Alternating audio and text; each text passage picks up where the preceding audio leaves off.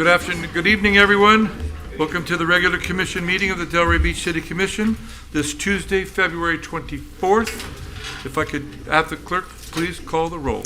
Commissioner Markert. Here. Commissioner Casal. Here. Deputy Vice Mayor Burns. Here. Mayor Carney. Here. We have a quorum. Thank you very much. If you could all please rise for the Pledge of Allegiance. I pledge allegiance to the flag of the United States of America and to the republic for which it stands, one nation, under God, indivisible, with liberty and justice for all. Thank you. You may be seated.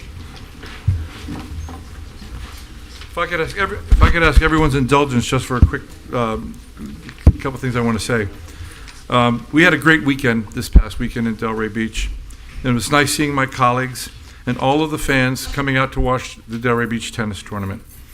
And as I was watching the tennis tournament, I noticed all the etiquette of tennis, where there was no bickering. People would have maybe not like the call, but they didn't argue with everybody else in the ump, and everyone got along fine. And at the end of the match, they all shook hands and went home. Some probably went out to party, but others went home. And I thought to myself, you know, that's what I would like to have here, because I don't understand why we don't have it here. You know, we have, and I'm hearing it from a lot of people that there is a lack of decorum, a lack of etiquette, and by the way, I am guilty of this as well. I mean, we have a tendency to talk over each other, and I'm just as guilty as everybody else here. But going forward, I want to kind of try to show that each of us respect each other up here, because we each deserve to respect each other because we've earned it. But we also need to respect you, because a lot of people who have come to these meetings walk away from the meetings not terribly happy with the performance that they would have just watched. And I'm not pointing out, because I said everyone, almost everyone. I don't think you were ever involved, but as I said, I'm guilty of it too. And I want to show the respect for all of you who took the time to actually come to these meetings, because it's really important that you do.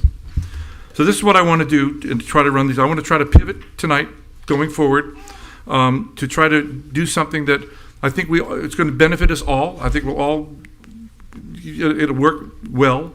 So I'm going to ask my colleagues that, you know, if they want to speak, you should get recognized first. Raise your hand, you will be recognized. Everybody will have their turn. Everyone will be able to speak without interruption. And that would mean meaning from me or him or anybody. Everyone will get to speak without interruption.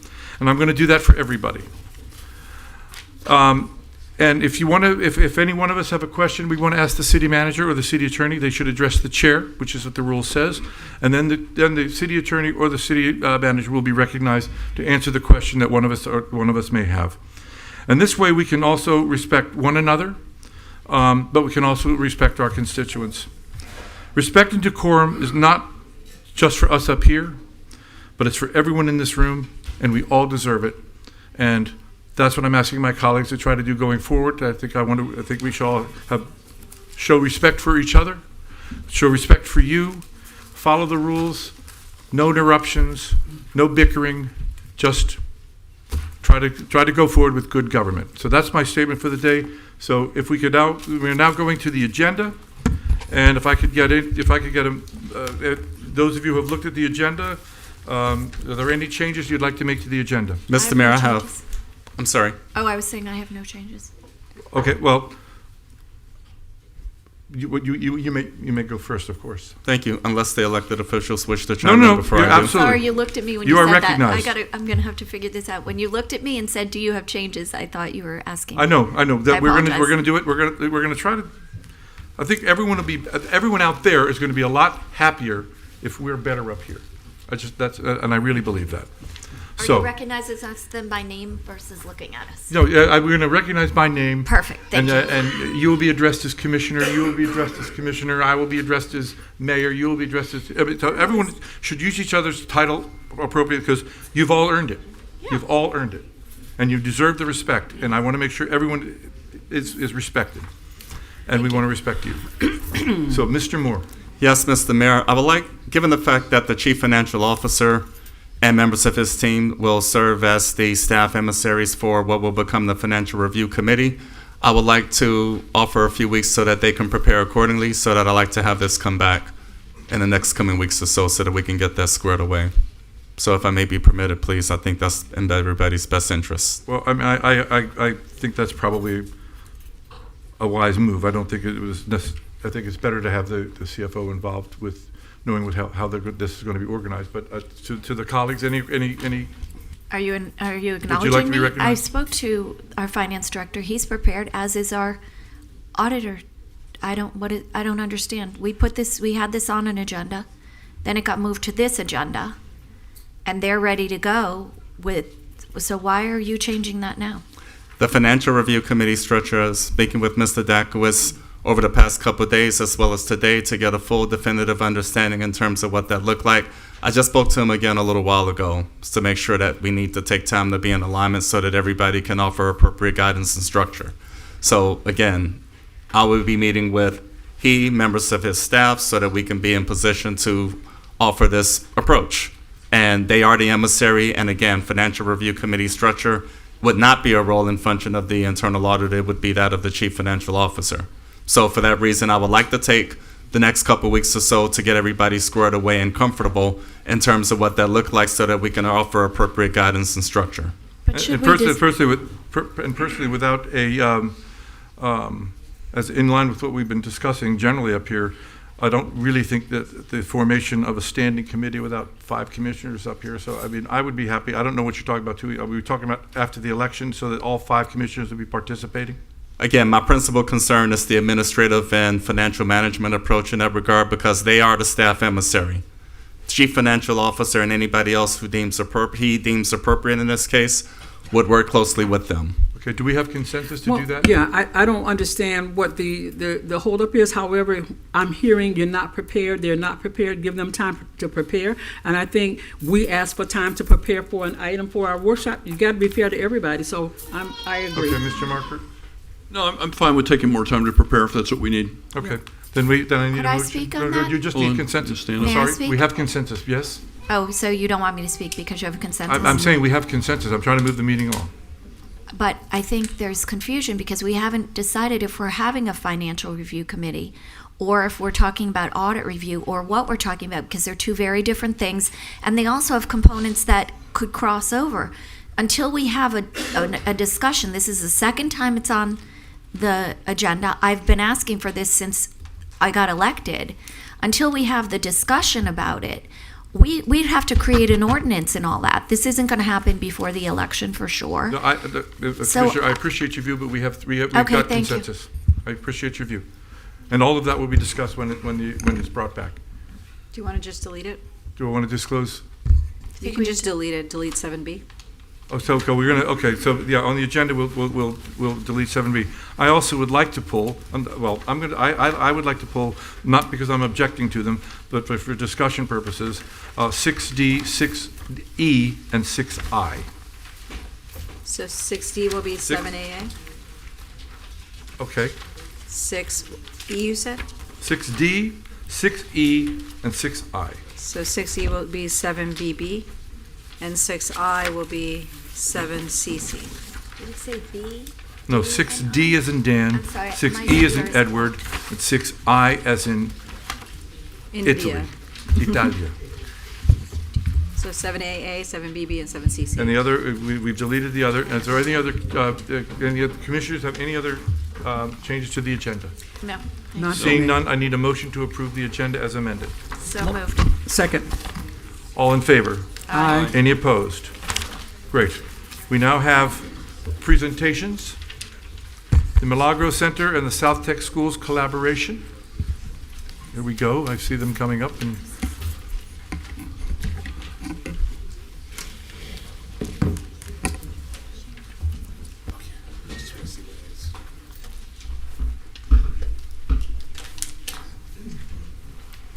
And if you could, for the benefit of the audience at home, just describe what SouthTech does and what Milagro does so that everyone knows kind of what you do, generally speaking, and then into your collaboration. And could you ask for the purpose of this presentation? Absolutely. For the purpose of the I've been asked the purpose of the presentation. I had asked for this presentation back whatever it was, 3 or 4 months ago, after Ms. Stark and the Milagro came in and talked about the potential for expanding along with SouthTech, potentially into Carver, so that we could give our kids a better education and also opportunities for a technical education along with a high quality education. We all toured SouthTech as a result of that discussion, and then they're here today to present it to the public so that we can continue the conversation about how we can improve the quality of education for our students in Delray. And Mr. Mayor, if I may add to that. I'm sorry, I'm recognizing Commissioner Burns. You said to expand into Carver. Are you referring to Carver Middle School or Historic Carver Technical School? They were talking about the middle school as a charter school. Thank you. Okay, Commissioner. Mr. Mayor? Yes, did you have a comment? I'm good. Thank you. And I just wish to support the observations having been made after the discussion ensued back in the fall. A commitment and consensus was formally offered by the City Commission, which followed up with an information letter report committing to a brief presentation today, February 24, 2026. So I just wish to formally acknowledge that. I did go back and look at that direction meeting, was and offered. that is exactly what happened. And we did have a great visit at SouthTech, and I think that it's we've all shared this common theme of how we want to improve education. So you're on. Okay, good afternoon, Mr. Mayor, Commissioners. Thank you for inviting us. Yeah, that mic has to be really close. Sorry. Really close? Yeah, it's bad. Okay. Thank you for inviting us to give some information about SouthTech and Milagro and the work that we do together. Do I need to move it? Yep. Okay, great. And I'm Carla Lovett. I'm the Executive Director at SouthTech Schools. Joining us is Tony Robinson, who's the chairman of our governing board at SouthTech.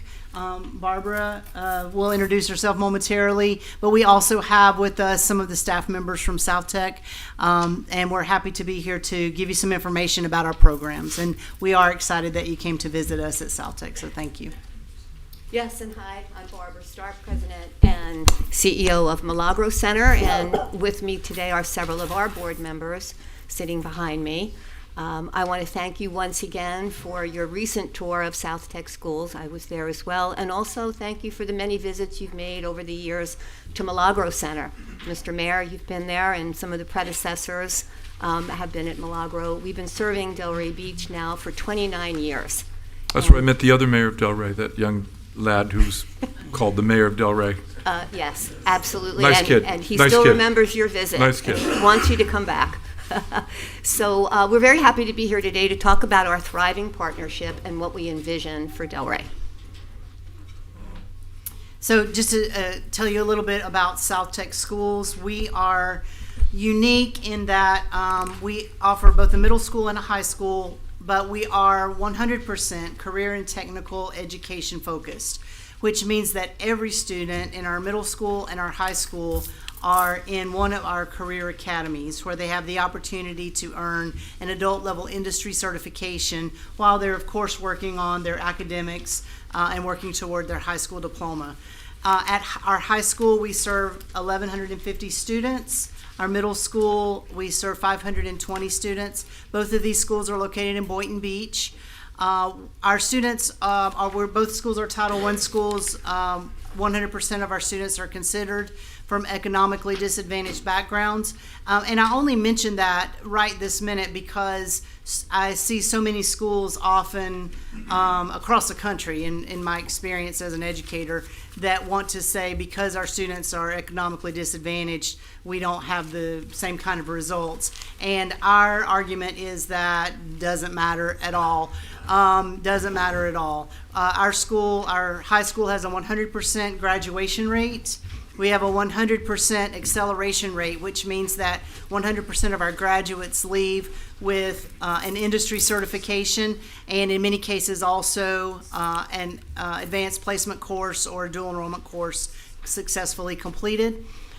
Most people sometimes think that because we're a career and technical school that our students don't go on to college. They actually leave us with lots of options and they take advantage of those options. 65% of them do go on to college. The rest go to secondary trade school or join the military. But our students have lots of opportunities. Last year, $2,394,000 earned in scholarships. Both of our schools are A-rated, and in fact, this past year, our high school was in the top 5 of all high schools in Palm Beach County, and our middle school is in the top 6 of all middle schools in Palm Beach County. So we're just proud that we're able to offer great options for our young people, both while they're in school and as they enter into the world. Oops, how do I go back? It went one too many. Let's see. There we go. Career academies. As I mentioned, all of our students are in a career academy. At our high school, we offer 12 different career academies where our students have the opportunity to earn industry certifications, everything from automotive technology to culinary arts, cosmetology, veterinary assisting, commercial arts, and our newest program is agriculture technology. And you can see our middle school courses, academies there. And last year alone, our high schoolers earned 1,065 adult level industry certifications in one school year. Even our middle schoolers last year earned 170 adult level industry certifications. So they are achieving a foundation that is going to serve them well, even when the best laid plans, as we know, sometimes when you're a young person and you think that your life is going to go one way, sometimes things change. They have different options and different things that they can fall back on, things that they can do, and we're happy to be able to give them both a hands-on, real-world, high-wage, high-demand industry certification, as well as opportunities for acceleration in honors and advanced classes while they achieve their diploma. May I ask, can you also talk a little bit about the ties to local businesses and the advantages to that? Yeah, absolutely. I mean, I think that, we hear so much now about local businesses, and again, I don't think that's just true in our area. I think it's everywhere. Local businesses struggle, particularly since the pandemic, to find high quality trained workers for the openings that they have. And I really do believe that it requires partnerships between the schools and the businesses so that the businesses are giving back to the schools, and in exchange the schools are providing those workers available for them. And we at SouthTech have the opportunity to have wonderful business partnerships. As an example, probably our most significant partner is Ed Morse Automotive Group. They are a supporter of our automotive technology program. They provide uniforms for our students. All of our students wear uniforms, but specific to their academy. So our automotive students have uniforms from Ed Morse. And then also they provide financial support. They also have given us connections with other entities such as Hunter Engineering, which supplies top of the line, latest automotive technology equipment for our shop so that our students are working on the latest and greatest and learning how to use that. In exchange for that, we allow Hunter Engineering to do trainings after hours on that new equipment for people that are actually currently in the workforce and using that equipment in various shops around the area.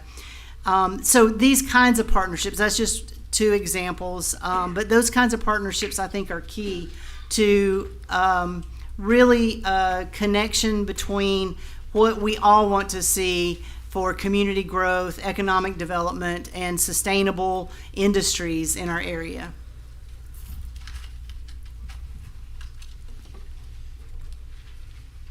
Okay, before I wrap up about SouthTech, I want to take a moment just to talk about charter schools in general. SouthTech is a charter school. I think that there's a lot of confusion in the community, and not specifically here, but all over, about what charter schools are and what are the different types of charter schools. First of all, charter schools in Florida are tuition free. They're public schools. They must be sponsored by the local school district. So SouthTech is sponsored by Palm Beach Schools, and we have a good working relationship with them. They monitor the things that we do and make sure that we're accountable in all the ways that we are supposed to be accountable. We are a nonprofit institution. Part of the confusion comes about, sometimes you hear about for-profit charter schools. Technically, there aren't any for-profit charter schools, but there are a lot of charter schools that are managed by for-profit management companies. And so that is a different category. We are not managed by a management company. It is literally me, the staff, the administrators, the board, and us. And we've been around in Palm Beach County. SouthTech was originally a vocational school that opened in the 70s, and in 2003 became a charter school. So we've been in the community for a very long time. We don't have anybody out there somewhere that's profiting off of what we do. We have efficient operations as charter schools. One of the advantages, we do have strong accountability. Sometimes you hear people say that charter schools aren't held to the same level of accountability. As someone who's worked in charter schools since 2008 in various parts of the state of Florida, I will tell you that in all of my experience, charter schools are held to even a higher level of accountability than perhaps some of the other schools, simply because the districts pay, and as they should, pay very close attention to making sure that the charter schools are in compliance with everything that they need to do. Financial efficiency, I won't read everything to you. We have efficient operations because we're streamlined. We work like a business that's trying to make sure that we don't have any, we can't afford to have any fluff in our organization. And charter schools actually receive less per pupil funding than students in traditional schools. We spend less per student, but we are able to deliver equal or superior outcomes, at least for many charter schools, and we're able to direct the resources where they matter. Because we're a lean organization and a lean structure, because we don't have anybody that is out there somewhere trying to explain to us how we have to do things, we're able to make adjustments very nimbly in the organization to make sure that we're doing the best that we can for our students. And finally, I want to mention Schools of Hope. Schools of Hope are a big topic these days, as I'm sure you've heard, and quite controversial, understandably so. I want to stress that Schools of Hope are a very specific group of schools identified by the state of Florida. There are only 5 organizations that are classified as a School of Hope in the state of Florida. They all happen to be run by management companies, but SouthTech Schools is not a School of Hope. We do not have the same sort of opportunities, if you want to call it that, granted to us that Schools of Hope have. So I just want to so you have all these different kind of areas of charter school world that I think that it's very easy for people that don't work in it every day like we do to get sort of confused about what kind of charter school different schools are. So I wanted to take a moment just to talk to you about that as well. And with that, I'll turn it to Barbara. All right. Very quickly, you all know about Milagro Center. We've been here in Delray Beach for 29 years. We are an after-school, out-of-school time, and summer camp program for our community's most underserved and at-risk children and teens. We've grown over the years to serve children from kindergarten through their senior year of high school at 3 centers in Delray. We now also have an alumni association, so we continue to provide support to our graduates to make sure that they take flight and that they are on a path for a productive future.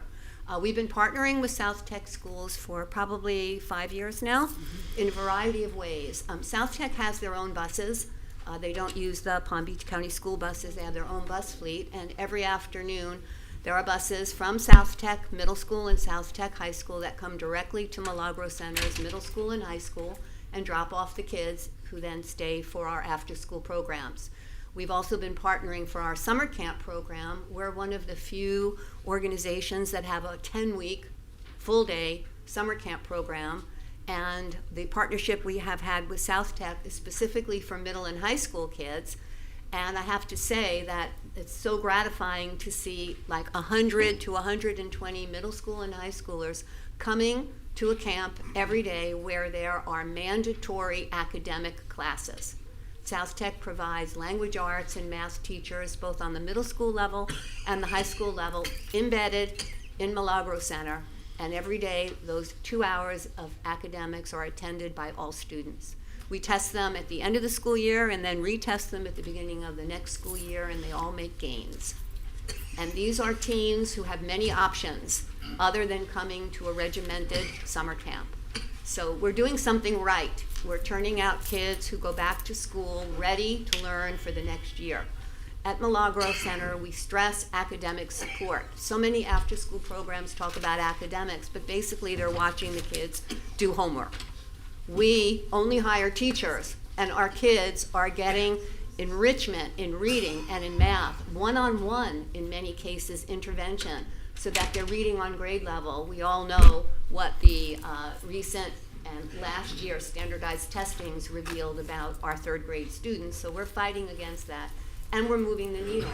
But we're only an after-school program. So together with SouthTech, we see the opportunity that we could bring to Delray Beach by combining what you do during your day and readying these students for careers and what we do with the enrichment of the cultural arts, music.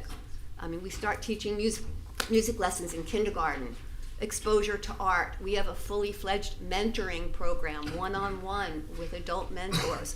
If we infuse that into this curriculum, we will have a world-class school, and we want to bring it to Delray because our residents of Delray really deserve it, and our business partners really deserve it too. As a board member of SouthTech Academy, again, my name is Tony Robinson. All of the decisions that we make from a board standpoint is strictly for the children.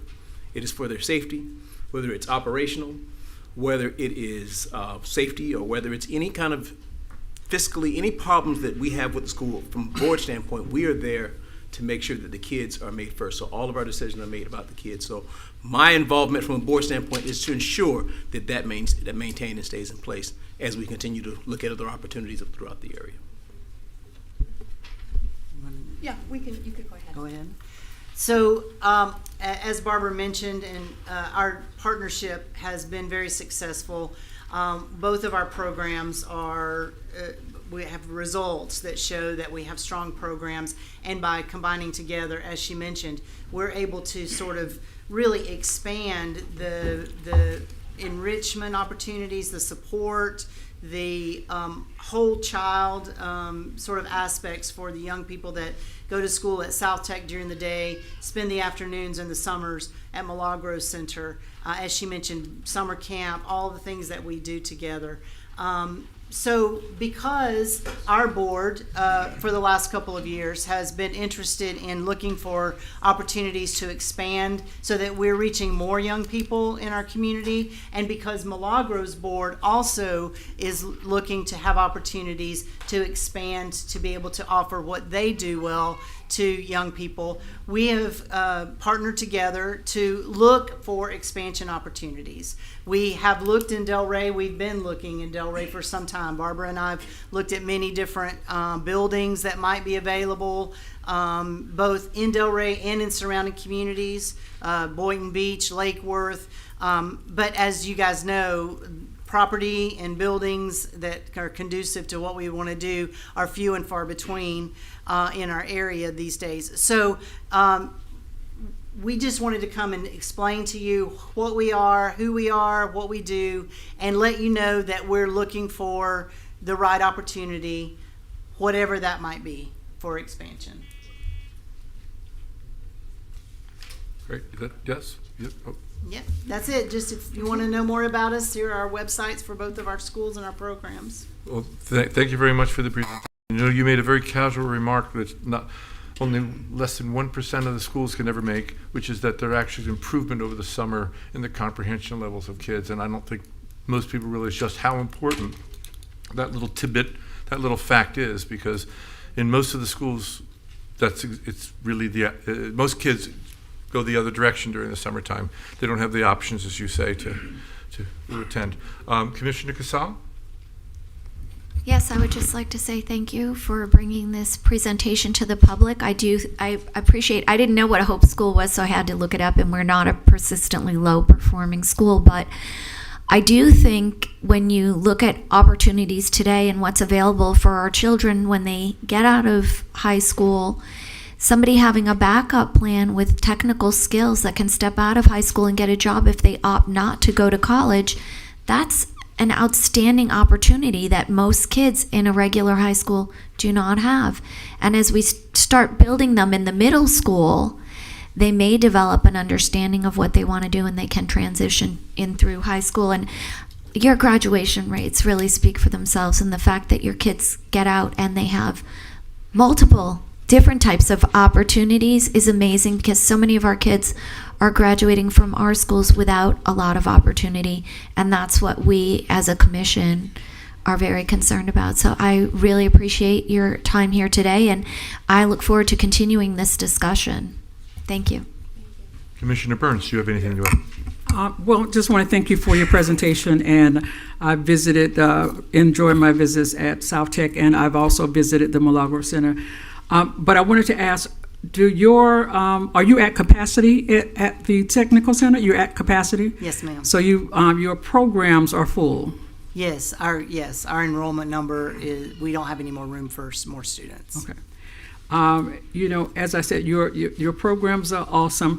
And so have there been conversations with the Palm Beach County School District for what that's in your plan about Carver? I've talked to a couple of school board members about various opportunities. Yeah, just an informal conversation. Okay. Yes. All right. Well, I won't, because I have like 100 questions here. However, I won't take up the time for that. I'll meet with you and ask you those questions individually. But again, thank you for your presentation. Thank you. Commissioner Marker? Yeah, thank you. I just want to say thank you so much from the bottom of my heart for the SouthTech tour that we took a few weeks ago. That was eye-opening for me. For those of you that haven't seen this facility, if you got time, make a few minutes to see what's going on there. It really is magic. These are like world-class classrooms with real-life equipment and state-of-the-art stuff. These kids are learning. It's fabulous. And I happened to be in Chicago at a conference not long ago, and there were a lot of teachers and administrators that were there. And I was talking about, this was right after the tour, and they were all looking at me like, Delray, what? How are you getting all this stuff? So I feel like we are pushing the envelope here. I think it's so great. I have talked to a couple of the automotive dealership owners, and they love what we're doing here. They think this is right on. It's going to really help them fill some much needed jobs. I wasn't, he's not in this with me, I wasn't as aware, but with all the electric vehicles that are being pushed out now, and people are driving more, there aren't mechanics that are trained to deal with EVs. Mm-hmm. And we're bringing out kids that have those skills, and they're paying top dollar for it. So tip of the hat for the work that's going on. I'm super duper impressed, and I thank you for letting me be a part of it. Oh, we thank you so much for visiting, and I'd be remiss if I didn't introduce you guys to Josh Wigglesworth. He's the principal of the high school that you visited. So, Josh. Yeah. None of the students say anything bad about you. It wasn't like my high school, so I don't know what you're doing, but It's called cash. I want to thank you all for the presentation. Thank you. Thank you. And you guys do great work. Thank you. In fact, I was I brought my car into someplace. Said, well, we need to get this piece of equipment. I said, I actually know where they have that piece of equipment, and it's your training center. So, thank you all thank you all, and thank you staff over there. And Josh, we've met before. Just thank you very much. Thank you. thank you again.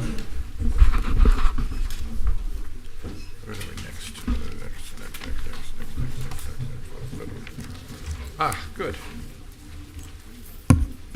Next on the agenda is the federal legislative update presentation from Michael Willis of Color 9 Group.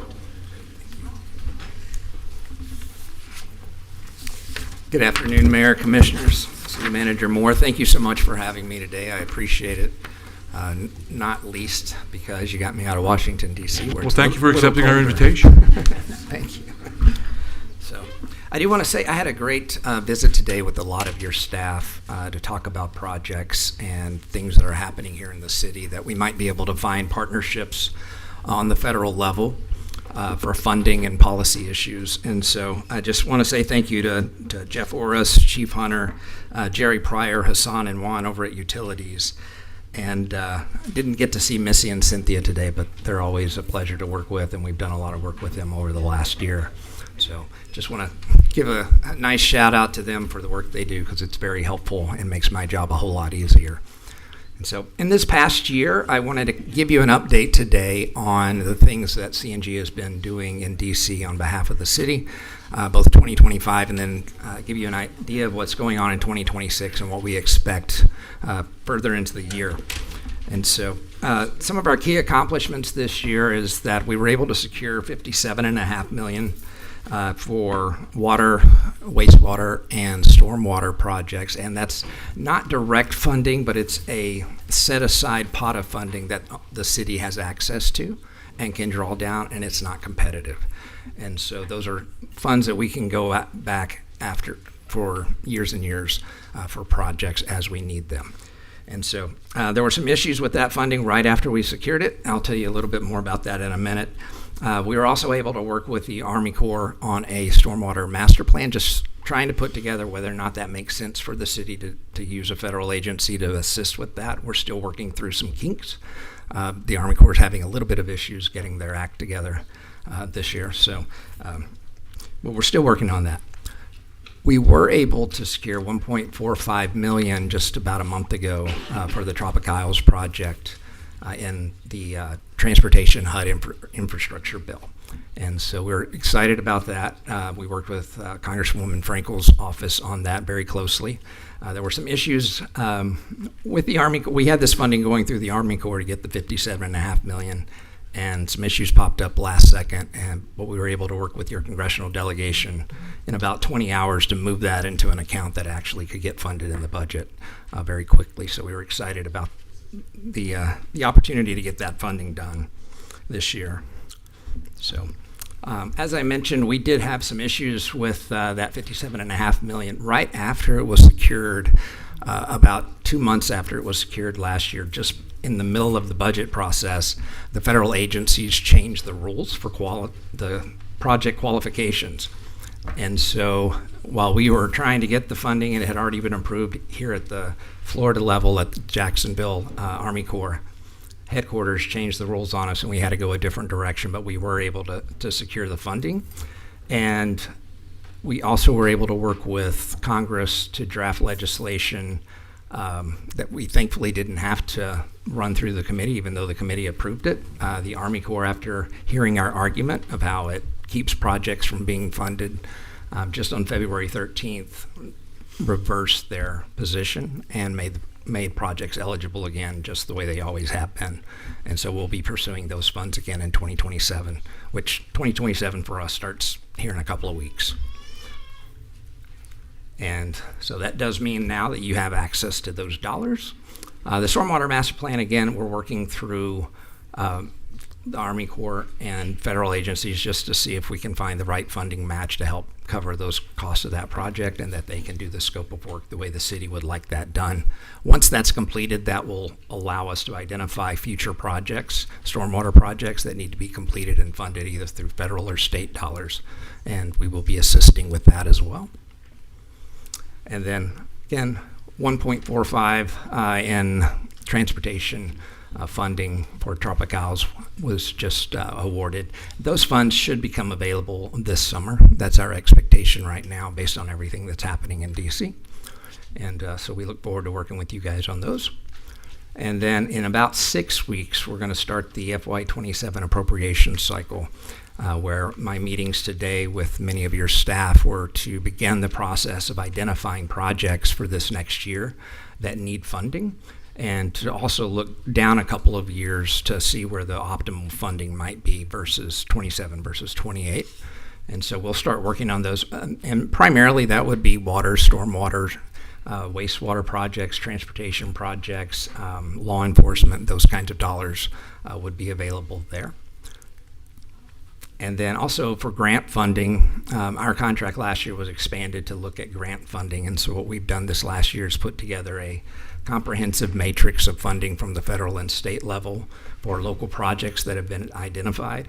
And many of those include things like FEMA disaster grants, infrastructure grants, EDA or Safe Streets for All transportation grants. And so as the year progresses and those grants become available, meaning they're open for applications, we'll be assisting the city as they need with applying for those funds. And so thank you again. That's kind of the overall view of everything we've been doing. We've been pretty busy. We're very grateful, even with all the work that we're doing for the city, that your staff are always on top of their stuff and make it really easy for us. So thank you guys. Thank you very much. Commissioner Burns, any questions? No questions, thank you for your Commissioner presentation. Marker? No questions, but thank you for the obvious thorough work you did. Really appreciate it, and your guidance. Appreciate it. Commissioner Casal? Yeah, I would say thank you. And I think we see oftentimes there seems to be a preference for, safety, law enforcement and the like, and infrastructure. So, and you've gotten us some substantial funds, and we appreciate that. With respect to the stormwater, where are we at? I think our stormwater master plan was completed in 2018 and implemented in 2019. Are we still working off getting money on that, or are you suggesting we do another plan? I wasn't clear on that slide, so that we can use the newer plan to get future appropriations. My understanding, and I don't want to step on the toes of staff who know far more on the technical details of that, Yeah. but is just an update to the map. Got to it. make sure That's we're what I was getting thinking, everything. because I don't think we've worked our way through the entire plan, Right. even though it's been quite a bit of time. Thank you. I appreciate your time. I was going to have a bit of a follow-up on that. You are telling our staff, or you are showing our staff where dollars are available, and we try to modify our plan so that we can qualify for those dollars. Is that what we're talking Not necessarily modify your plans, but make sure that if we're going after federal dollars, that the policies match what you're trying to do, and you don't have to modify your plan too much that you're not actually accomplishing what you're trying to accomplish. So we try to work with the agencies to make that happen. I want to thank you for everything you did. Congresswoman Frankel actually called right after this. They got the 1.45, all excited about what she got for Delray, and we were all at an event, and it was great to hear that. And you do really thank you for the work that you do. Thank you so much. Mayor, if I may, just real quick. Please. Jeff Forrest, Assistant City Manager. I primarily work with Michael on these things. I also wanted to let you know that not only is he bringing these things forward, but anytime we have any issue with any federal agency, we reach out to Michael. He's off the top of my head, I can tell you, he's worked with us on other issues with the Army Corps, the Department of Justice, and the FCC. So he's been very helpful in making sure that we have access to these people, and it's not us being one of many, many people calling these people out of thin air. Thank you very much. Thank you, Mr. Thank you for coming, Mr. Willis. Thank you. Appreciate it.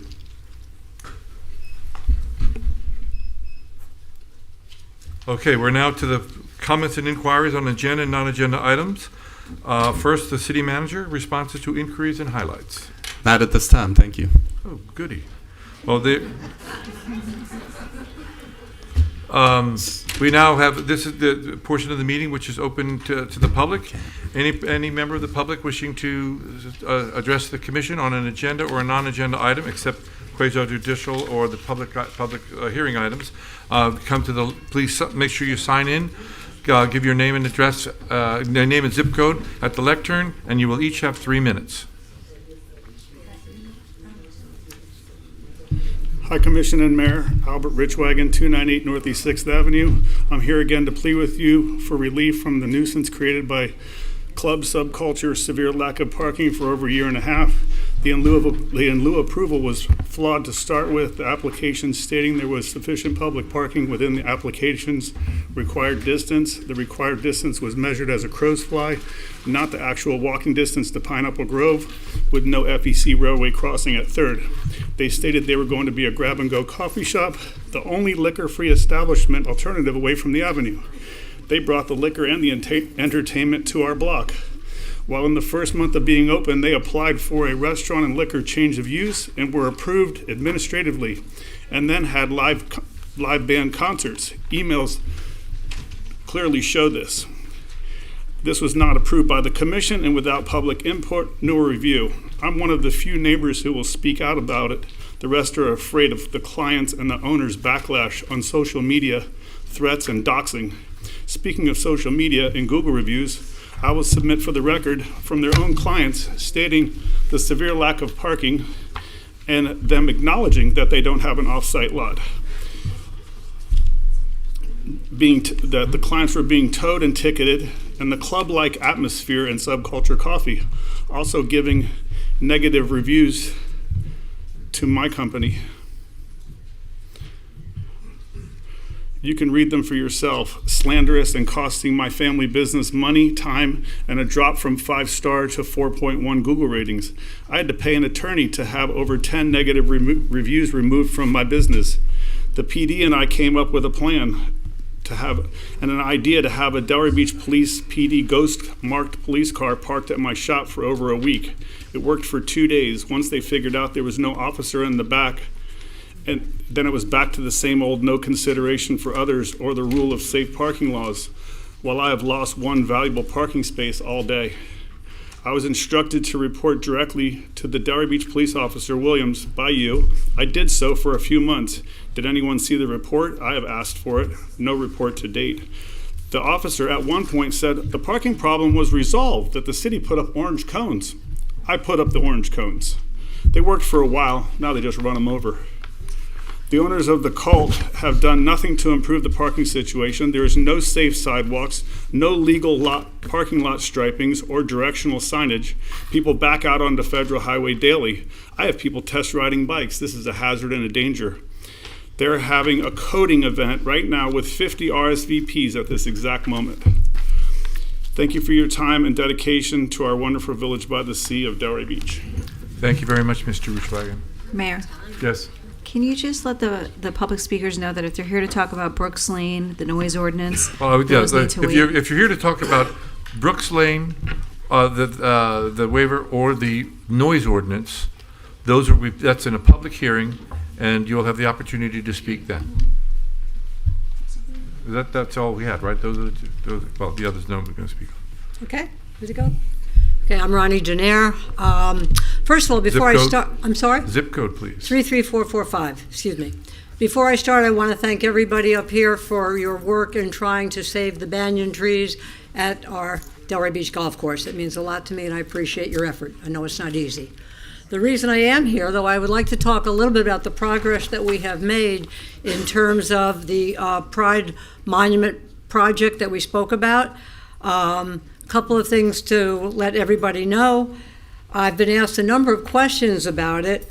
One of the ones always is, what does the memorial stand for? Okay. What I like to mention is it stands for Ascension, Energy, and Integration of Self and the Soil. And it represents stability, earth, fire, and water. Okay, we have a wonderful designer. Her name is Michael Varga. He's a Delray Beach artist and owner of Varga Studio, which he took over from his father. He's been here for a number of years. He's created a rendering for us at rather affordable prices, and also he has offered to maintain it through the years if we are able to go forward with this project.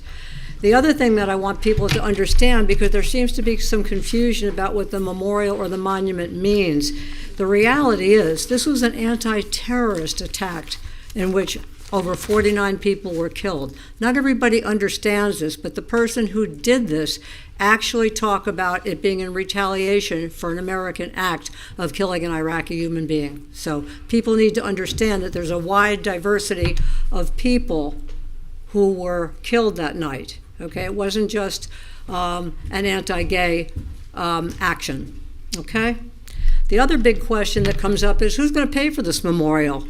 Well, I want to be very clear that the city and the taxpayers will not be charged with having to pay for this. And the way that we have gotten this to come about is we have a 501(c) that has offered to partner or sponsor us. They have, the name of the organization is Compass. Compass has been in business for 35 years. They're rather well known.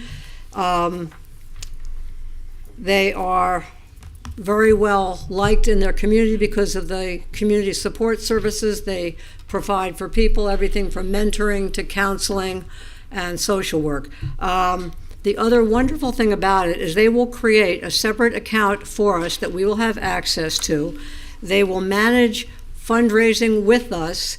They will also have their staff, who I have met with, their marketing people and their PR people will manage a lot of the advertising. They will create a website for us, and they will not charge us a penny. Okay? No other not-for-profit gave us that option, so I want to let people to know that that's where we're going. Also, the CEO, Julie Seaver, has just been nominated for a Women's Chamber of Commerce as the annual Woman of the Year. So it's a very stable, wonderful organization. Thank you very much. You bet.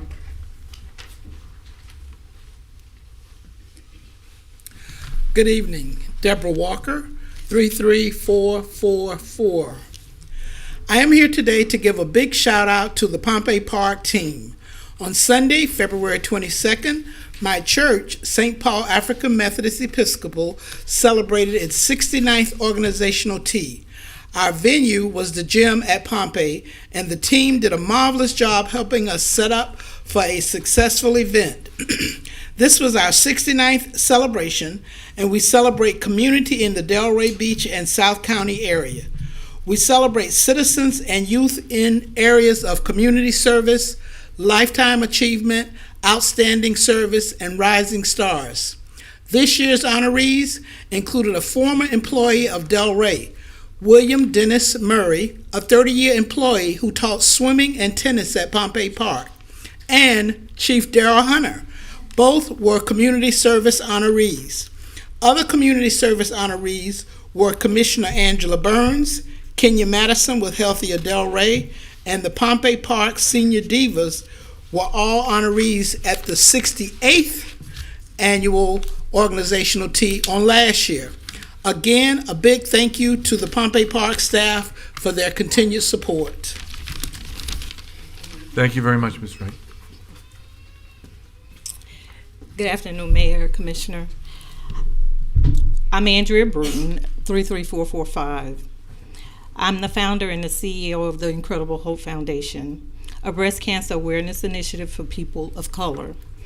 In October of 2023, we hosted our annual fundraiser, one of our annual fundraisers, which was consistent with the event we had held the previous year.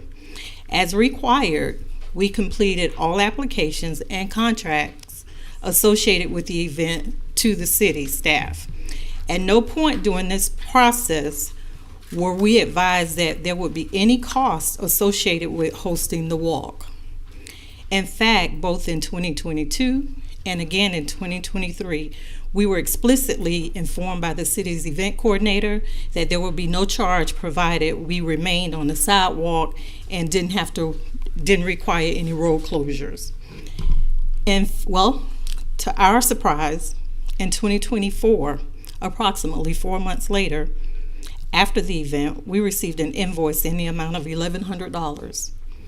The invoice contained no itemization or explanation, only a headline reading beginning balance. This is both surprising and concerning. We have been deeply disappointed by the response we received while attempting to resolve this matter.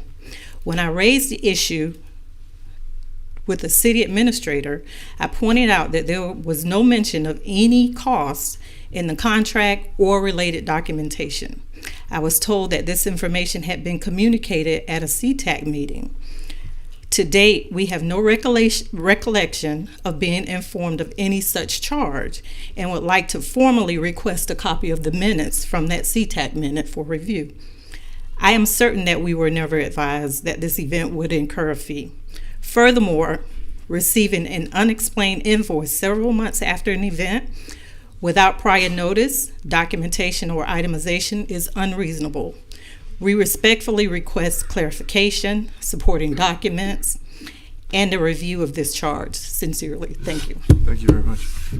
Mr. Moore, could you make sure that they get all the information that they need to review that? Of course I will. Not only that, but I will arrange a meeting with you and everybody else involved, administrators, so that we can get down to business and offer the noted clarity as well as prospective path forward. So we'll be in touch tomorrow to make arrangements, Ms. Bruton. You're welcome. Thank you very much. Good evening, Mayor and Commissioners. I'm here. My name is Cynthia Ridley. I live at 210 Northwest 2nd Avenue. I'm going to speak to the same thing Andrew just spoke to as well. We in the set has been given like 2 or 3 bills, and when we receive them in the mail, whoever sends them out, finance. I think we did a cookout in the park one year. And I think the next month we've got a bill for $1,500. No, like she said, no reason for what we got it, no what we are paying for. Then the next week I received one for $500, and I did have a meeting with someone, and no answer was given. So we're doing a lot of things in our community, and next thing we know, we don't know what we're paying for, why we paying for it, and I just think it's unfair when we in this community doing a lot of free events for this community, and then we receive bills that we charge no money from, but the city has sent us bills. I can bring them in. They send them to us each month for a cookout for $1,500. No reason why the bill. I received one for $500. No reason, no explanation why and the purpose of this money. So I think you need to have city manager. I think you need to have all the meeting with all these folks that we're receiving bills and they don't even tell us why. Is it to pick up trash? No clue. I have no reason, and nobody is giving us any explanation of the reason why, but we receive these bills every month that we owe the city of Delray money. And these are continue to be free events for no charge that we getting bills from not to pay it back. So I hope you are sincere about saying you're going to look into it. I hope we can get these bills wiped away, because we cannot do any more events when we owe bills to the city that we charge nothing to this community. Thank you. Mr. Mayor, if I may, please. Yes, please. So, Ms. Ridley, Yes, as sir. I just committed to Ms. Bruton, you will also be part of that visit. Absolutely. So you'll hear from my I hope office so. tomorrow. Thank you. You're welcome. Thank you, Mr. Mrs. Mayor. Ridley. Hi, everybody. Marjorie Waldo, Arts Garage, 33444. I always say it, but it's true. I love living and working in Delray Beach. Today, I was fortunate enough to go to Boca. That's not the fortunate part. For the AIDS for Victims of Domestic Abuse Heart of a Woman luncheon. And the keynote speaker, Denise Brown, the sister of Nicole Brown Simpson, remarked on the participation of law enforcement being key to the solution of domestic violence. 3 of Delray's finest sat just off my shoulder, including Chief Hunter. They were right there, and I'm super grateful to be in such an amazing town. I did want to mention that the workshop agenda, when you look at the attachment for Arts Garage's lease, it shows amendment number 1. There is from 2018. There is a second amendment, and I can send it. It was executed on March 2nd, 2021. So it needs to just be updated in the thing. It's not the correct amendment. Our lease is not due to expire. Arts Garage's newest program, Out of the Black Box, is an annual residency program for a theater company without a home base. We provide space to create a full production, including concept development, rehearsals, and performances, as well as community engagement opportunities. We hope you'll be part of this launch with Recchio Ensemble Theater Company, Recchio Ensemble Theater Company, by attending one of the 6 performances of their play, Wrecked, probably named after me, as I am often wrecked. That was funny, Mayor Carney. That was funny. You know, I left the laugh track at home. I apologize. I won't make that mistake. I gave 10 seconds for the laugh by attending one of the 6 performances of their play, Wrecked, beginning March 12th and running through March 22nd. It explores endings and what comes after, which with 6 actresses shape-shifting into multiple women confronting endings, marriages, careers, friendships, parenthood, civilization, and sometimes sanity. This play is devised and performed by the New York City-based theater company, the Recchio Ensemble, and we'll hope to get another theater company in for the next year. So I hope you'll come check out the play. Thank you very much. Thank you. By the way, I have the Second Amendment. You do I have do- it. yeah, I do have Very it. good. Okay. Good evening, Alex Burns, 33445. I just wanted to remind everyone that the city charter has citizens at the top, and then of course commissioners, and then so on and so forth. And I do get triggered when I hear sometimes from the dignitaries on the dais speak in terms of I or what I feel or what I think. You're not up here for you, but you're up here for we the people. So I just want to definitely put that out there and put that on record. That's all. Thank you, Mr. Burns. Lucica Suarez, 33444. I want to start with some positives. I want to thank the city and everybody involved for getting us some sidewalks, because I was concerned about our children that have a bus stop on my corner. We have lights in the alleyways. Thank you, Jesus. And y'all. And I am thrilled about the speed control mechanisms during school hours. I'm not sure why that was a point of conversation when it comes to the safety of our children. So thank you, all those involved, including the police department. Okay, so I know SouthTech and Mar-a-Lago, maybe I'm saying that wrong, but anyways, they were up here with the Milagro, there's a difference. I know. Mar-a-Lago and Milagro.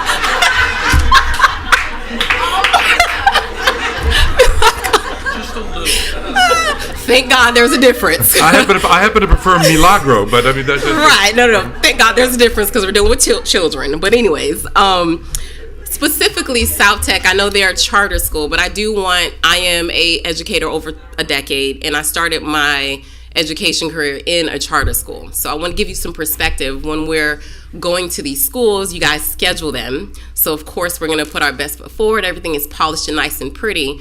But I just want to remind you, statistics show that charter schools perform as well, if not worse, than their public school charter counterparts, because it's basically education on a discount. For every $1 a child goes to public schools, charter schools get 60 cents. And of course, states love that because they save 40%, right? But when we're saving on our budget, we need to think about the cost-benefit analysis. Is it okay to pull funding from our children with subpar education when we're talking about charter schools? SouthTech is also among them. If we look at the numbers, they perform just as well as their public school charter counterparts. So I just want to, put that out there and make sure that we're looking at the data and not the, shiny and pretty and things of that nature. Are they actually pushing our students forward? And just a reminder, if we really want to compete with other cities like Boca and Wellington and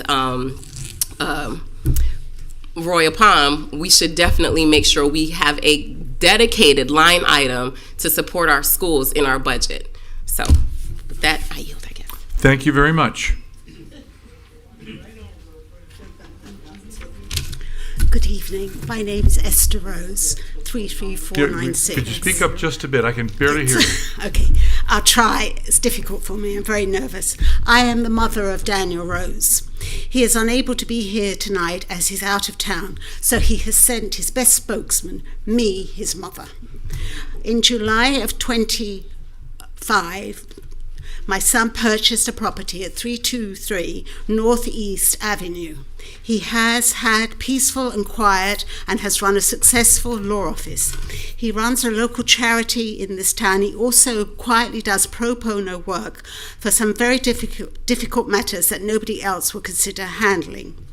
When the coffee shop opened, it has been a complete nightmare for the neighboring businesses, his clients and business partners. This was not it was not a grab and go coffee shop. People are there doing business. The owner talks about the employees not being allowed to park in the property, but they have since day one. In fact, one of the employers on Monday got a ticket for $116 for parking. Rather than take responsibility for parking mess and try and fix it, the owner has done nothing but blamed my son and has taken no accountability for his actions to help resolve this issue. I am sure you will be aware of some of the incidents that I have shared with you, but you're probably not aware of the customers trying to hit my son with his car when he called for a tow truck to take it out of our parking lot. Sorry. He has got a injury of his meniscus because of this, and the threatening messages from burner accounts against him, and the building which threatening messages from burner accounts against him, and the building which, in my opinion, is irresponsible posting and attacks. We've had vandalism at the building twice. The social media, against him on social media, and even the meeting by the owner of his staff and following has caused this to happen. They write I can't tell you, the most terrible things about my son. I could tell you he hasn't shared 2/3 of the nasty email messages and phone calls that we have received. The office has been vandalized. I'm repeating myself. I wanted to share with you that in 2024, my son wanted to open up with his business partners a PPAC. If you don't know what that is, I'll explain to you later on, which is a facility to help children get care at no cost to their families, their disabled children. He spent thousands of dollars obtaining all the licenses, due diligence for the project, and scrapped it. Why? Because him and his partners were in our parking lot, and a car that was just going to grab a coffee practically knocked them over. You need to wrap this up, Mrs. Rose. Sorry. Can I go? No, that's it. I'll give you about 30 seconds. Okay, just that I would like you to consider a yes vote to allow the situation to be properly discussed before somebody gets seriously hurt. Thank you. Thank you very much, Mrs. Rose. Sorry, No, she was English. did you guys say that this is not the appropriate time for the noise ordinance discussion? Is that what you said? Which one? That is correct. That's going to be later in the meeting. Okay. Perfect. Thank you. Good evening, Mayor, Commissioners. Yvonne Odom, 33445. I just wanted to take the opportunity to read the editorial from the Palm Beach Post because I had never read it. My CTA president brought it to me January 30th, 2026, and why we still have a vacant seat over there. City missed opportunity with Odom's nomination. These are the words of Tom Carney, not me. Recently, I nominated an outstanding community leader, Yvonne Odom, for the interim city commission position in Delray Beach. It was the second time I had done so, and the second time the motion was voted down by my colleagues. I was optimistic about Mrs. Odom's appointment, though we were fortunate to have strong candidates as well. She stands in a class herself, embodying the past, present, and future of our citizens. The second vote last week came just one day after we gathered to honor the ideas of Dr. Martin Luther King Jr. Sadly, two of my fellow commissioners paid tribute to Dr. King one day, only to reject an icon of the Black community the next. That was an appalling rebuke to that community. Why did Commissioner Tom Market suddenly deem it inappropriate to appoint a highly qualified, unelected nominee in this temporary position? Then, just weeks earlier, he had enthusiastically nominated his unelected nominee for the same role. And why is it mischievous to nominate a revered city icon to the commission? Why did the Commissioner Julie Cassell invent a non-cynical accusation that I, the very person who nominated Mrs. Odom twice, had encouraged her to vote against the appointment? It defies all reason. Why would I sabotage the very person I had proposed so wholeheartedly? And why did Commissioner Cassell dismiss those who attended the meeting to speak in favor of Mrs. Odom as a charade? This was deeply insulting, not just to Mrs. Odom, but to all who supported her, a point reflected on Cassell. What a lost opportunity for our city. Now that was the end, but this is me. Elections matter. Looming for us March 10th, We got to really look at somebody's integrity, not what's written on those flyers that they sent. The CRA was voted down. Nobody said they were going to do that.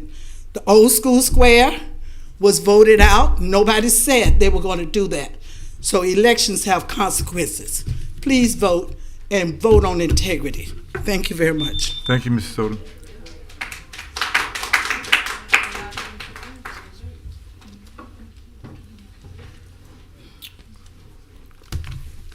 How do you do? Arlen Dominic, 33483. I'm not here to comment upon the noise ordinance.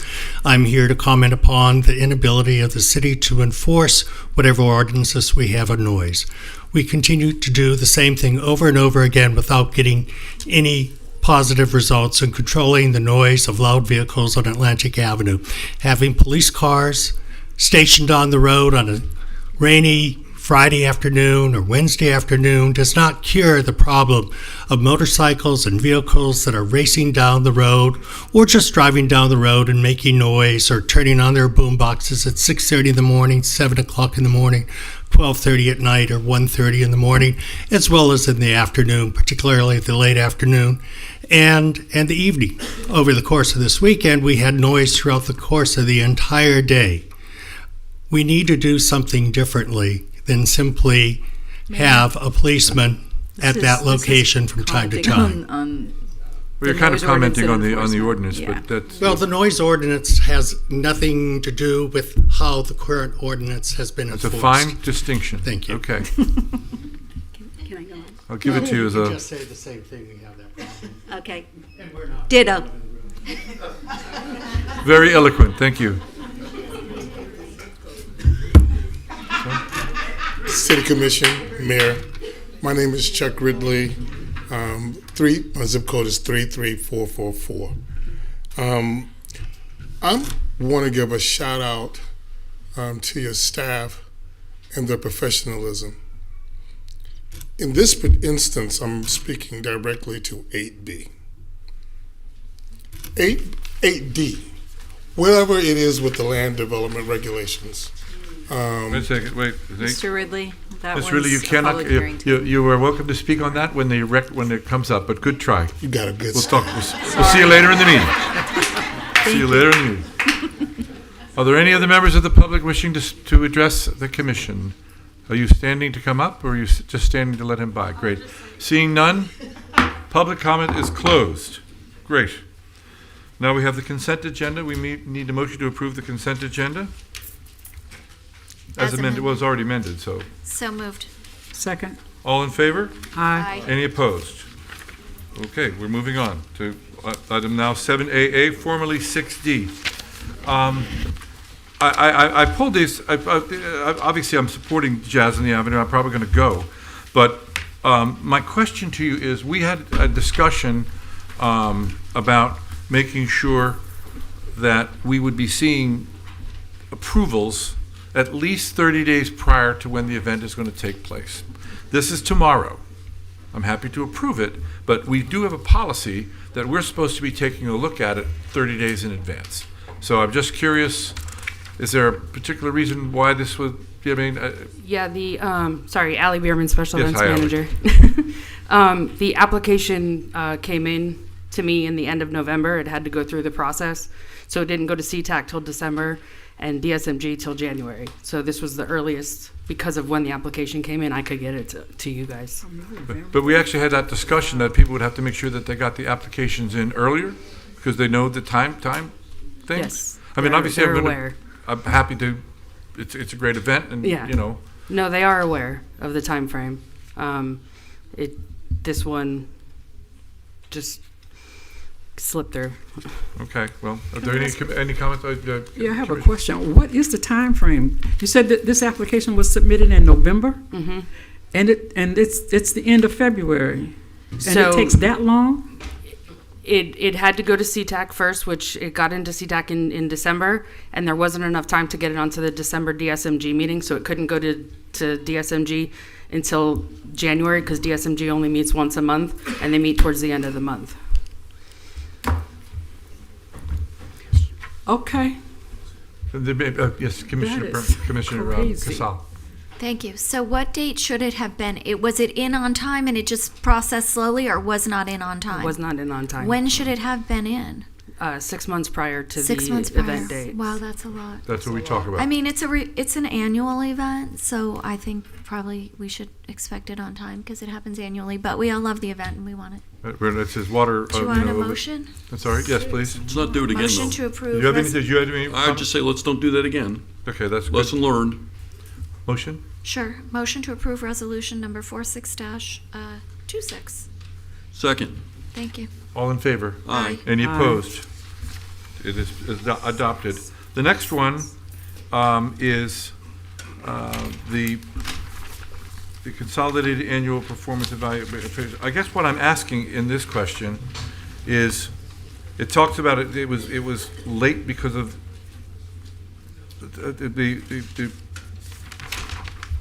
I don't understand why something like this is. Why were we late or the federal government was late?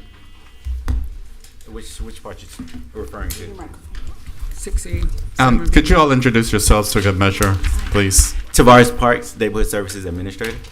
Jerry Pryor, Director of Neighborhood Community Services. Because I was interested in this. I was interested in this one because of the different people. Okay, it's not a lot of money. I was just interested in how we arrived at these dollars on this process. You want to do So, it? Yeah. so it's only these like were still the- of $71,000. And this was for previous fiscal year, Yeah, 24-25. Right. Okay. Correct. All right. That's fine. Then I need a motion to approve. So moved. Approval of FY 24-25 Consolidated Annual Performance Evaluation Report. It's the report after the fact. Yes. Second. Right. It's the Exactly. performance. Everything that we've Yes. done. Gotcha. Okay. Now Right. that's I was just unclear on that. Thank you. You're we have a welcome. motion and a second. All in favor? Aye. Aye. Any opposed? It's a thank you. Thank you very much. Thank you. The next one is 7CC, and this one is a Missy question that I've talked to her about. And I understand this is we do this all the time. This is the agreement we have with Palm Beach County and the city of Delray Beach for the Traffic Control Authority, etc. My question to Missy was, and you were going to look into it for me, is are there any, this contract doesn't give, the city doesn't really have a lot of input into this contract. Other cities seem to cut deals with the county in terms of better input from them in terms of their traffic control. And I'm just trying to see, is there anything we can try to do in this agreement? Good evening, Mayor and Commissioners. It's Missy Barletto, Director of Public Works. You just asked me this question very recently. Yes, I know. And I have not had a lot That's of because I got the agenda opportunity. late, so there, I mean, Okay. I'm kidding. That's not correct, ladies and That's gentlemen. not correct, ladies and gentlemen. I got it last week. So, Wow. but it was a Well, you good all got it try. last week. So we can look into that. There are some communities like Boca Raton who actually have their own traffic control division. They have a large staff of people that do that. They have the equipment. They own their own equipment. They have more control. In our city and almost all of the other cities around the county maintains the traffic control devices, and they more or less dictate to us. This particular interlocal agreement went back and forth with the county for a year and a half or so, and every time we attempted to make changes, they were not accepted. So I did share your concern and the items that are on the commission agenda tonight with City Attorney Jellin. And at some point when I get free again, we're going to sit down and talk about it. But this particular ILA that's on the agenda tonight is an update of our existing agreement, which is dated all the way back to 1992 and has never been updated. And the one concession that we had been able to get into this particular interlocal agreement is the ability to do art wraps on the transformers and things that are actually owned by Palm Beach County, which that was very difficult to negotiate, just that one thing.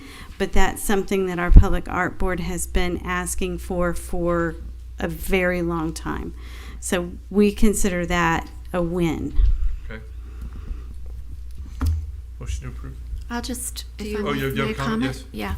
Thank you. I mean, this comes up at every election time because people talk about, well, we'll synchronize the lights and we'll do this and we'll do this. But what they don't understand is we would have to hire people, take over the whole responsibility and the cost of this, which would be tremendous.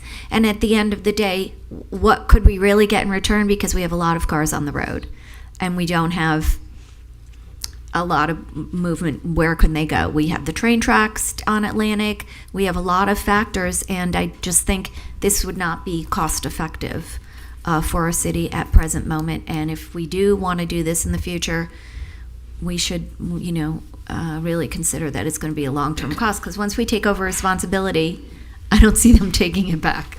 So I will make a motion to approve I resolution. just wanted to say one thing if you were finished. I wasn't actually advocating we've had this conversation. We cannot afford to take them over. Correct. But we can afford to have them deal sometimes with the timing of some of these lights, because there's a lot of interchanges where we sit there and we just wait. So that's really what we cannot afford to take it over like Boca. We don't have their tax base, can't do it. I'm waiting. So I'm all agreeing the with you on time. that. Yeah, That coordination is ongoing with DOT and the county and the city all working together. We are continuing to try to coordinate that. Could I be recognized one more time? Certainly. The one thing that I would say, just because we're having this conversation that concerns me, is sometimes you get that white light for walking while you have the green light to be going. And it's the tremendous amount of foot traffic. It's not just the car traffic. I think we have to accept it because we have an amazing city at some point. Would be nice, but when we are considering the traffic lights, the bigger concern is especially when you're coming federal, going west, and you've got the green light to turn right, and the people get the white light and they're walking across the street. Holy moly. At any rate, would you like me to make a motion? I need a motion. Yes, motion to approve resolution number 46-26. Second. All in favor? Excuse me, wrong number. I apologize. I'm Well, a we'll page approve back. that one then too. Motion to Move that right approve, along. we already did that. Interlocal agreement between Palm Beach County and City of Delray providing for certain traffic control authority within the City of Delray Beach by Palm Beach County. Second. All in favor? Aye. Any Aye. opposed? Thank you. Now we're out onto the agenda 7A, Resolution 3926. A resolution of the City Commission of the City of Delray Beach, Florida, amending its budget for the fiscal year beginning October 1, 2025 by providing for supplemental appropriations in the amounts identified in Exhibit A, repealing all resolutions inconsistent herewith, providing an effective date and further purposes. Mr. Dokowitz. Thank you. Good evening.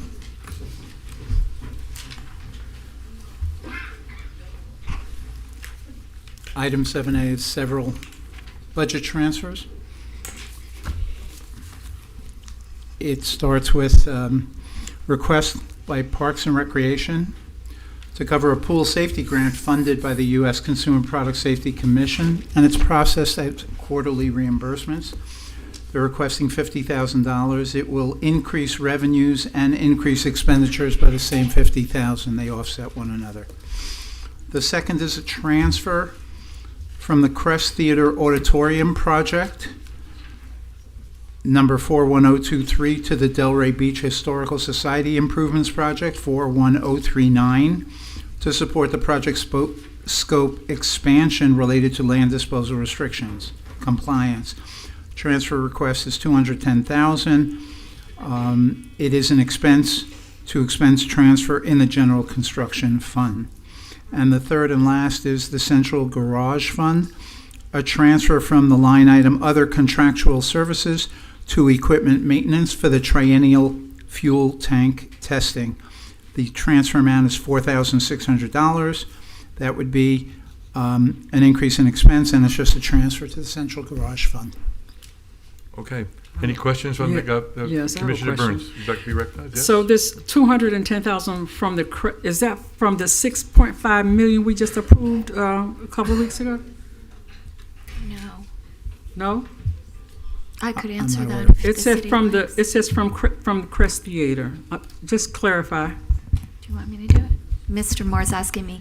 There's 3.5 in the CIP. The 6.5 that we agreed to was to be over a period of time. I think there's currently 3.5. When we approved our capital projects, there was a line item for the Historical Society in the initial version that somehow got taken out in the follow-up version. And that money was supposed to be in there. So the city was looking to move money to get the money to the Historical Society that should have been there. But what was in the CIP is only 3.5 million, not 6. That is correct because it's a phased approach, and we touched upon this before. In fact, when we offered the recent presentation, we made a commitment to bring this back to adjust accordingly so that we can get started. Okay. Well, no offense, but so that answer couldn't have been answered by our chief financial officer? Of course it can, and I chimed in accordingly. And had to answer that question. Well, she expressed enthusiasm to offer her commentary and knowledge, so it wasn't a request on my part. And quite frankly, that's a healthy dialogue because it does demonstrate elected officials taking an interest in a particular subject matter. So that's quite all right. So again, I wish to support and endorse that outcome, and that's exactly where it is. I just like to get it from the professionals that we pay for that. But thank you. Anyway. Yes, ma'am. And if I may, Mr. Mayor.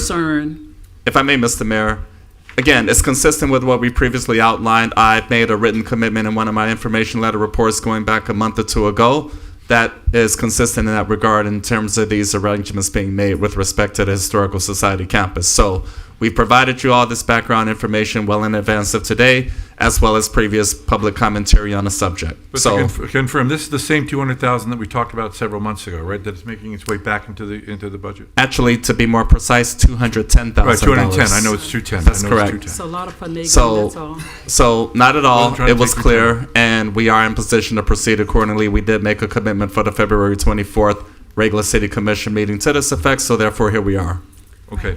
Thank you. Are you, any more questions? No. And then I need a motion to approve or disapprove. I need a motion. So moved. Motion to approve resolution number 39-26. Second. All in favor? Aye. Aye. Any opposed? Unanimous. Okay. 7C, city attorney, 7C? Yes. City attorney's merit increase. Jeez. I don't know. Do we have to? Huh? Dwayne Mr. DeAndre, Human Resources Department. Happy to be in front of you again at this time of the year for consideration for this city attorney's performance evaluation and merit increase. She has received all of your performance evaluations and reviewed them, and the cumulative score was 4.9. Very good. So so how does this work when we, how do we now, what's the process of recommending the increase? Is it based on the 4.9? Is it based on some other how do we, what is the policy? So it's 4.9 is the merit increase incentive that you're can approve tonight, or you can increase that up to 5 if you want. That's 0 to 5 is what it is for the city employees. Okay.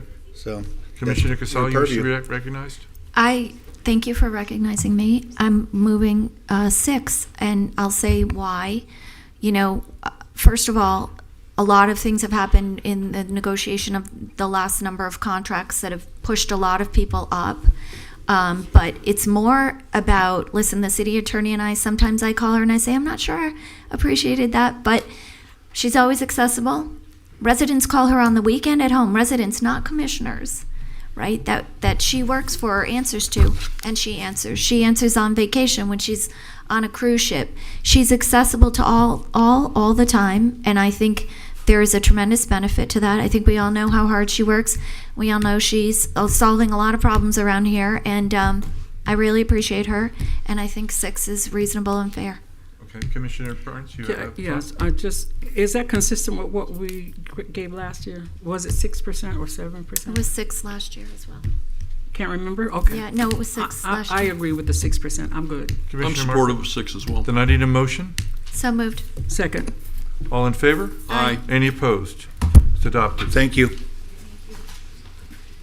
Can I borrow some money? Cash? I mean, just, we're going to get an increase for the commission? The 26? No, my gosh, that happened once. Do you remember? I know. I wasn't part of it. Holy moly. Okay, resolution number 7D, 47-26, would you like to please read the resolution into the record? So 70 and 70 are related to each other, Mayor? Yes, they So are, I'll read both them on together, Sherwood. if that's Yep. okay. A resolution of the City Commission of the City of Delray Beach, Florida, providing for the abandonment of a water easement located at 3900 Sherwood Boulevard, totaling approximately 1,812 square feet, as more particularly described herein, providing for an effective date and further purposes. 7E is resolution number 4826, a resolution of the City Commission of the City of Delray Beach, providing for the abandonment of a sewer easement located at 3900 Sherwood Boulevard, totaling approximately 2,600 square feet, as more particularly described here, and providing for an effective date and further purposes. I know that I see the applicant's attorney here and Ms. Gianotis here. This is the Leighton Place Toll Brothers development. Right. We've already negotiated the general utility easements, so unless you really need a presentation, I think, the city engineer concurs with the recommendation of abandonment. Like I said, we've already secured alternative easements, so I don't know if you really need to Well, I mean, I go through it. I don't need a presentation unless you would feel compelled Yeah, to do it, no, which it's I'll pretty rule you out of order. straightforward. I'll rule you out of order if you do, so go ahead. Today. So, if I need a motion to approve. Motion to approve resolution number 4726. Do we Yes. do both Second. of them separate? Each separate, please. Separately? Okay. Do I have a second? I gave a second. All in favor? Aye. Any Aye. opposed? Adopted. Okay. Motion to approve resolution number 4826. Second. All in favor? Aye. Any opposed? It's adopted. Thank you very much. Thank you for the presentation. You guys did great. Nice job. Let that be a lesson to everybody out there.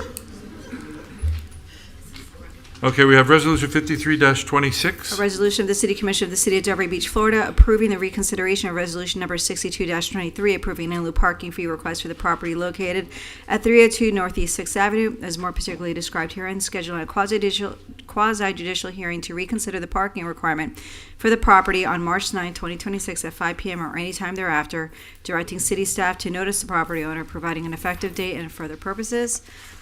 This is your presentation. This is mine. I don't have slides. All I'm asking you to do today is essentially to reopen this matter for further consideration.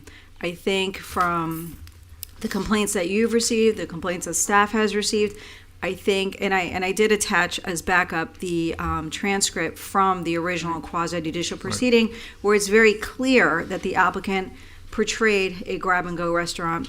They're having a workshop tonight. So, I think it deserves a further look.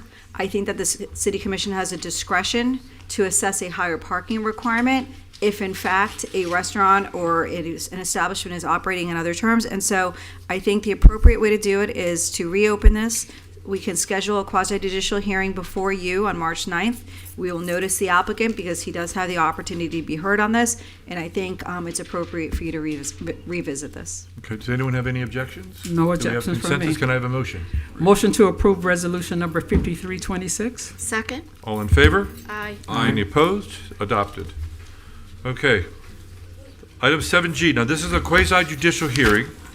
This has to do with the property, those of you who are waiting to speak to 1006 Brooks Lane. Let me read you the rules as it relates to quasi-judicial hearings. First of all, the hearing which shall be conducted in accordance with quasi-judicial rules, the applicant and the city shall be allowed 15 minutes each to present their case. The public shall be allowed to speak for 3 minutes each, or a maximum of 6 minutes, if the person represents an organization or a group of people who are present but agree not to speak. The city commission and staff and the applicant may be allowed to cross-examine a witness. The city or the applicant will be allowed to offer rebuttal testimony. The decision to approve or deny an application or appeal may not be legally made upon personal views as to whether a project is a good project or not, nor may a decision be based on the numbers of citizens who support or oppose a particular project. The law requires that all decisions must be made on the basis of whether the project meets the requirements of law, the comprehensive plan, and the land development regulations. Any of you wishing to speak on this subject, please rise and be sworn by the clerk. By the authority vested in me as a notary of the state of Florida, do you swear or affirm that the testimony you're about to give is the truth, the whole truth, and nothing but the truth? I did. Thank you all very much. If the city could please enter the project file into the record. I'm going to enter 2 files into the record. One is the building permit from 22-00204096, and the planning and zoning file PZ-000448-2026. Thank you very much. Are there any ex parte communications? Commissioner Casal? I spoke to the owner's representative, both gentlemen. I spoke to members of the community. Do I need to list those members out? No, that's not really. Okay, and who else did I speak to? I think perhaps the former representative, Ms. Kaiser, on this at some point. And I'm sure at some point I spoke to Andrea about this. Mr. Marker? I spoke to these gentlemen. Okay. I actually spoke with members of representatives of the BPOA, with staff long time ago. Yeah, a long time ago. And city attorney several times as it relates to the permit process. But I did not have any direct conversation with the applicant. And I think that is, and by the way, there's tons of correspondence we all got in the record. So we have gobs of letters and with bells and whistles and everything. So I'm going to have those all entered into the record as part of the ex parte communication. And then after Commissioner Burns reveals her ex parte, I forgot to read the resolution. Nothing recently. This is haven't spoken to anyone recently before when this came up. I think you met with the applicant. Recently? I thought it was about December. this, yeah. About the same thing. And this, okay, yes, okay. So okay. And the emails that we have here. Right. Yes, emails are on the dais. Yeah, and anything in the public record affects us all. So, okay. Can I just read the resolution? I beg your pardon? May I read the resolution? Yes, that's your next on my list. Yeah. Resolution number 57-26, a resolution of the City Commission of the City of Delray Beach, Florida, approving a waiver to Section 443F1A of the Land Development Regulations to allow a floor area ratio of 0.85 for the property located at 1006 Brooks Lane, as more particularly described herein, providing for an effective date and further purposes. By the way, I did speak with Andrea Kaiser about 3 months ago on this, just as I remembered when we were talking about the permit process. So I wanted to make sure that got included into the record. And so did I, but this was back in It was like 3-4 months ago. Yes, So maybe it could have been December. Right. Thank you. Anyway. Sure. You're Good evening, Mayor Carney and the entire City Commission. I'm Mike Stom, the principal of Stom Development Group. We are a development firm and construction management firm here in town. We're also the owner of the affiliated entity, 1006 Brooks Lane LLC. We are here obviously seeking waiver, but it's very important to make the point that we're still reserving our rights and equitable rights from our originally issued permit number 00204096. I know I've come here before the City Commission. I know I've spoken to the majority of you guys over the last year and a half. We are here to hopefully reach an amicable solution. I've brought my colleague, Sean McAllister, Director of Development here, who's going to walk through the presentation, the facts. Happy to answer any questions.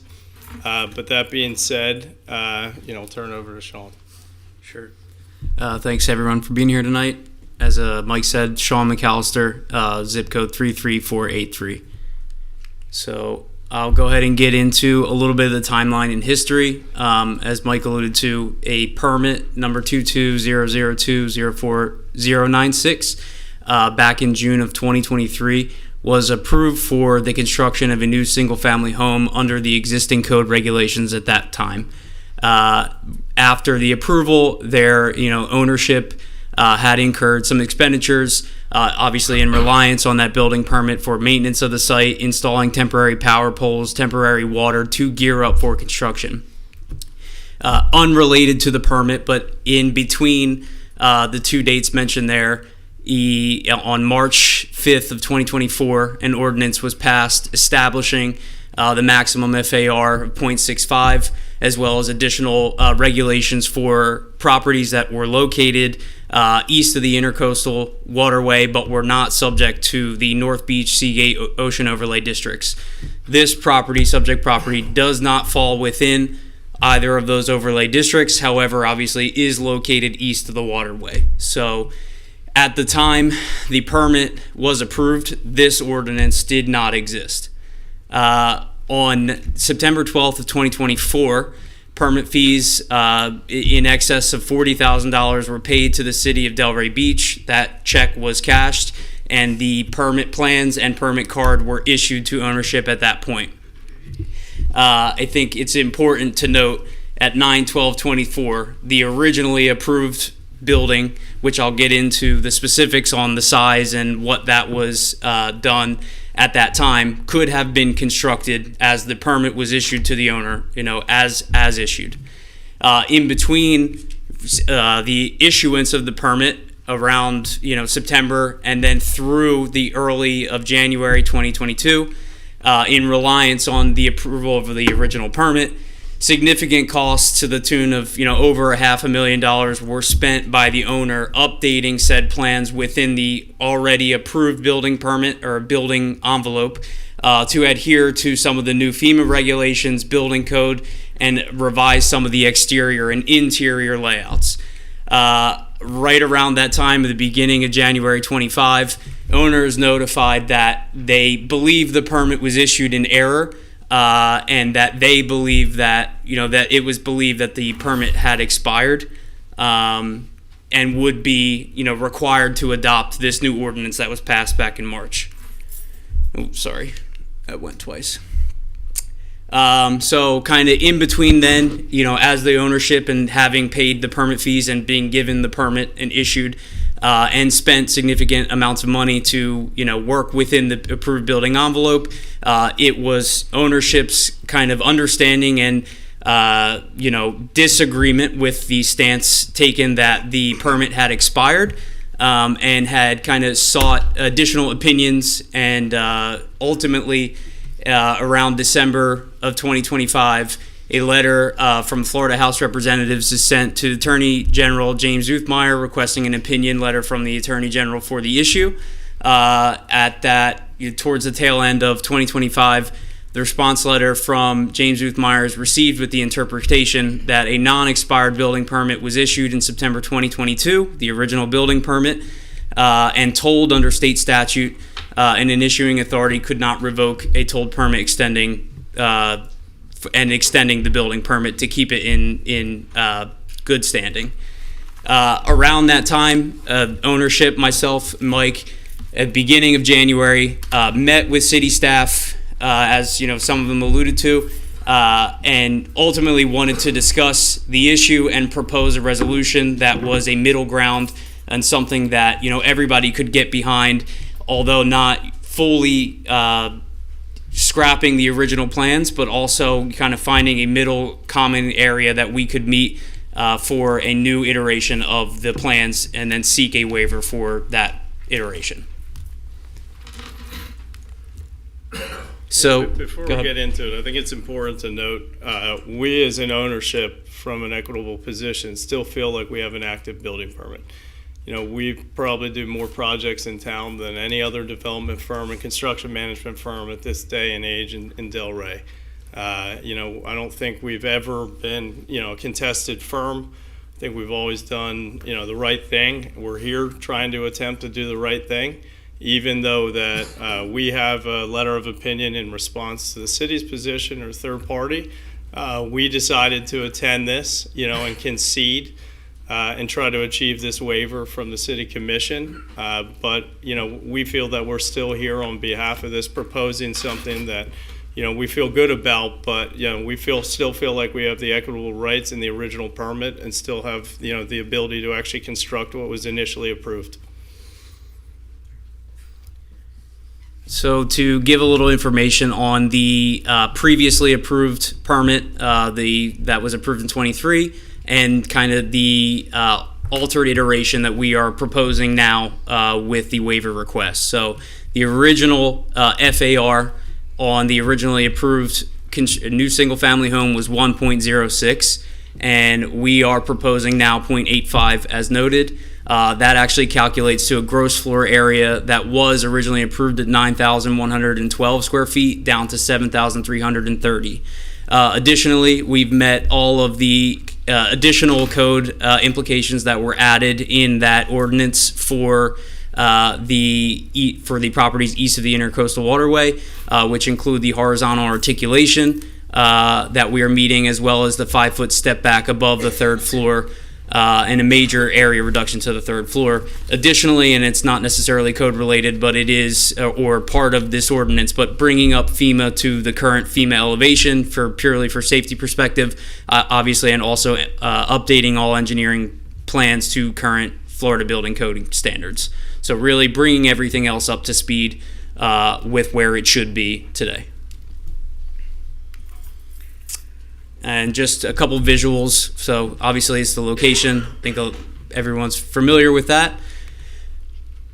This is the existing approved massing at the 1.06 FAR or 9,112 gross floor area. So this was the massing of the originally approved permit, its size and everything.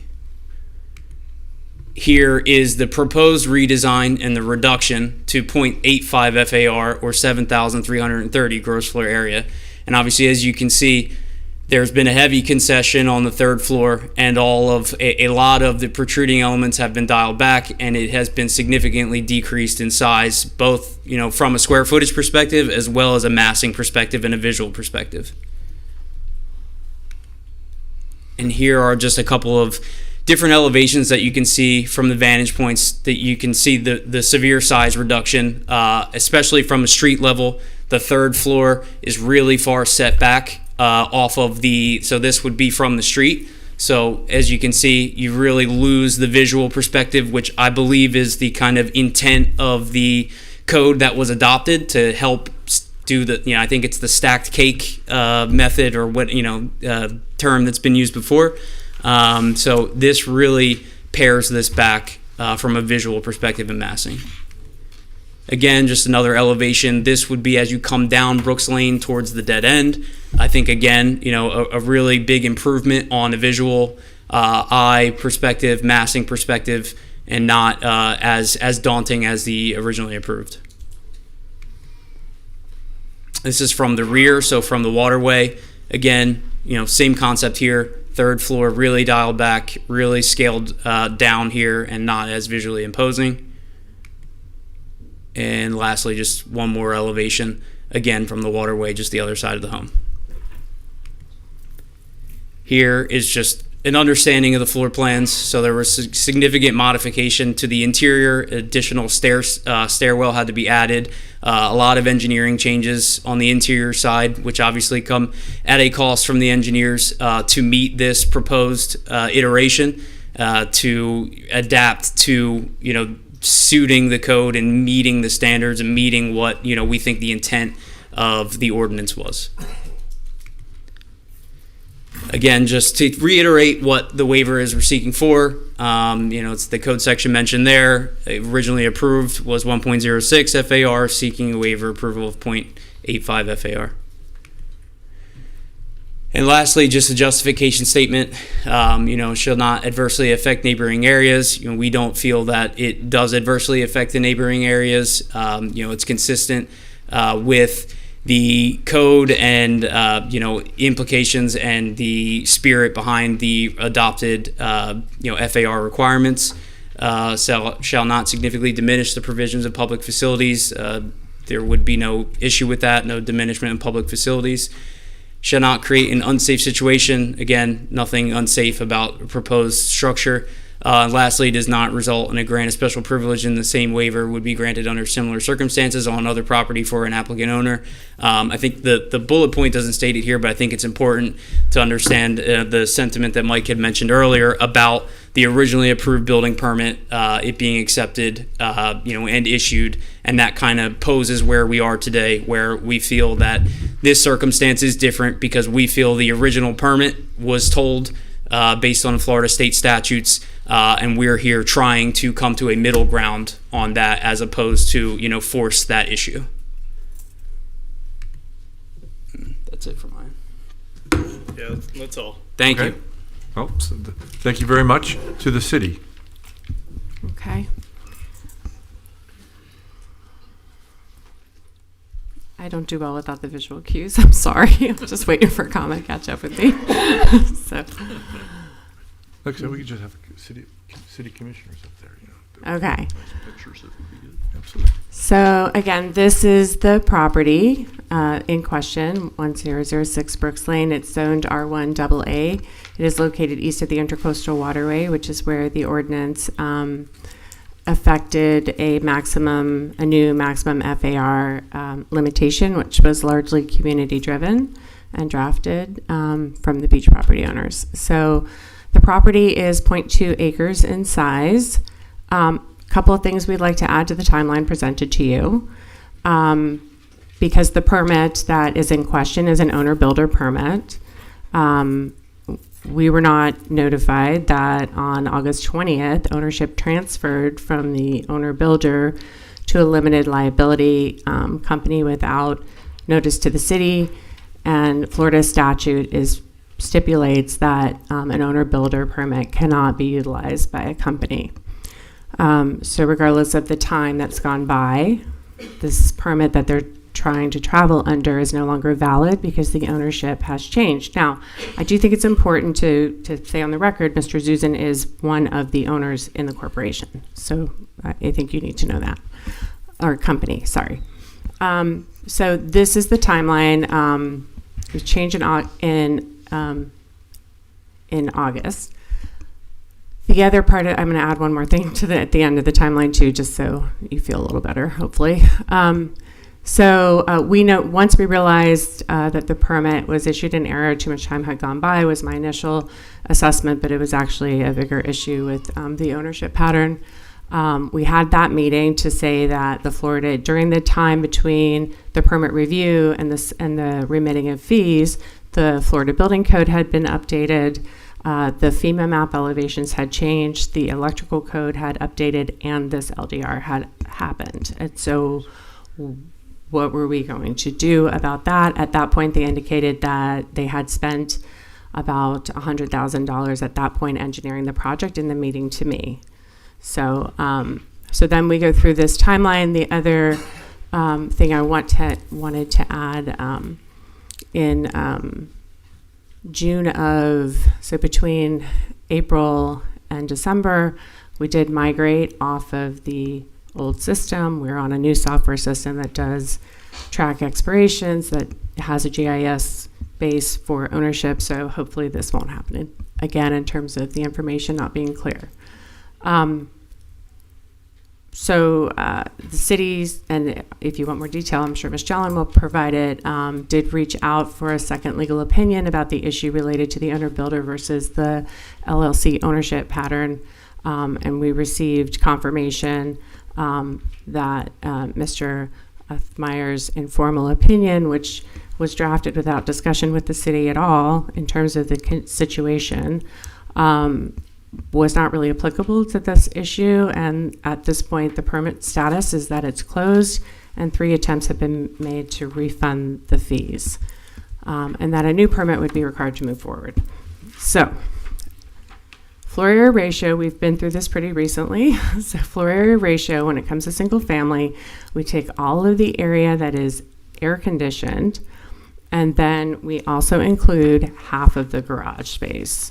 We do not include open air porches. We do not include open air terraces. We do not include open air balconies. Those are all the elements of a building that, make it really lovely and human, and we don't penalize people, because if we do, those are the first things they're going to take off, right? So what is proposed now, from what you've gotten an overview before, is an FAR that comes out to 0.85, which is a square footage of 7,330 square feet, which includes half the garage, which is 1,700 and change over the limitation. So that's what you're looking at this point to approve. So again, in practice, it's half the garage. These spaces do not count. The roof terrace does not count. The other, just another view of it. This is the one, I think the before and afters were maybe better on theirs. This is not the easiest thing to read, but I will say that they have worked to make sure that all of the recesses, all of the setbacks are met, the lot coverage is met, everything is met. In terms of FAR and kind of how we ended up here with this being such an issue for the beach, this little area is kind of a snapshot in time, right? because you have 1011, which was built in 1965, and it's got an FAR of about 0.33 across the street. 1005 was built in 1973. It got a little bit bigger. We're at 4,500 with the same sort of calculation. These are from the Palm Beach County property appraisers. This is the only one I looked up because the project is in for interior renovations and window changes, but they're not adding anything significant. And then we go over here to this house in 1986. It's still at an FAR of about 0.52. The corner, 2005, right up to the 0.65 limitation. They have a really big garage. And then the directly adjacent neighbor is 0.64. And so this is the site, which is about the same size as these three, maybe four that were measured, that the request is 0.85. And so ultimately, you have to use the findings to make a determination whether this specific unique situation warrants a waiver from the maximum 0.65 that was, adopted to allow 0.85, and whether it meets these criteria. That concludes my presentation. Thank you very much. We're now opening the meeting up to the public. Any members of the public wishing to address this matter, please come to the lectern, give your name and address. You need the address on this, name and address for the record. You will each have 3 minutes unless you represent an organization. There's 6 or more people that are here who agree not to speak, in which case you have 6 minutes. Okay. Thank you. My name And is... have you been sworn? Yes, I have been sworn. My name is Hal Stern, 622 Seasage Drive, Delray Beach, Florida, 33483. I am president of the BPOA. I have a letter that I'd also like to submit. There should be copies for all commissioners, and there's one for the clerk as well. So, as I said, I'm president of the BPOA. There are several members of our board here. We're speaking in opposition to this granting of a waiver. The BPOA's mission is to protect, preserve, and enhance the character, scale, and long-term stability of the Barrier Island neighborhoods. That mission has guided our collaboration with the Commission and the staff in adopting the meaningful floor area ratio standards, culminating in the unanimous passage of Ordinance 08-24 on March 5 of 2024. Those standards were enacted in direct response to widespread neighborhood concern over oversized, out-of-proportion 3-story buildings. The clear purpose of was to regulate mass and scale and to ensure compatibility within established neighborhoods. Residents spoke in support. There was no opposition. Standards were intended to be real and enforceable.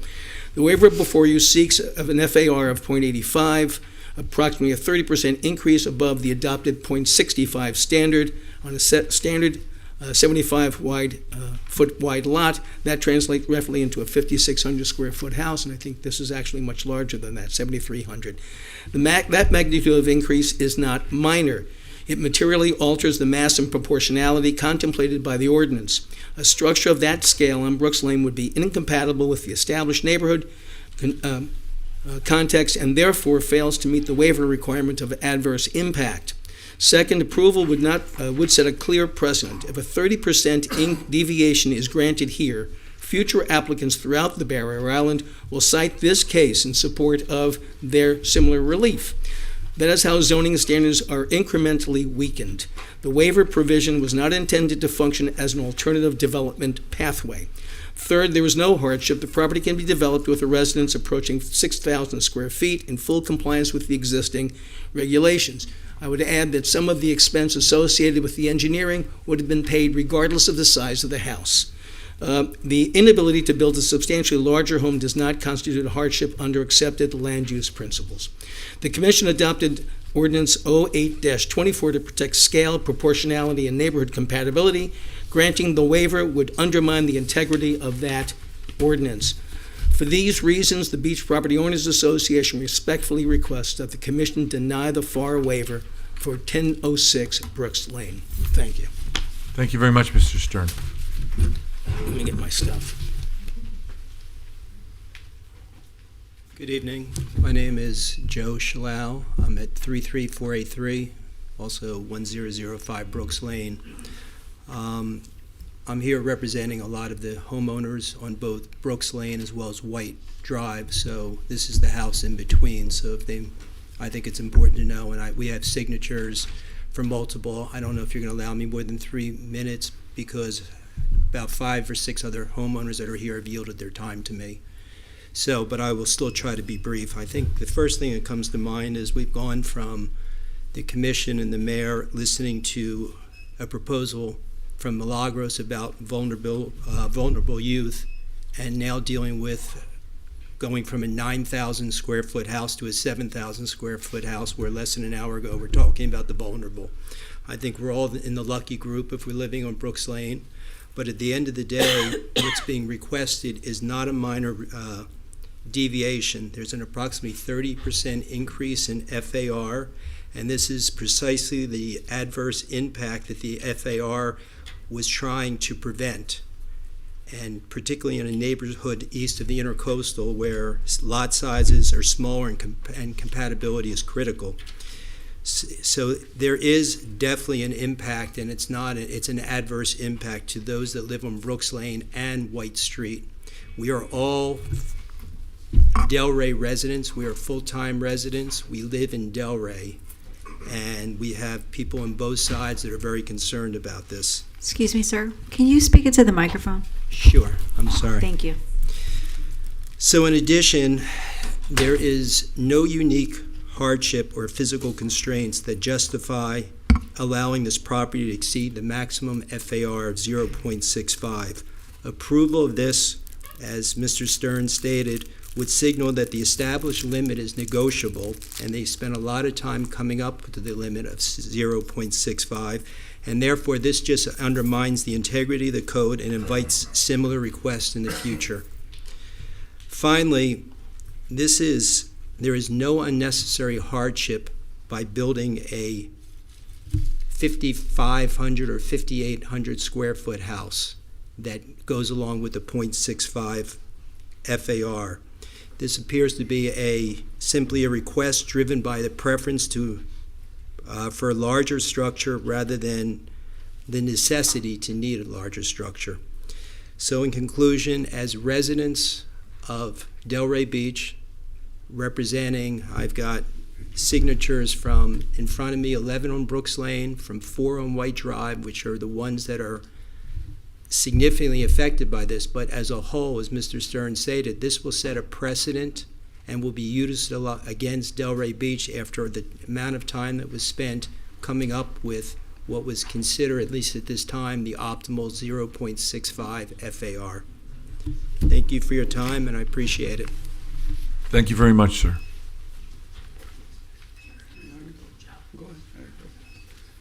Good evening, Ned Whaler.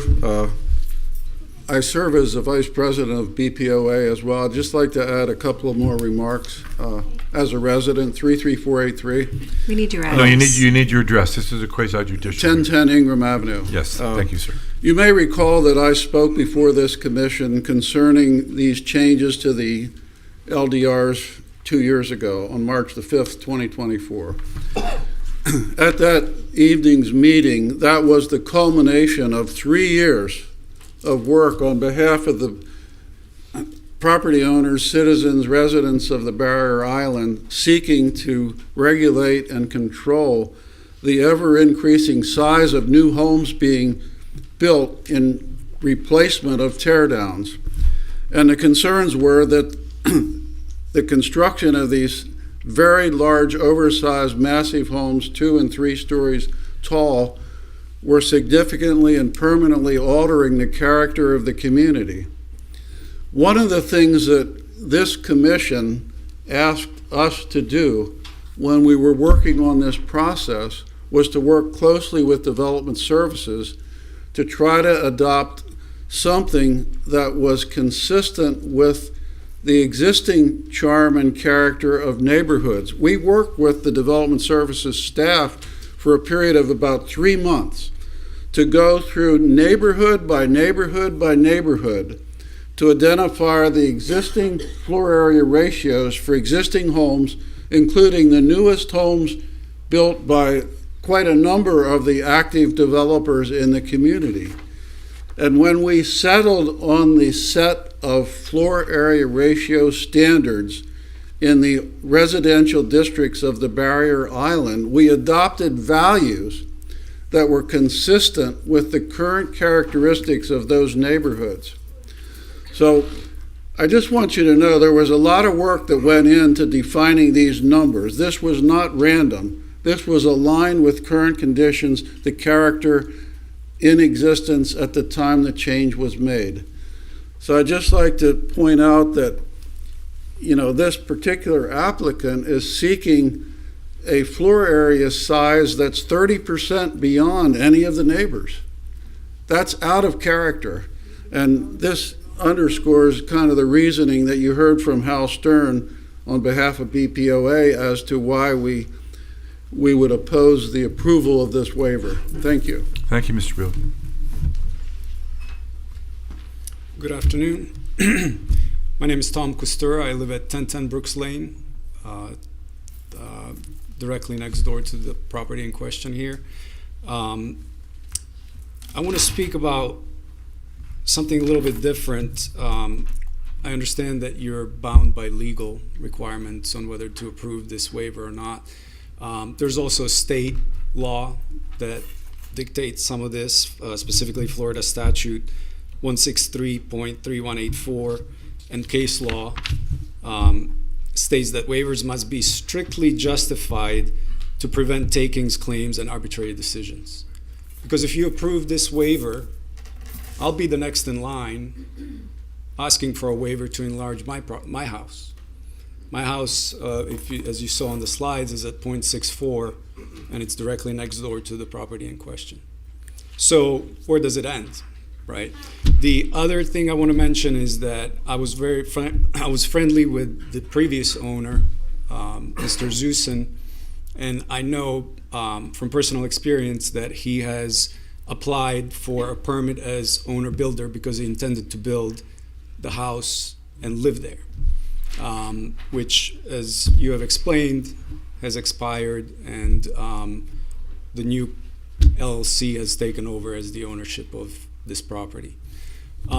Lastly, if we're going to give any consideration for a waiver of this kind to a community member, we have to look at whether they are a good community member. Because I live here full-time, like my neighbors do, but Stam Development Group does not. They're based out of Philadelphia.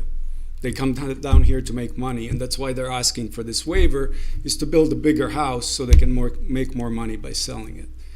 In addition to that, they're not very good members of the community. There are a lot of complaints about construction sites around town that they manage. I've filed many complaints for the construction site at 1006 Brooks Lane. The city has taken them to court for violations. Right now, the property has unfinished seawall that's been sitting exposed, rebar exposed, for a month. Garbage is turned all over the place, construction material everywhere. I've reported it to the city zoning department. Nothing's been done about it. I've had to deal with this. I've sent emails to all of you before about these issues. So I don't think that consideration should be given to this company for this waiver on those grounds, but in addition to all the legal grounds that have been presented here as well. Thank you for your time. Thank you very much. Public comment anymore? Public comment? Public comment is closed. There's now the opportunity to cross-examine. You can cross-examine witnesses. You can cross-examine the city. Can we Now, what the cross-examination rules are? Well, how much time do they have for the cross? I think it's 2 minutes. Do you want to cross-examine anybody who testified during public comment, or do you want to just move on to rebuttal? Yeah, I don't need to cross-examine. We're not here to, get into back and forth. Okay. Look, I would just say a couple. So rebuttal to the city. Okay. I would just say a couple things. Look, first and foremost, I'm a full-time resident in Delray. 99% of my staff is in here. I moved down here 2 years ago, so any claims to which I'm from Philadelphia. Yes, I run a development firm in Philadelphia, but this is home base. This is my headquarters. I know everyone in this room pretty well. Two, I'm not sure what violations and so forth and bad neighbors, but there's no validity behind that. And on top of that, the biggest point here is I don't think this sets precedence, on anything against the BPOA. The BPOA is a great organization. We send projects there every single year through BPOA, and they go well. I think the big point in consideration for you guys to consider here is this isn't a normal fact pattern. This isn't a fact pattern where there was a permit. The city did take the money, right? And we relied upon the issuance of a building permit for 4 months. Statements about, hey, we would have had to redesign it. No, money was spent on the initial $9,000 engineering. We then redid it based on changes and so forth that we brought forward in January of 2025. Now we're standing before you guys upon reliance, and we're willing to go back and spend several $100,000 to re-engineer and design it again. But if anything, on a waiver request, I think this is a good precedent. This is a fact pattern where the city issued a permit and the equitable permit holder had the rights to it, relied upon the building permit to proceed with the project, and this only came about because we came in to change the FEMA regulations and update to the current building code. Otherwise, this house would be done, it would be through a CO. We didn't come to you guys as an initial applicant saying, hey, we want to build 85% in this overlay. We're coming to you for a waiver request, which is what I think this whole process was geared towards, based on the specific fact pattern that existed for this very project. A reliance on an issued building permit with equitable rights, a material amount of money. We are conceding. We've spent a year and a half cordially going back and forth with the city. We've met with almost everyone in here. We've met with a lot of other parties as well. And, if anything, in kind of closing, again, I'm not here to rebut and get into anything with them, but I think this is the exact type case. I don't see the fact pattern of a city issuing a permit and reliance upon it, setting a precedence poorly against BPOA and why this was enacted, what the date it went into effect. And I think that's a very important, determining factor from our position that I hope you guys consider, because, again, we're not an original applicant coming for this. This is an amendment to a permit that we feel we have equitable rights to. We have an illegal opinion letter in response to the third party that the city came, but we came here unrepresented, right? But just Sean and myself on behalf, and to make that point very clear. Thank you very much to the city. Mayor, can I respond? Sure. Oh, yes, you could. Yeah, please. Thank you. So just a few points. First, and I know you wouldn't do this, but considering what kind of neighbor Mr. Stom is, or the fact that he's not local, that's not for your consideration. So I would really ask you to disregard that. I know you wouldn't consider that, but I just want the record to be clear. That's not something before you. The criteria for a waiver was highlighted before. You're all very familiar with it. I do need to talk about this permit because, frankly, I think that's not relevant to your consideration today. Mr. Zussin secured a permit. It was an owner-builder permit. Florida statute allows an owner-builder, any one of you could secure that kind of permit. Essentially, you become the contractor. And so you take the risk. Now, what Florida statute says is, if you're going to take that risk, you're going to live in that house for 2 years. And it makes sense, right? Because if you're building it, if you're taking that responsibility of ensuring that the contractors are doing the appropriate work and becoming your own GC, you have to live in the property for 2 years, as Anthea says, to make sure the house doesn't fall down. So there were some specific circumstances that happened with Mr. Zussin that didn't allow him to be able to move forward with his building permit. Like Anthea stated, at some point the property was transferred. It went from the owner, Mr. Zussin, to an LLC. I will concede that Mr. Zussin is, I believe, is a 5% owner in this LLC. However, we have an attorney general opinion too that's very specific to the facts here that says that, number one, an owner-builder permit can't be transferred for the reason that we just talked about. The owner has to live in the house themselves.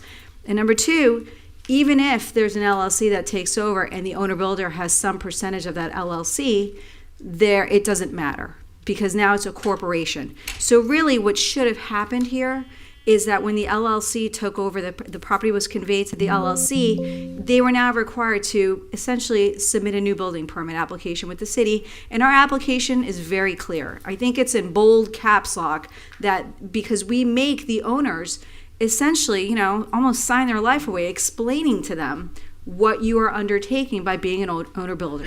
And so it's very clear that if something changes, if the property is conveyed, if you're not going to live in it, and now we know that this property is not going to be lived in by Mr. Zussin because it's on Mr. Som's website as a spec house. So we have those facts in our favor. So to talk about this permit today, I don't think it's relevant to your consideration. Now, I will tell you that as your attorney, there's always gray areas, right? So nothing is ever black and white around here. So yes, was I happy to hear that that staff had accepted the money? No, we're human, we make mistakes. Was I happy to hear that there were meetings with the new owner in furtherance of this building permit that didn't apply to him? No, I wasn't. When staff realized the mistake, we immediately took action, and we took corrective action to say, this permit's not valid, here's your money back. We're still holding the money, I believe. So there are factual circumstances specific to this case that I do believe, create something for a discussion. It doesn't mean that you're bound to, approve this FAR, but it's something for you that you should consider. Now, we do have the Delianibus case, which every one of you is familiar with, where the circuit court and the appellate court both indicated that a mistake on behalf of staff, the city's not bound to that. So we don't have to, continue to move forward if there was an error made, and that's what happened here. Now, Mr. Stom has put on the record, a lot of language about, equitable estoppel. What that basically means is in reliance of the city accepting the money and it's the city allowing it to move forward with the permit, he relied on that promise from the city that the building permit was active. So that's what's before you today.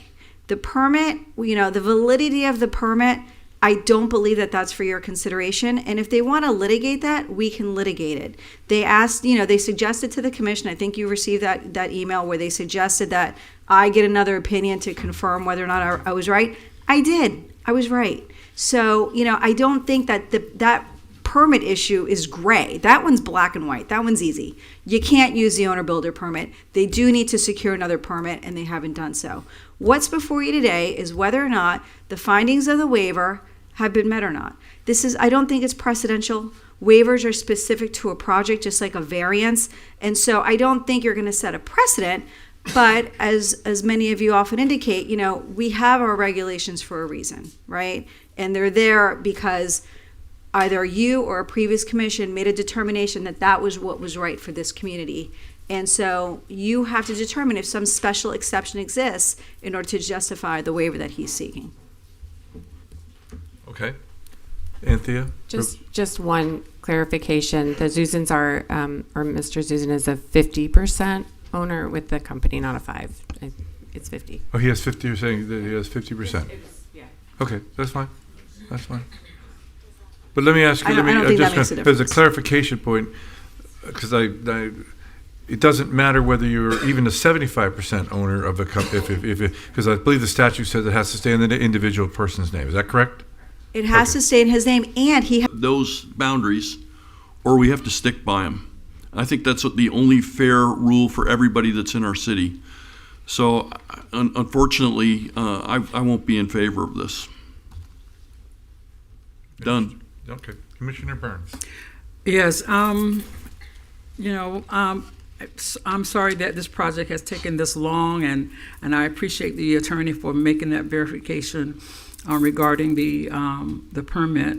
But I do think that I was in favor of the ordinance back in 2024, and I voted for it. And the reason is to protect that neighborhood. That is what the requirements were, and I was definitely in favor of it. And I do think that this will affect the neighborhood, and so it's not consistent with the code that we set at the 6.5, the 0.65. So I'm not going to be in favor for it either.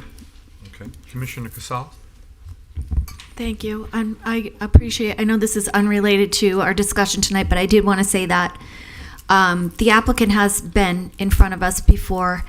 I had some concerns about a vote. I made the vote, and I reached out to the applicant's representative, Mr. Schiller, and I said, please make sure these neighbors, any questions, comments, concerns they have are taken care of, and you were very accommodating, overly accommodating, I would even say. Some of those complaints were nutty, and you bent over backwards to accommodate. So I would say, from my perspective, what I know, you are a good neighbor. I appreciate your work in the city, and I feel this is a very unfortunate situation. But however, I sat here when Mr. Stern approached the commission and talked about this idea, Bill Petrie as well, and Mr. Wheeler. And on its face, it was a good idea. Like, how do we slow this down? These properties are, getting too big for the land. There's not enough drainage. There were so many issues of concern going on, along with, what was happening in the neighborhood and how is the look of our city changing. And one of the things that Ned did not mention, I said to the gentleman, will you do me a favor? Will you sit down with a couple of the local developers, and will you sit down with Gary Iliopoulos, the architect? And they went and did that, because when we were looking at getting this ordinance underway, we were looking to do it as a collaboration with the development community. Unfortunately, I didn't know you at the time, and the architects who are working in our city. And what we came out with, what that ordinance, the result of that ordinance was quite a collaboration. It wasn't just what the BPOA wanted. It was what the developers said, yeah, that makes sense to give you the feel that you want in your city and allow us to continue doing our work. And it was what Gary Iliopoulos thought, and I don't want to speak for him, but he was in that meeting, and I did speak to him afterwards. So I would have a hard time going against the ordinance that I so promoted at the time. While I appreciate your situation, and I feel, it's unfortunate that you find yourself in front of us asking for this, I can't agree to it, and I apologize. Okay, thank you very much. I'm going to take a different tactic, because I'm a lawyer, as you're a lawyer, so I kind of read these things in a very different way. And this situation is really a very unfortunate situation. But at the time you filed for the application for, I actually had an owner's permit when I did my house here years ago, and the city was very accommodating, much more than I probably would have been to a contractor, because I was going to have to live in it. So, so I know the process a little bit with an owner's permit. If at the time you change any kind of a permit here in the city, you're required to tell the city that of the change, correct? If you change your contractor, you change your this, you change your that. If you change owner, you're supposed to go to the city. I think you have 30 days to, but I think whatever the time, I don't remember what the time is, but you have a time certain where you have to go in and tell them, we have a change in whatever it is, change in architect, change in everything, whatever it is. I know you have to do that, because your permit was issued based on the particular qualifications of the persons who you list. Okay, so if they had come to you at the time of the change of ownership, I'm going to assume that the permit didn't expire. Let's assume this permit was alive and well, and they bought the house from the guy with a alive and well permit. Okay, and not permit, but approval, and permit. If, assuming they went to you at the time, then would we have pulled the permit? All right, You're so asking me. I'm so buying a permit. Hold on. The actual requirement is not a change of contractor, right? Where you have a permit, say it's permit number 24, number 1.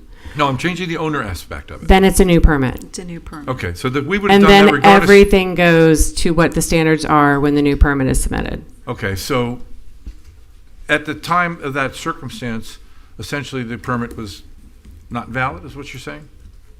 It became invalid because of the change on the set. Okay,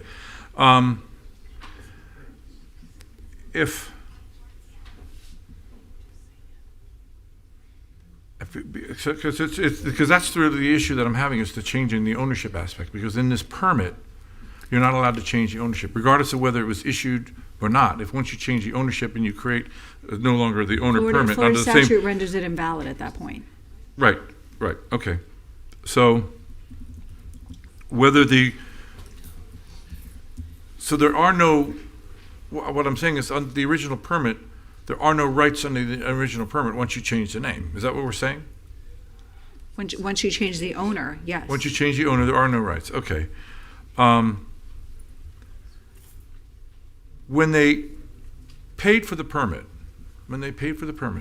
did they come in at that time and tell you that the name had been changed?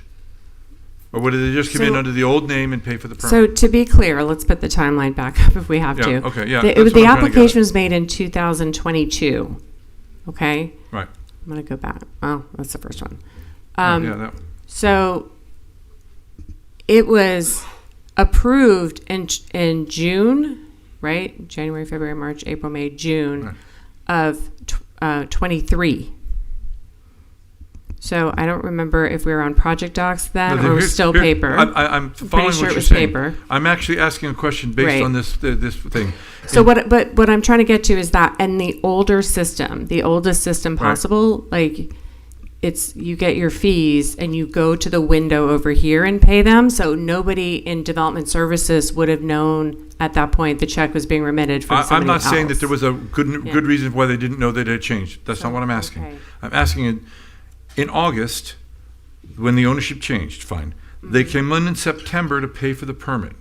In whose name was the permit issued? In the name of the former owner or in the name of the new entity? The check or the permit? I'm sorry? You mean the check? In whose name was the check Okay, issued? I see what you're saying. Okay, right. So the permit. When they do a contractor change to list Stom? I don't know that answer. They did eventually. They did. A notice of commencement, and we called in an inspector. But they were still traveling under an owner-builder permit. Right. When the permit was paid for. Right. In whose name was the permit issued? The LLC. It was issued in the name. I don't know. I'm sorry. I'm not going to argue with him if he's I'm got asking the a question paper 'cause permit now. I mean, of- it's literally going back to a different system. So I know what you're saying. I understand, but the onus is always on the property owner, right? And so I'm looking at the owner-builder affidavit and disclosure statement, and it's very clear what the onus is and who has the onus. And so when that conveyance occurs, they're required to submit a brand new permit application. So effectively, when they recorded the deed, changing it from Zussin to the LLC, frankly, at that point, this permit's closed because he no longer owns the property as an owner-builder. All right.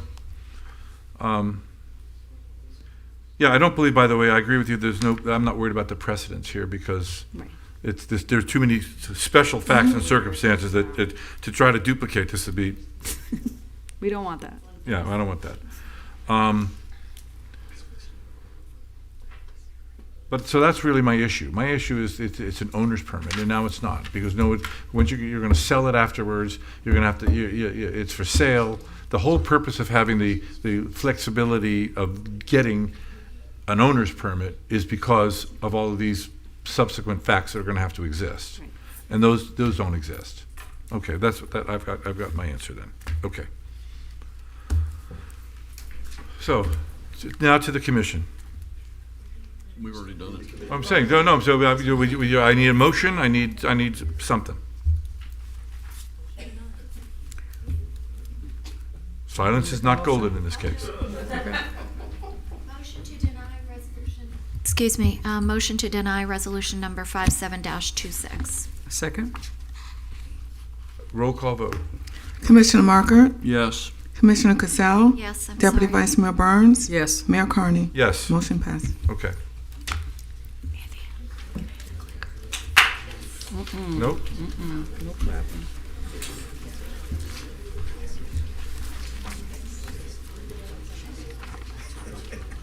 Nomination for the Historic Preservation Board. Based on the rotation system, the nomination for one qualified member to serve an unexpired term ending in August 31, 2026 will be made by Commissioner Marker.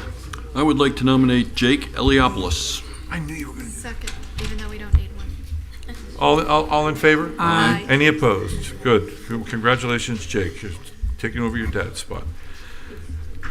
We are now into the section of the meeting for the public hearings and second reading. Mr. Mayor, no. 7I. Oh, I forgot about 7I, of course. We just added it today. How could I possibly not forget that? Okay. After all the work we did on poor old 7I. We're going to 7I is a request for the our request to the Lake Worth Drainage District for a reconsideration of the determination to, etc., based on the new evidence and work that we have done, because we actually didn't get a presentation to begin with, and I think that's what we're trying to ask for. Is that correct? Nailed it. Would you like to pick up the ball here? Mr. Moore has a lot of enthusiasm for this, so Okay. I'll let him do it. Well, thank you, Madam City I'm Attorney. just reiterating what you said earlier. We're trying to exhaust all the possibilities here. That's what all we're Well, trying to do. this is actually fairly brief because I think between Ms. Jellin and myself, we've done a nice job bringing you all up to speed since the aftermath of last Wednesday's meeting, including the fact that the initially contemplated tree service provider was not actually utilized for this particular purpose, is for issues and concerns not pertaining to the city of Delray Beach. However, we were able to identify another company rather quickly to produce a report that's been provided to each of you all to include the update in today's agenda based on consensus and direction offered during the Wednesday, February 18th special call meeting. So, to cut to the quick, my interest is to secure City Commission's approval this evening as the Office of the City Manager is prepared to deliver to the Lake Worth Drainage District the letter requesting reconsideration to be accompanied by the technical reports as provided by Baker Landscape Services relative to the banyan tree survey and all other related data. So with approval this evening, we'll be able to proceed beginning tomorrow morning. For good measure, we will not only deliver an original copy, but we will deliver one via United States Postal Service mail. To also include in the narrative by the city attorney supporting our position and all that other kind of stuff in the motion, because you're going to be drafting essentially a justification statement for the. I did. Okay. So it's in the backup. I've cited to the report as well as the risk assessment that was completed, and it's essentially just requested one of the board members to make a request for reconsideration. It was a 5-0, so any of the board members. I think it was 7-0. 7-0. Is there 7 board members? Because It's there was 7, only yeah. 5 on listed. And 2 alternates, but I don't think they voted. So essentially anybody can make the motion because they were all on the prevailing side. And so the letter's in here. Mr. Moore can hand deliver it tomorrow like he indicated, along with the reports. And it's basically based on newly discovered evidence, which is the city commissioned reports. Okay. Well, I'm in favor of it, but I mean, so it's to the commission. Can we just say so moved? Yeah. Yes. You can say so, yeah. That's because it. To repeat all of that, I forgot. So moved. Perfect. Second. So moved is fine. That. Go have a second? Yeah, I give a Okay, second. second. All in favor? Aye. Any opposed? Good. And just to conclude briefly, Mr. Mayor, so the Lake Worth Drainage Districts actually have 2 meetings each month. The first Tuesday of each month, they typically have a workshop meeting, which the next is scheduled to take place 1 week from today, Tuesday, March 3rd, 2026. However, their regular board meetings are typically every second Wednesday of each month, taking place the next Wednesday, March 11, 2026. So we'll advise you if arrangements are successful for either engagement, but the intent to deliver tomorrow based on this evening's direction is to provide an opportunity for either opportunity for a visit. So we look forward to that and we'll advise accordingly. Great. Thank you very much. We are now in the public hearings portion of the meeting. We have ordinance number 03-26. Would you like to please read the ordinance into the record? This is a second reading. An ordinance of the City Commission of the City of Delray Beach, Florida, amending Chapter 32, Department Supporting Commissions, Section 32.64, Qualifications, to clarify the criteria for appointment of board members to the Police Advisory Board, providing a conflict clause, a severability clause, and authority to codify, providing an effective date, and further purposes. As you recall, we received a letter from the Director of Civil Rights of the Office of the Attorney General back in November of this year. A complaint had been filed concerning potential equal protection concerns against the city of Delray Beach. I reviewed the ordinance and I made some changes to the language. I notified Tallahassee. They haven't said otherwise, and so I'm just asking for this change. And this is a public hearing, so we have to open it. It's a public hearing.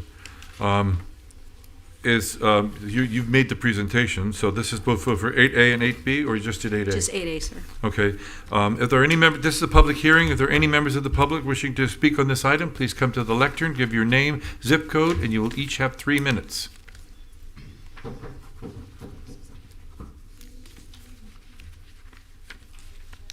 Good evening, Mayor, Commissioners. Paul Cannon, Chair of the Police Advisory Board. My zip code is 33483.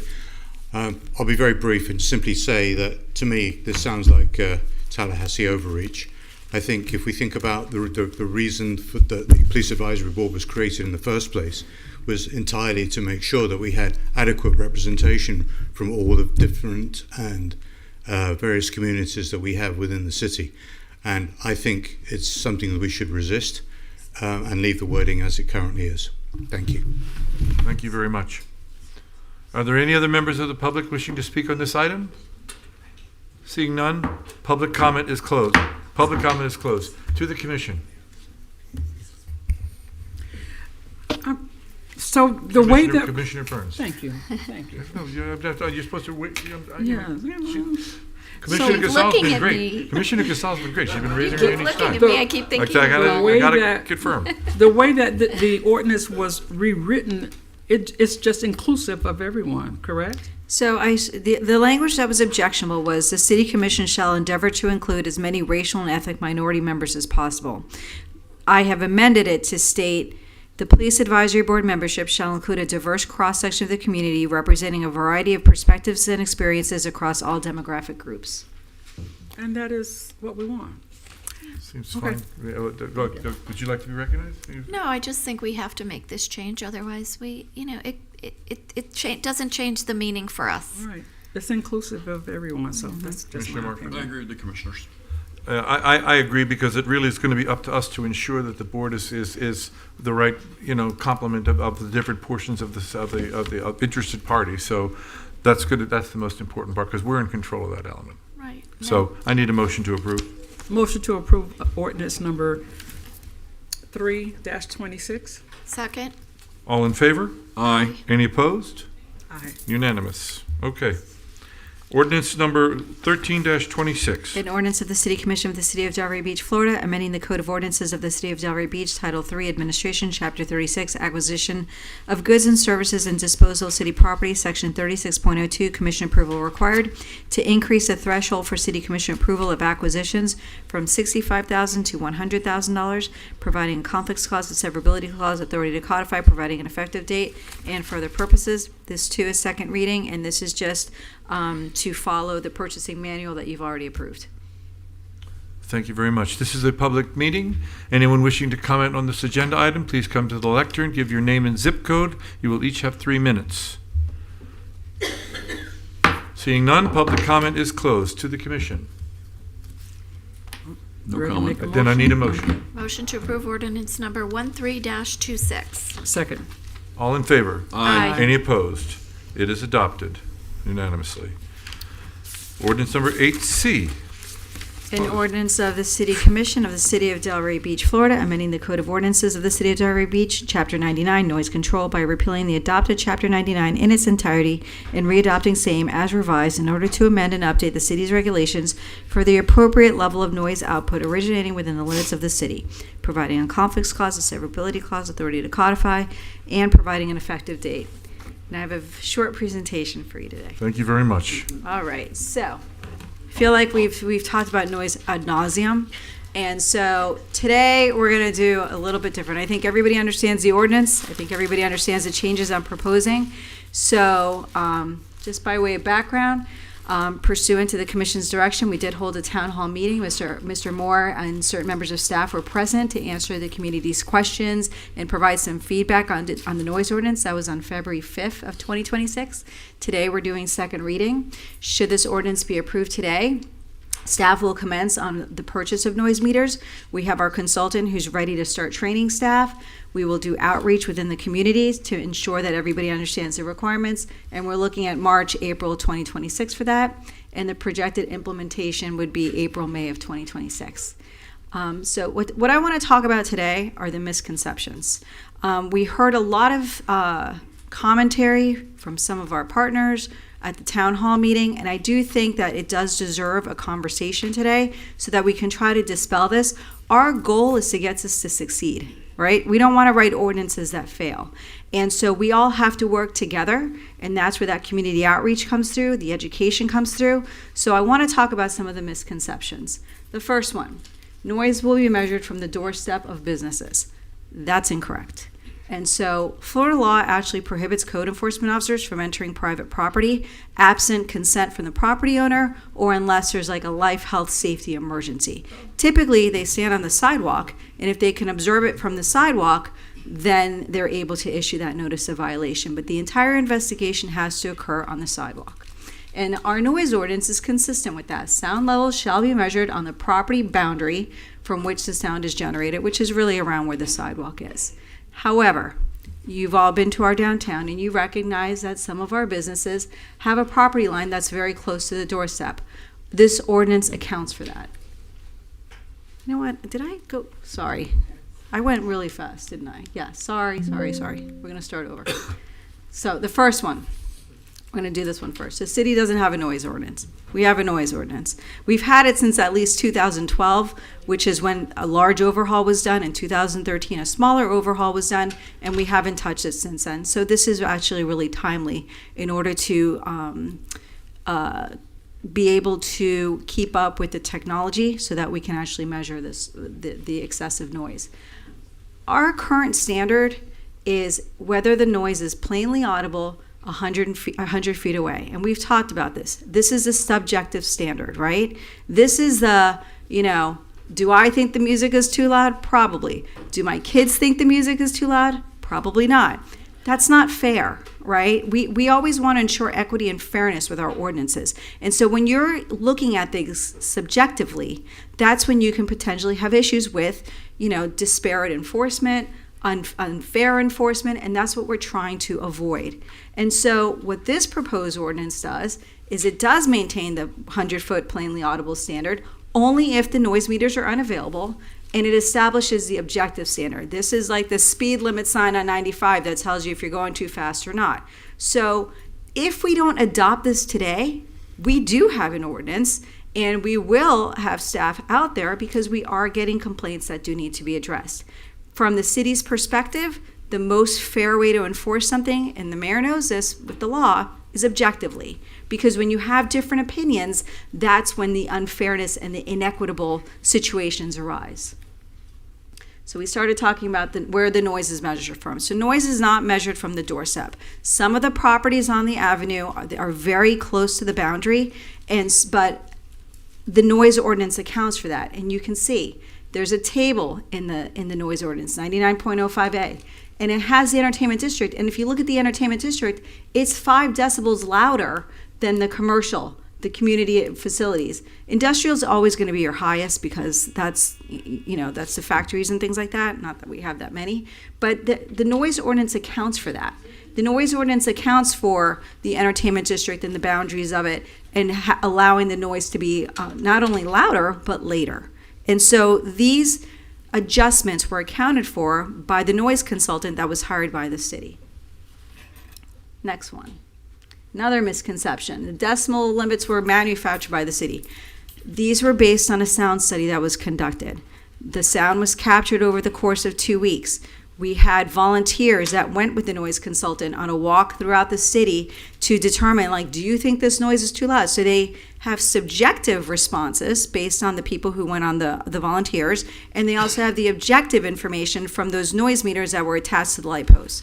Now, there have been some allegations that maybe the noise was turned down during that time. And so, the city can't control that. We have to measure the noise as it was done during that noise study. And so the numbers were reviewed by the consultant. He reviewed the data, and he came up with these recommendations of the numbers. Nobody in staff is an expert on noise. We did not come up with those numbers. They were done by a professional who's an acoustic expert who has done this for other cities. Our noise consultant actually did the noise ordinance for Miami Beach. So, in addition, because of the delay in getting this ordinance before the city commission, I had the numbers reviewed by another consultant to make sure that they were appropriate, as well as outside counsel reviewed the legality of the ordinance, and everybody supported what we're bringing before you today. let's not forget ordinances are fluid, right? It's like the Constitution. It's a living, breathing document. If changes are necessary, I saw that, Mayor. If changes are necessary, we bring them to the commission. And you have the ability to adjust these numbers. You have the ability to review these numbers. You can say, Lynn, go conduct another noise study, have the sound consultant come back and review to make sure that these numbers are appropriate for our community. The noise ordinance is not a revenue generator for the city. Our goal of code enforcement is always compliance. Ms. Pryor will tell you that her staff works endlessly with the businesses, with the residents, to get to the point of compliance. We don't want to drag people into the special magistrate. We have to, but the first goal is compliance. When we don't achieve compliance, then people are going to be brought before the special magistrate. Our fines are statutory. Florida law dictates what those fines can be, so they're not set by the city commission. Furthermore, the recommendations that we give to the special magistrate, he's not bound to them. Last, the ordinance does allow staff to issue warnings. I am confident that at least at the very beginning of this enforcement period, we are going to be issuing warnings because the goal, as always, for code enforcement is compliance. We've had a lot of commentary and questions about vehicular noise. Vehicular noise is essentially governed by Florida statute. The Florida statute defers it and it allows the DEP and the DHSMV to work collectively to establish decibel limits. And so that's governed by Florida statute. It's a ticket. It's a non-criminal, so you're not going to go to court for it, a non-moving violation that the police can issue. I'm not here to tell you that that's going to be an easy task. Our law enforcement officers are going to have to be trained. It's going to be a learning process. But the goal is to, and what we hear from the residents is that's the main source of the complaint is those mufflers, those loud engines that you hear all hours of the day. And so we will have the ability now, because we will have decibel readers, in order to capture that. Unlike other types of noise, like the noise emanating from businesses, Florida statute basically allows us to point the meter at a distance of 50 feet away, and if you're able to capture that measurement and it's in excess of those limits, you are able to issue the citation. What our ordinance does say is that it exempts the motor vehicles that are in compliance with Florida statute. So I know it's a little bit confusing, but we will defer to Florida statute for enforcement of the motor vehicles. So what's my recommendation? My recommendation today is that we adopt this ordinance. There's been a lot of hard work. I would be remiss if I didn't thank Anthea's team, my team, all of our consultants. This was a very huge undertaking in order to come up with something that we feel is fair to everybody, allows everybody to have this, symbiotic relationship between the businesses and the residents. That's what the goal is. I would recommend that you direct staff to come back in 120 days. At that point, we will have had the training, we will have had the educational outreach, and we will have some implementation of this ordinance so that we can come back to you with what we've discovered. We might say to you, you know what, these numbers are too low. Everybody's in violation. We need to adjust. We might say to you, no, we found the sweet spot. Everybody's in compliance, and this is doing what we wanted it to do. And again, you always have the ability to direct staff to bring back an ordinance to you if you deem that changes are appropriate. So there's nothing about this that's final. There's nothing about this that can never be changed. But I feel that we need to have something on the books that our law enforcement can enforce, and that, and more importantly, that puts the residents on notice as to what the requirements are, the residents and the businesses. And so that's it. And this is a public hearing. Anthea's here for moral support. You're just here for moral support? Okay. I got you. Listen, you're doing a great job. This is a public meeting. If anybody wishes to come up and comment on this proposed ordinance, please come to the lectern, give your name, zip code for the record. You will each have 3 minutes. Hello, good evening, Mayor, Commissioners. Alex Burns, 33445. This particular one here is near and dear to my heart because when I actually started my business, it affected me in the ability to make money. One of the things that I will say as a disclaimer, common sense isn't so common any longer.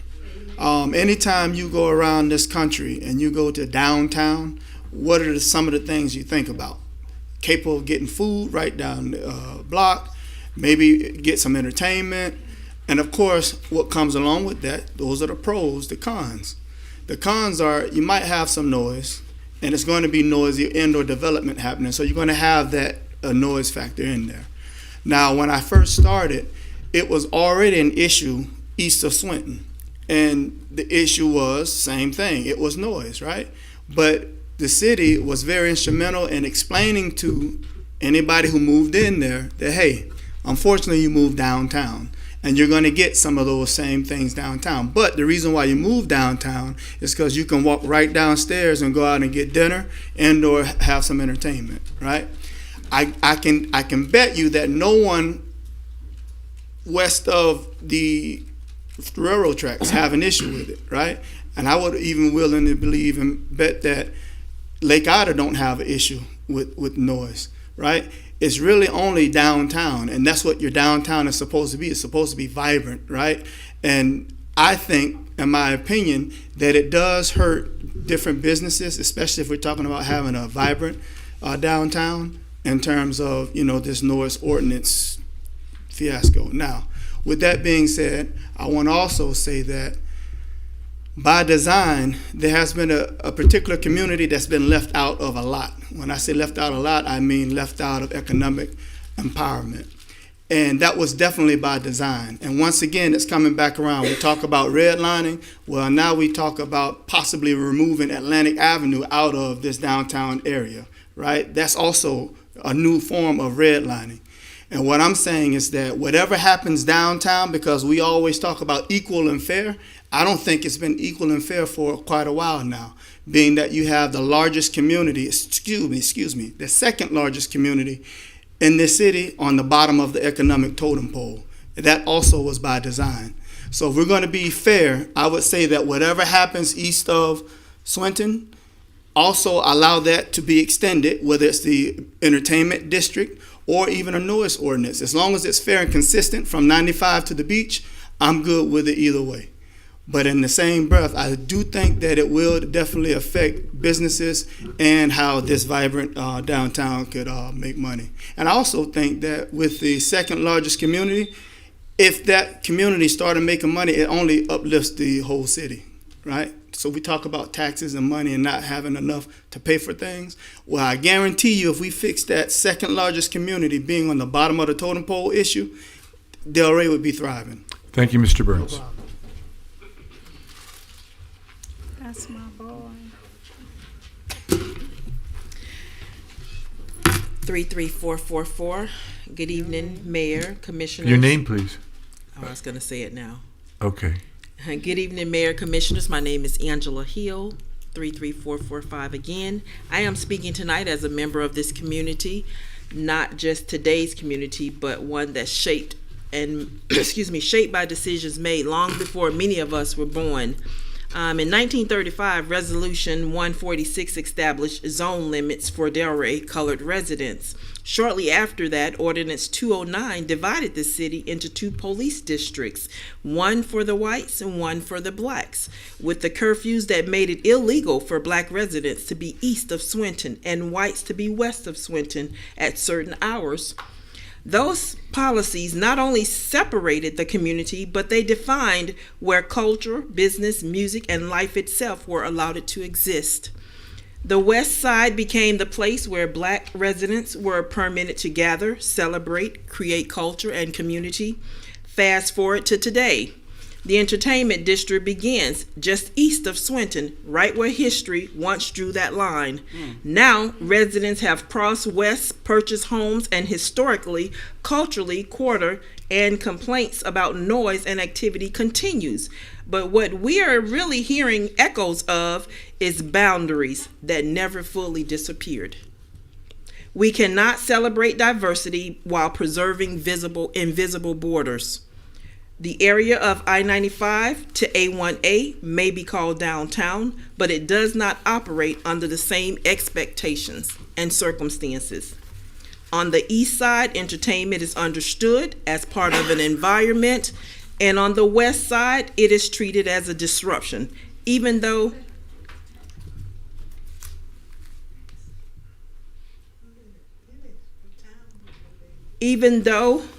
it existed there first. People should know the character of the neighborhood before they buy into it, not change the character after they have arrived. To extend the entertainment district west of Swinton is not special treatment for the residents. It's not an expansion, for expansion's sake. It is the correction, the acknowledgement, the culture placed there by segregation, which should now be restricted nor regulated by a few. The community deserves the same right to gather, celebrate, and sustain its businesses in the very area it is once confined to. The community asks that you extend the entertainment district to the westward, not just for businesses, not just for music, but for fairness and equality to all. Because sometimes equity simply means removing the last remaining line and making it visible. Thank you. Thank you very much. Good job. Lucy Suarez, 33444. I just want to give some perspective when we're talking about noise ordinances. I am a realtor, so if you want to buy sell real estate, shameless plug. But the average cost per square foot on the Ave is $90 per square foot. Let's just say you have a modest business that's 1,000 square feet. That's $90,000 a year, about $75,000 a month.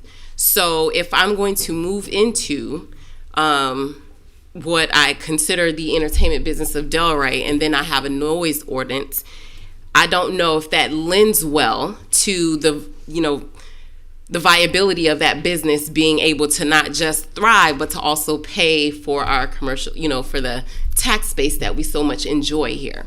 So I do want to give you perspective, like we just want to make sure we're not setting businesses up for failure, because I know of a owner right now is probably on his third tenant because of some of the noise ordinances are literally handcuffing some of his tenants. So not only, and then additionally, we all are on board for developing from the beaches all the way to 95. So when we're introducing these types of blockades, if you will, I don't want to say handcuffs because that's a little bit extreme, but when we're doing some of these hoops and things of that nature, we really do hinder a lot of what would be businesses there, robbing us of tax bases, robbing us of like developing and thriving in this viability that we want to see. And then my last thing, I just want to mention, when we are moving to, if you move to a rural community, there are pros and cons of rural communities. Of course, some of the pros is it's a little bit more peaceful, it's less traffic, and you get to probably do a homestead. When you move into a city, you have more services, you have convenience, that convenience comes at a cost, unfortunately. So I think for someone who is considering location and they're moving into a downtown area, it is, thought of, hey, I'm gonna have these things to deal with. And maybe we can offer them, silent impact windows that kind of isolate noises from outside. Maybe some of those things could be considered, but to just say, hey, this is no noise ordinance, I don't think that's fair.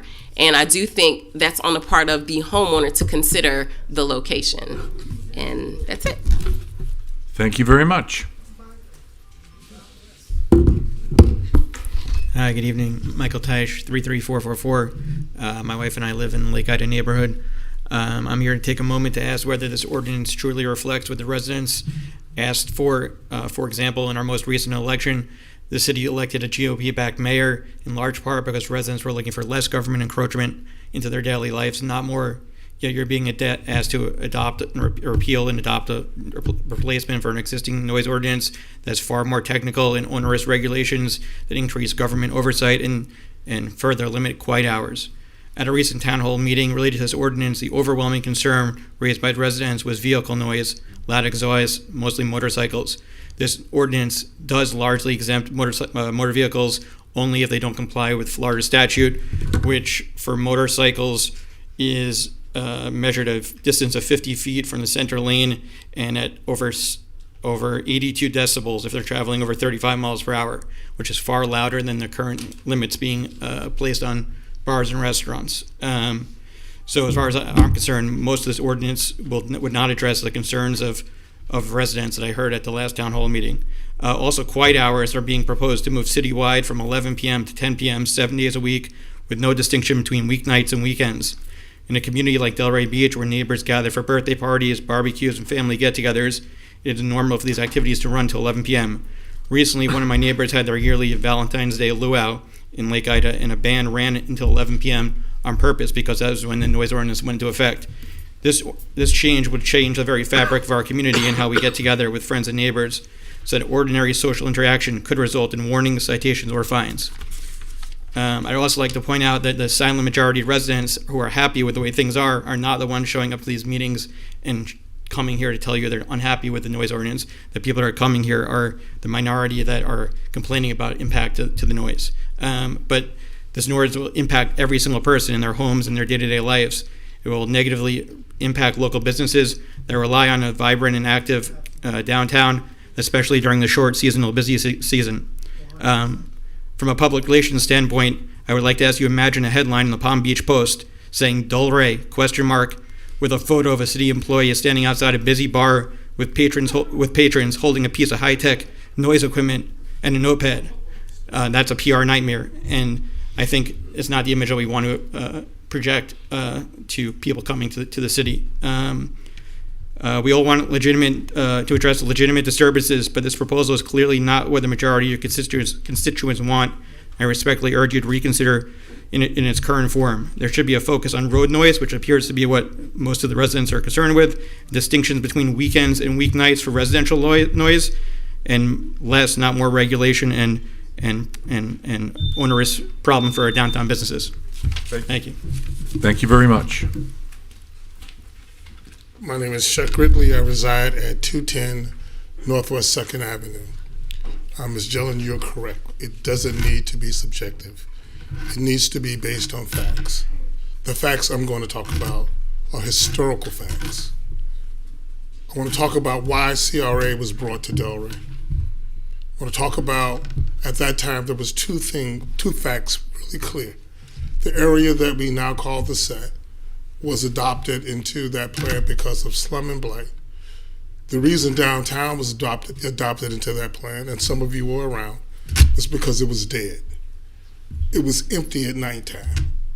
And what the CRA did, including DDA, and I see Laura here, they became advocates to make downtown pop. And during that period, they fought hard to make sure that the buildings and businesses and entertainment that came into that area got every resource that it needed.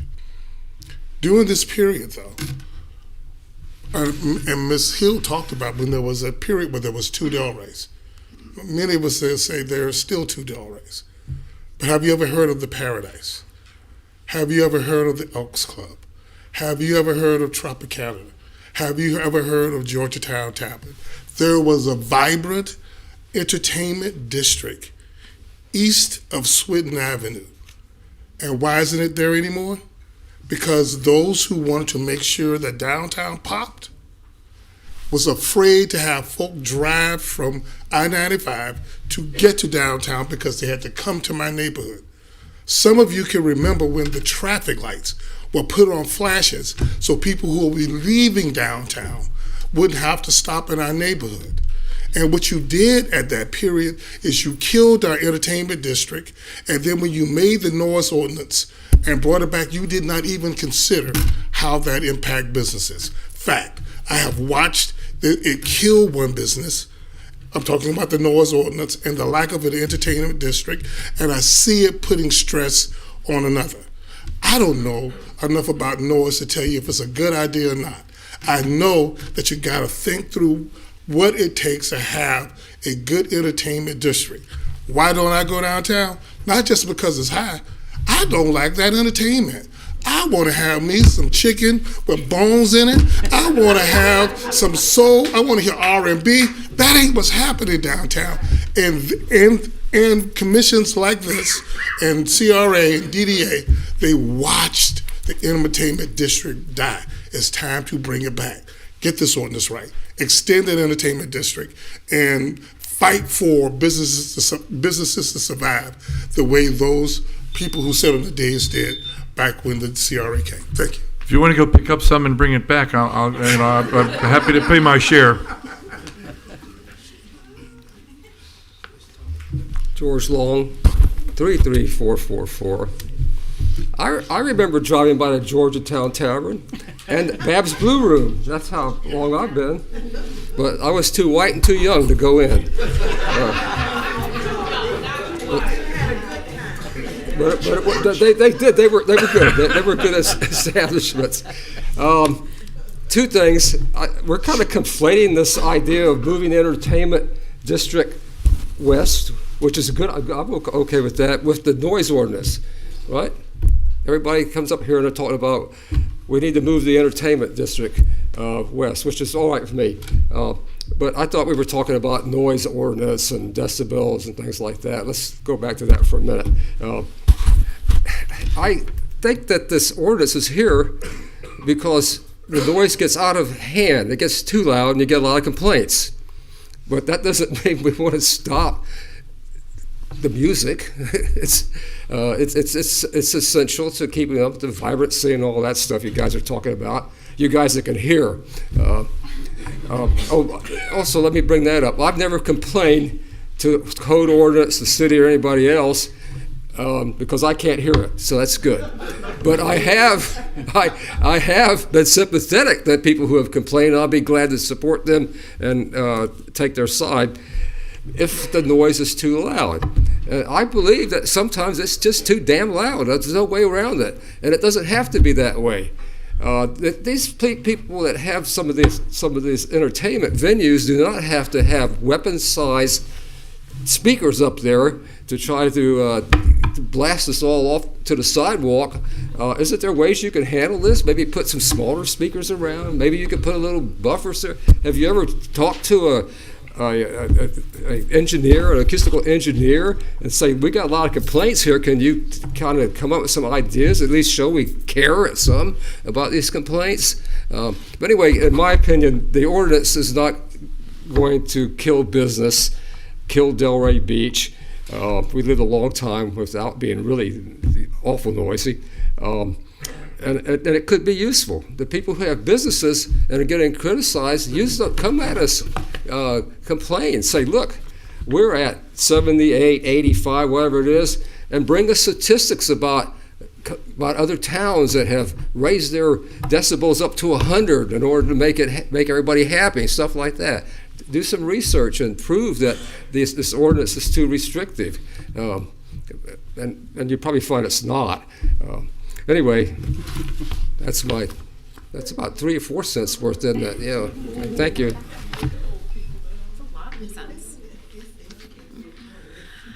Good evening, Laura Simon with the Downtown Development Authority. Our office is at 33483. I did want to share, we did submit a letter to you all back last Friday as our board did review several times the ordinance regarding our nighttime and sound.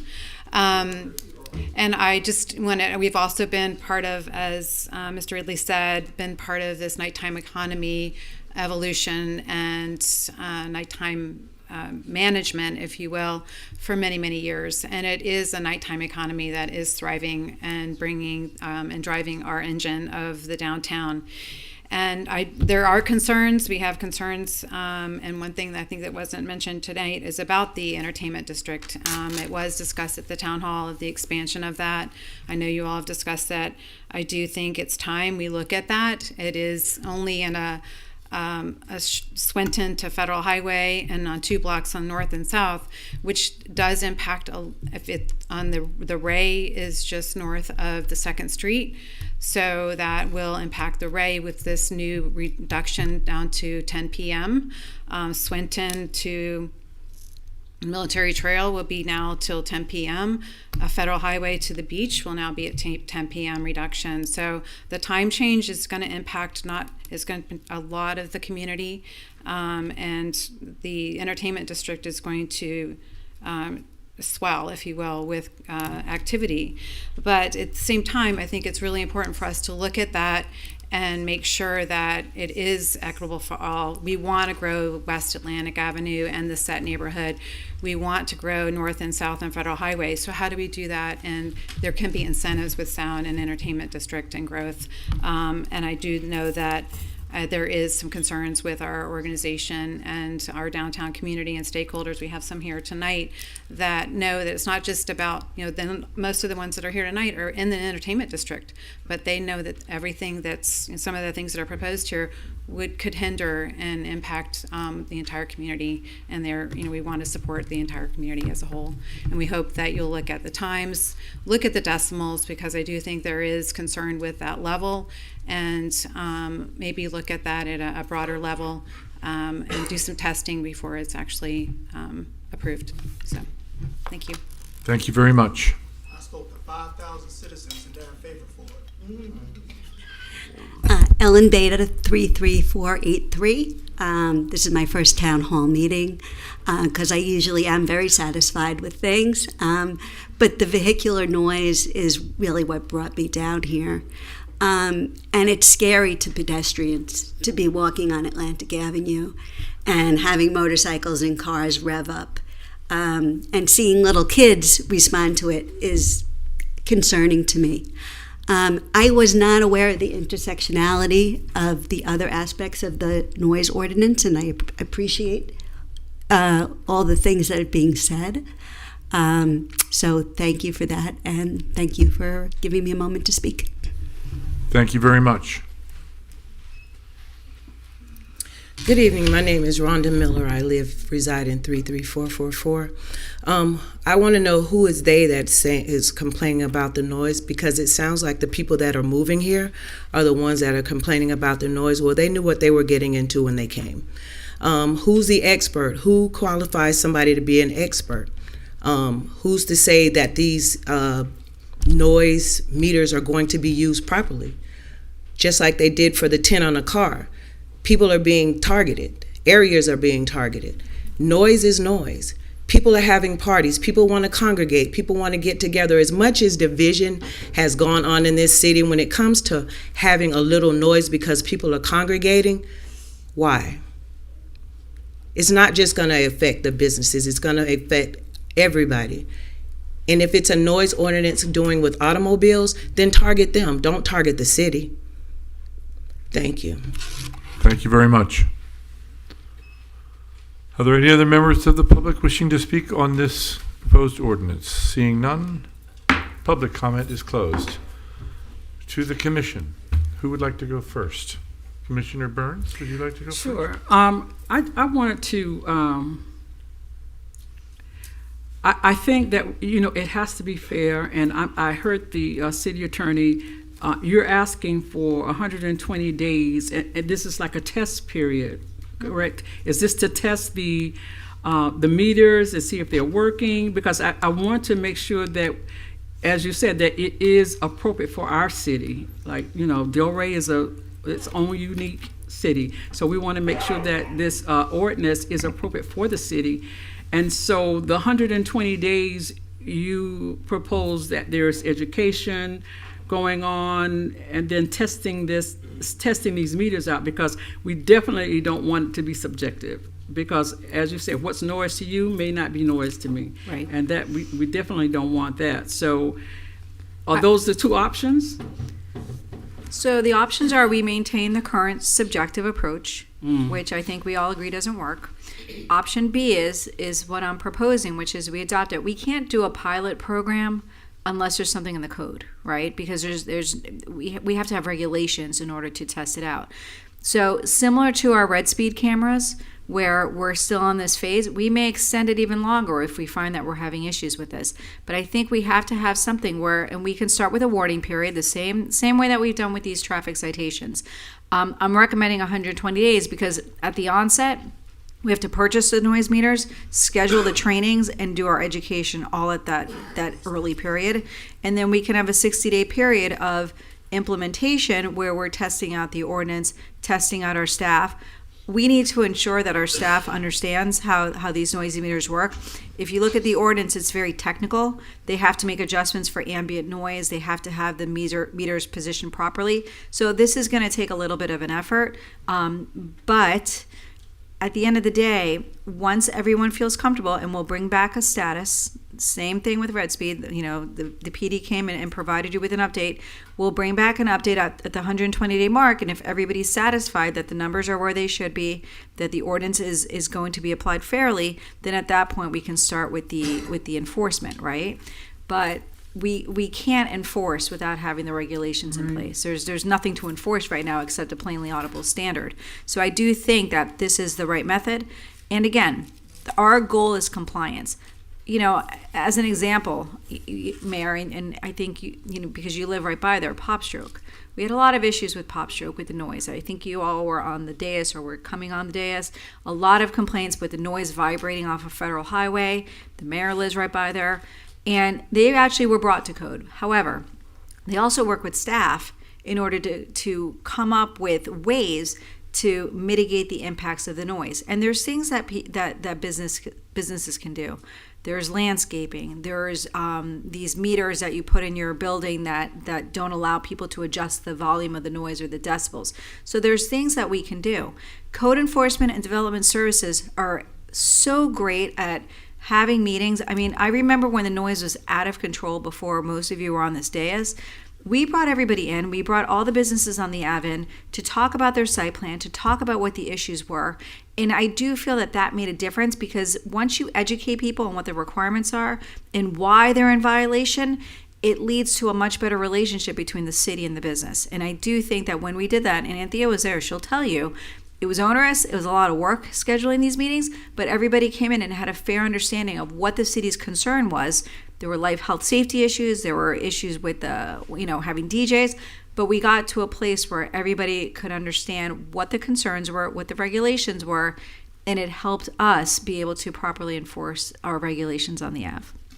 Okay, and in terms of one of the main complaints is about the vehicular noise.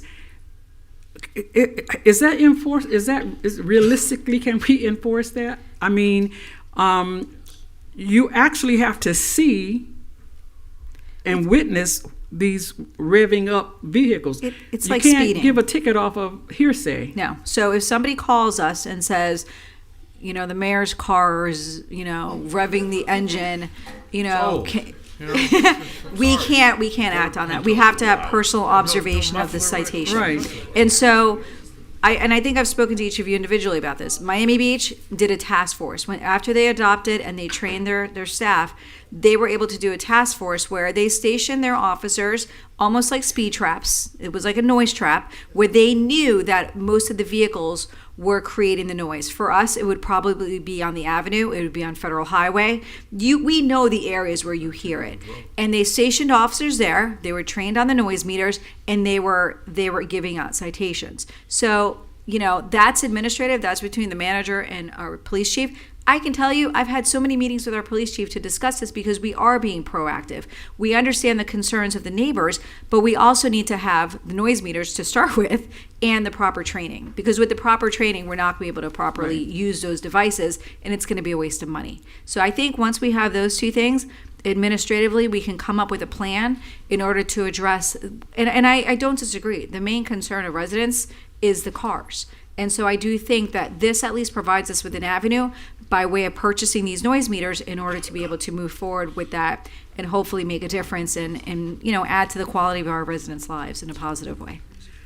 Well, I am in favor of proper training. I realize that the training is required, and I also would like to say that I think it's time that we also look at extending the entertainment district. So wherever that fits into this, now or later, I think that we need to give that some consideration and bring that back to the commission. Okay, I'm done. Very good. Mr. Markert. Yeah. I'm going to take 1 minute. I've been to all the noise meetings, and I would say that we've had very, very good representation from the community. Not from everybody. There are some pockets where we didn't get as much information as I would have been more comfortable with. But the noise that we're talking about in Delray is coming in 3 flavors right now when you break it down. Gas blowers, which are very, very loud, and our residents are very unhappy about that noise. The second thing are cars, motorcycles, and golf carts, particularly in the downtown area.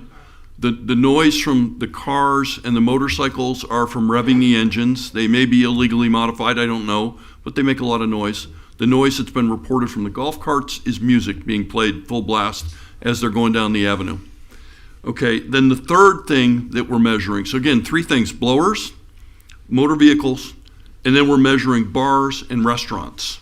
So there are 3 areas that we're measuring. The nice thing for all of these areas is technology is coming into play now, and we have some technology solutions.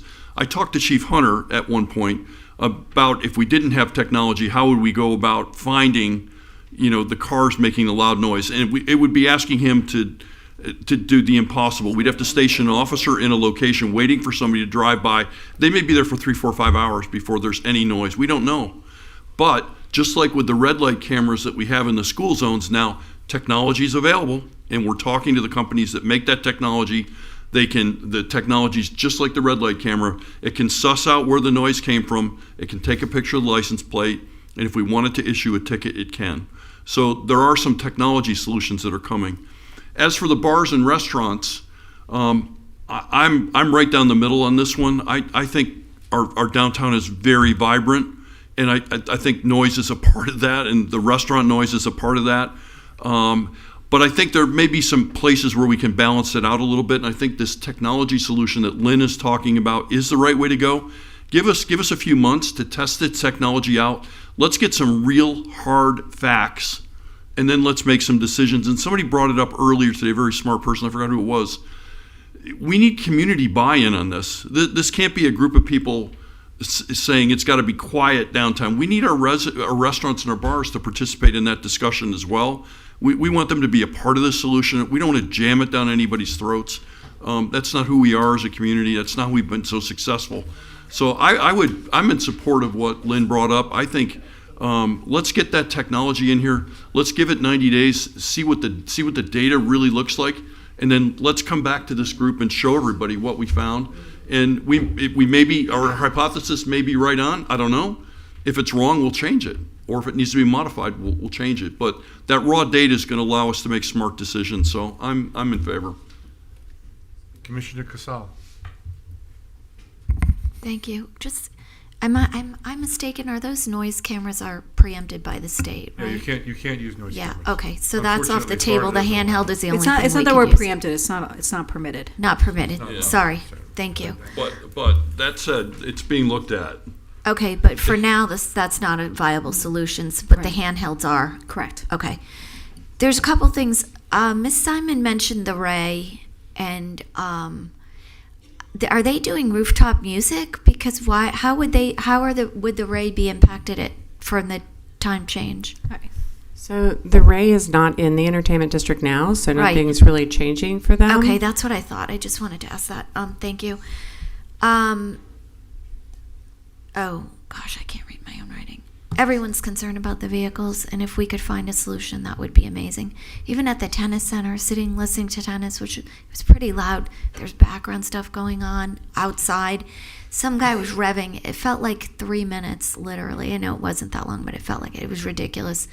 And I can't even imagine if you were eating on the street at that time. I was so far off the street, how offensive that would have been. And I think, it goes to quality of life and balance. And I know you're doing as much as you can in every aspect of the city, so I'm sure you're working on it. But maybe at some point, if we can talk about a timeline of like how long we think it can be, so that some of the residents who are constantly making that same complaint can have a sense of how long it's going to be. And another thing I want to say about this that we haven't talked about, and because I'm supportive of this, I'm getting so many complaints about people who are buying houses and using them on weekend rentals and Airbnbs, and they're just a party palace. So if, say, my neighbor sells their house to one of these people, then there's a party every single week, every weekend, music going on. And I'm hearing complaints. I mean, one of our most lovely city employees called me said, I don't want to be making complaints, but I don't know what to do. It's happening every weekend. There's another person who called me and said, literally every single weekend next to my house, music blasting all night long. And so I do think, because we can't really control those rentals in the way that we would like to, this is something we can do to give some relief to the people who are so unfortunate that have lived here for probably their entire lives and now live next to, basically. We can mitigate the impacts. Exactly. And that, for that, I support this almost alone. I think it's concerning if people on the Ave think that we're looking to shut down music on the Ave or shut down your party or any of that. We're not looking to do any of that. We are just looking to address a situation if we are getting persistent and repeated complaints. Because the only time we find ourselves making changes like this, and people should understand, we have an ordinance in place right now. It's there. Only thing this does is make it data-driven, not plainly audible. It's been said over and over again. But the only reason why we changed this was because we got so many complaints and we knew we needed to do something to give some relief to our residents. And if we implement this and we get complaints, we'll be reversing it, because that's sort of how we operate. But in the meantime, I see an area that desperately needs relief, and I'm supporting this. Thank you. Well, obviously, we have consensus for this, but just for the record, Angela Burns is, fairness. One of the great things about having an ascertainable standard is you are creating fairness. So people are going to have a definite thing to look at. They can turn it down. They'll know exactly what they're going to do. Commissioner Castell's quality of life argument is actually a very strong argument. I think there are people, all parties deserve quality of life. I was at an event not too long ago, and they talked about, they wish they could have it every night. There's some of us go to restaurants and we don't actually like to have noise blasting. We really don't. I know some enjoy it. I'm not really among them, but I help all the other businesses that want to do it. And Mr. Marker said, we are getting the technology, and I think with the proper training we can do it.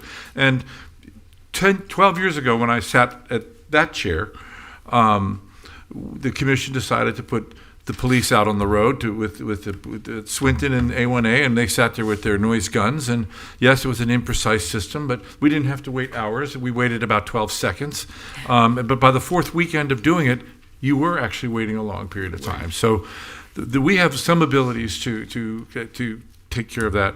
And I do think that I'm going to support this because I want to get started, but I don't think we're done with noise, because I do think we need to readdress the issues of the gas blowers, and we have to readdress the issue of also the other lawn equipment, because the trimmers actually, they say, are actually higher decibel level than the gas blowers, which I didn't know. So I talked to some guy down at Coral Gables, what they did. So, but they gave a 3-year transition because everybody's concerned about the cost. They're right to be concerned about the cost. They are expensive.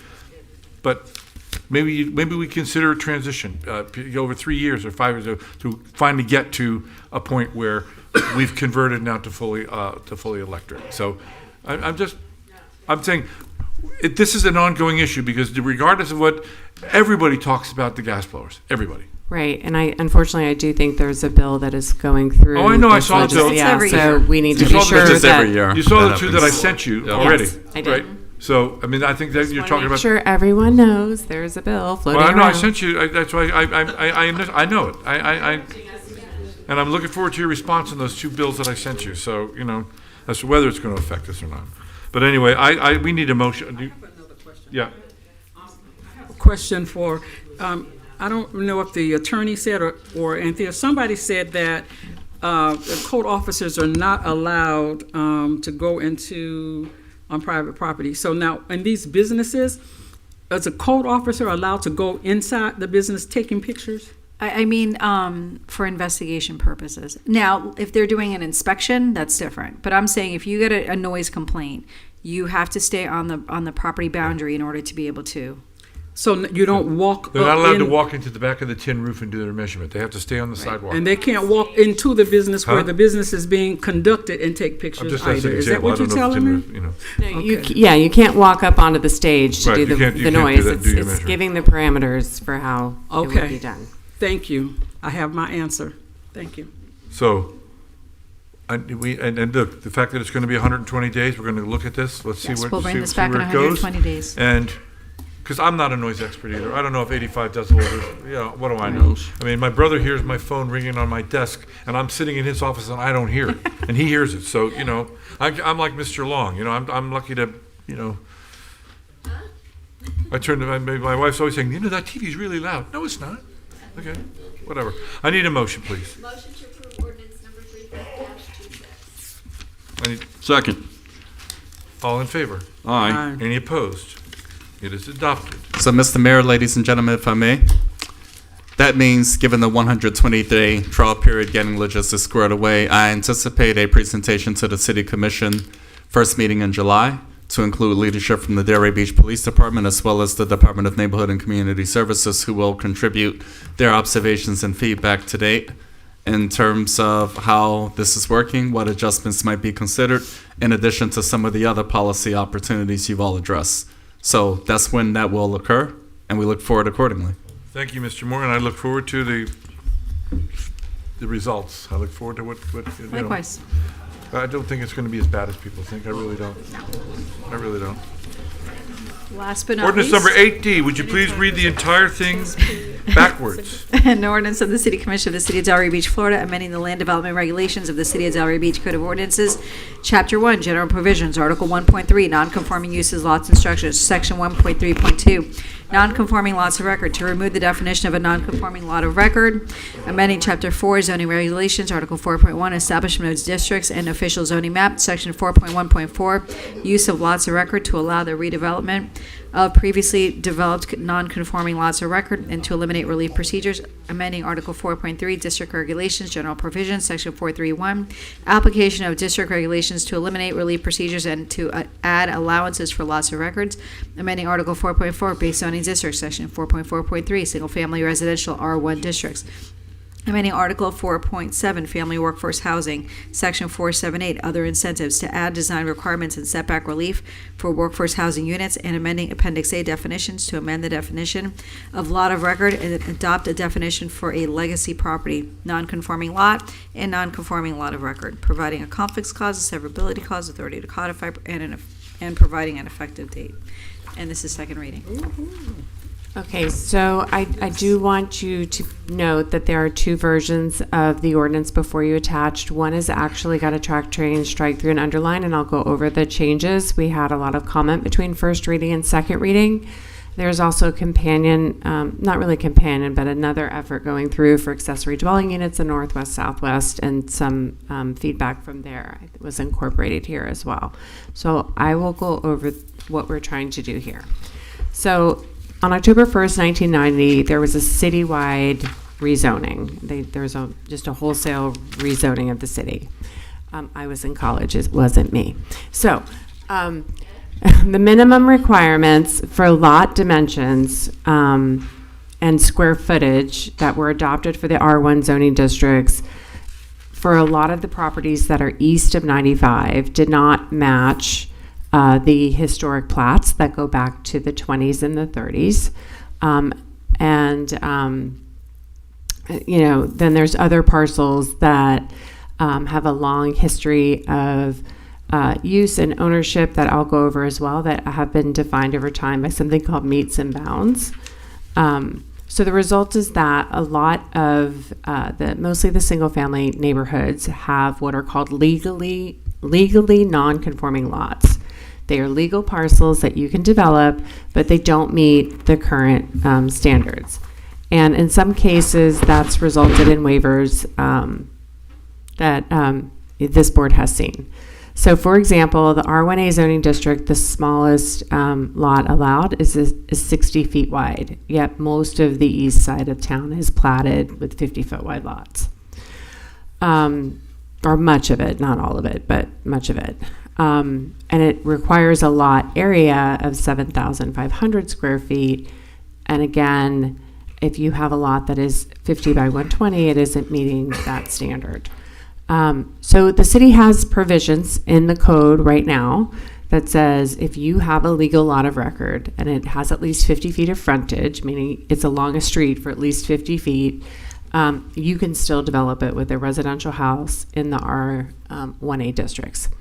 So this is a map quickly of the parcels that are green are less than that 7,500 square foot area requirement. And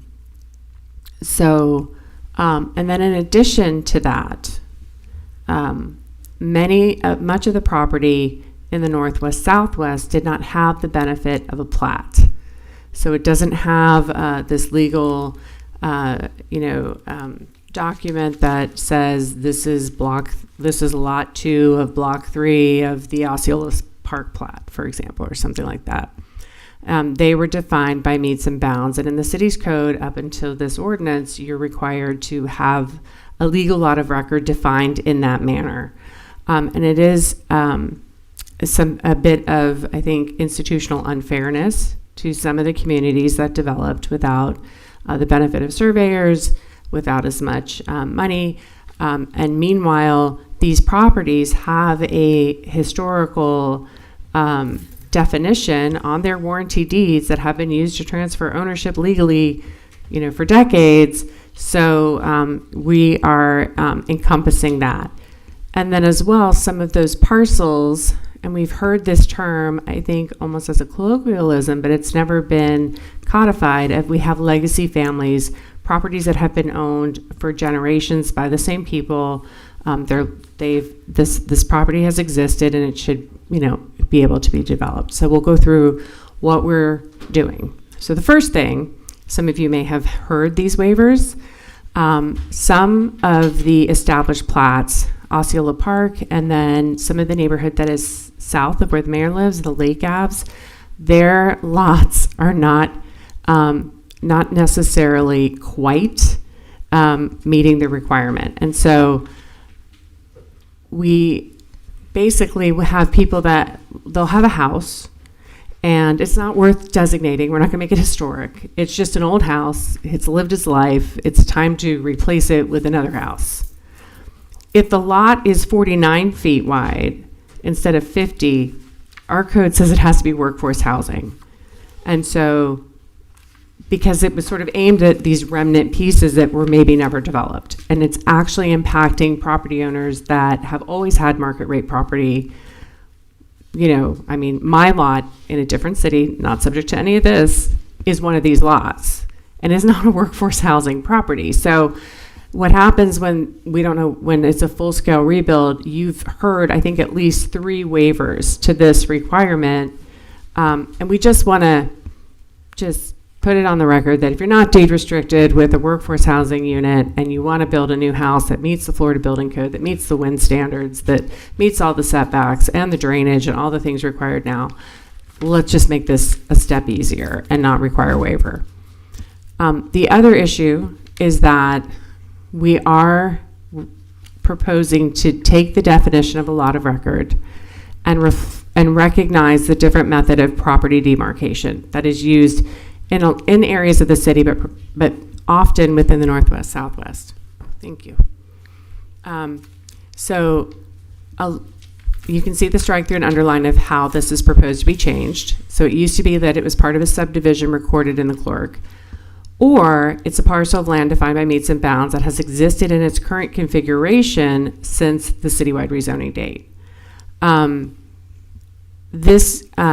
We have Rebecca Dossery is the long-range principal. She's worked on this exhaustively. We also had the benefit of Miss Barbara Pinkston joining our team after a long, career with the county, and the county had already tackled this issue, so we did have the benefit of staff on trying to look at how some of our other municipalities had tackled this, and it's given us, I think, a bit of confidence on how to move forward.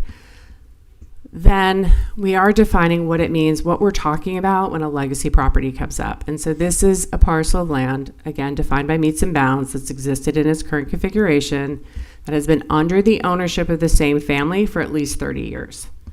If it has been under this duration of time with a family that is a longtime family for the city, we are calling it a legacy property. And really what that does is it says you're not going to be subject to the workforce housing if you're building it for someone in your family. If the lot is only 45 feet wide or 48 feet wide, right now you can only build it for workforce. And maybe these families, would meet a workforce housing requirement, but it requires a deed restriction and some other things. So the proposal is that if it's being developed or redeveloped for a family member, it can be done without the covenant. If that legacy property is being sold to anybody other than a linear descendant, then if it's less than 50 feet, it still needs to be workforce housing. Like it's great, you can build it, but it's got to be workforce housing then. And again, keep in mind, these are not necessarily lot 3 on block 6 of this plat. So that's what we're working on there. And again, all of these together, what's a lot of record, a legacy property, a non-conforming lot of record, a non-conforming lot, all the things. This is where we had, I think, some of the new issues that I'm trying to remember how I changed it from first reading. Okay, so this was it. Number 4. This gave everybody a lot of angst. There are, right now in the code, there's rules that you have to meet the current block standards and everything but the R1A district. And then if you're smaller, even if they're legal lots of record or they're legal lots now, you could develop them separately. And we had a little back and forth. It's gone through previous commissions. I think maybe Commissioner Burns may be the one that's been through these. That you have someone who has 3 lots together and they have a big house. And they're going to tear down the big house and then they're going to develop the 3 lots independently. The R1A district is the only district that you can really do that in. If you are in R1AA, AAA, AB, all the others, you've got to plat that property into lots that meet the current rules. So maybe you only get 2 lots out of that. So what had come up when we started to see this pattern happening, and I believe it was even still under May Petrolia, some of the idea was, well, maybe at least if you're going to get it to 2, fine, one's market, but one should be workforce. So it's a policy shift, and it has definitely not gone over well. So, and there are people that have made a financial investment with the expectation in the R1A district that they could separate the properties. The other problem is the way we've worded it is that it's too general, and it kind of works the other way in the neighborhoods that have bigger properties, right? So it's like, oh, great, we'll let you build smaller houses and put more houses on as long as we can get workforce. And their neighbors like, wait a minute, we were getting conforming lots here. Now you're introducing the non-conforming ones. So the proposal is that number 4 gets struck. We just take it out. We want to revisit different things at another time. We can do that with workshop or some other things. But I don't want the other efforts for the meets and bounds and the other legal ways of defining property to fall away because of number 4. So I'm going to show you the draft that is in there has it struck out. But I mean, it's red line, so I want you to really look at it because when you make your motion, then we need to be really clear on what we're adopting and what we're not, unless you want to come back for a repeat. Yes, But so it says here it is. new under this, so that's just, Yeah. okay. So I'll start with that. So the legacy properties are the new ones. Okay. That is for our long-standing families that have owned a property by meets and bounds that maybe have not been able to redevelop them easily because they weren't legal lots of record. This gives them the opportunity to jump in now when this passes, recognizing these parcels are legal lots, even if they're not lots of record, under the old definition they wouldn't have been, and move forward with redeveloping for their family, or go ahead and sell the property and make it available for workforce housing to someone else without having to plat. So that gives them 2 choices. It sort of unlocks some of those parcels in the northwest, southwest to move forward. So I'm going to show you what's on the red paper because it looks a lot like the regular paper. So the first thing is a lot of this is the language we have now. How do I put this? It was the previous grammar and the previous way it was said was you can't do this. It didn't really say what you could do. So that was like except for this, you cannot do that. And we were like, it was a very confusing section, just the way it read. So the first three are not meant to change anything that is allowed now. Okay, so if you've got a lot of record that has at least 50 feet of frontage, you can build a house on it. That's the rule right now, no matter what. In the R1 districts, if you've got two or more together that don't individually meet the lot standards, but they've been under the same ownership, this is the current rule, the lots must be replatted to meet all minimum lot standards. You've got to do it. But then says, this limitation does not apply to properties that are subject to R1A zoning. Okay. Before it said, except for this, you can't do that. And it was like this double negative that every time someone new started, we had to keep walking them through what it meant. So I'm hoping this is clear. Number 3 is saying that if you are subject to the R1A development standards. So in some of our zoning districts, RM, RL, there's probably more. If you decide to build a single family house instead of an office or a multifamily building, you just follow the R1A. So that's why that language is in there. If you're R1A or subject to it and you have less than 50 feet of frontage, but at least 40, you can do it for workforce housing. And you cannot do that in the other R1 districts that require larger lots. So this was really just trying to make the first 3 read more clearly. So that's, and then 4 was you're dividing 1 into 3, you should at least give us one as workforce housing that is taking some people that have invested money by surprise. So it needs to come out. Wait, say that again? Well, there are people that purchase property with the expectation under the old rules that they could divide them, but then it's also the neighborhoods with the larger lots, then they don't want them subdivided even smaller because they need to maintain the same sort of density and character that those properties have. So we're not permitting that. So the red, anything here is things that have changed. So then to address, this is non-conforming lots, right, of record, which now includes the meets and bounds definition where it didn't before. To address a shortage of workforce housing, non-conforming lots of record having 50 feet or less of frontage, but at least 40 feet and 4,000 square feet of area may be used for workforce housing and have the following adjusted development standards. Some of these adjustments came out of the study that Opticos did for us for ADUs.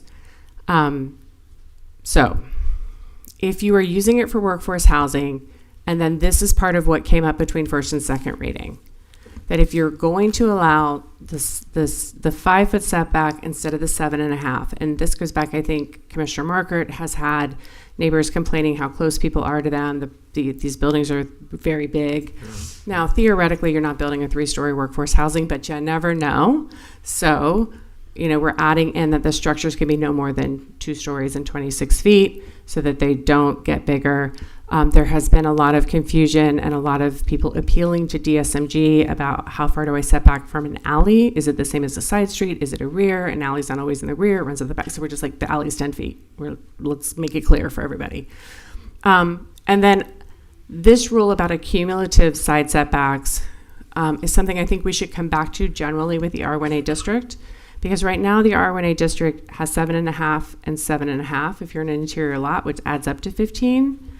But it might be better to go 5 and 10, so a drive could go up the side. There's just some things that also came out of Opticos that we should think about, but it actually would have made more setbacks for the workforce housing than what's currently allowed, so I took it out for now, and we can revisit it. The other things, this came out of the Opticos as more being able to allow properties to retrofit that. Some of the things, again, like what we were talking about with the waiver before, is that the open air elements, or what makes a house, is a quick way to do the curb appeal, quick way to upgrade houses. And so, like in the central business district, where certain elements are allowed to come forward into the setback, this would allow for porches to come in up to 6 feet.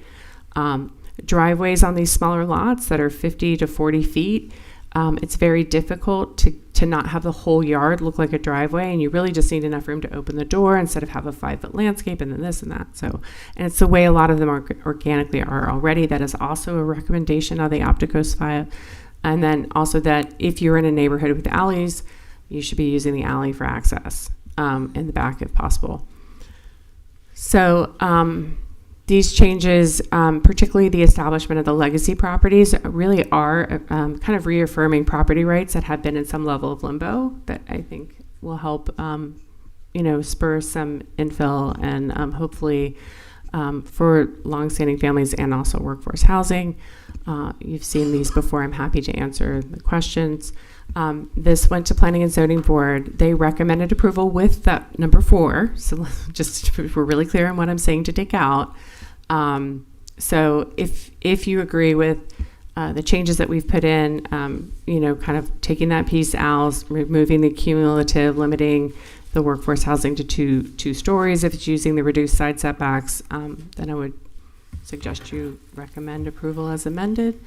If you're not comfortable with the changes, we can come back again and re-advertise. It's fine. Let me ask you a question, because the way you looked at Lynn when you talked about being able to push it, is it your preference that because you're usually very careful, and so that's why I'm asking this question. Is it your preference that we push this back?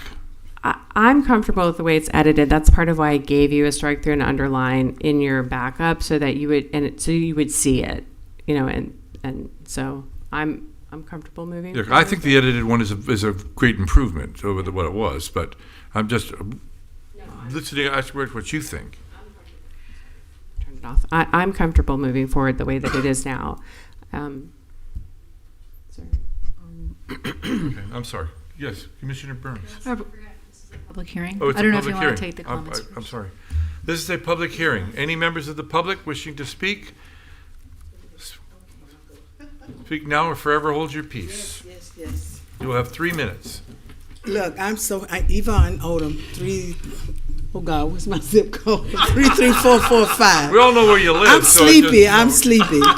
Anyway, as I'm speaking now as president of Delray Beach CDC since 1992, we had 2 of these non-conforming lots already set to build for 2 of our young men with families, coaches over a particular organization. I won't put their names out there.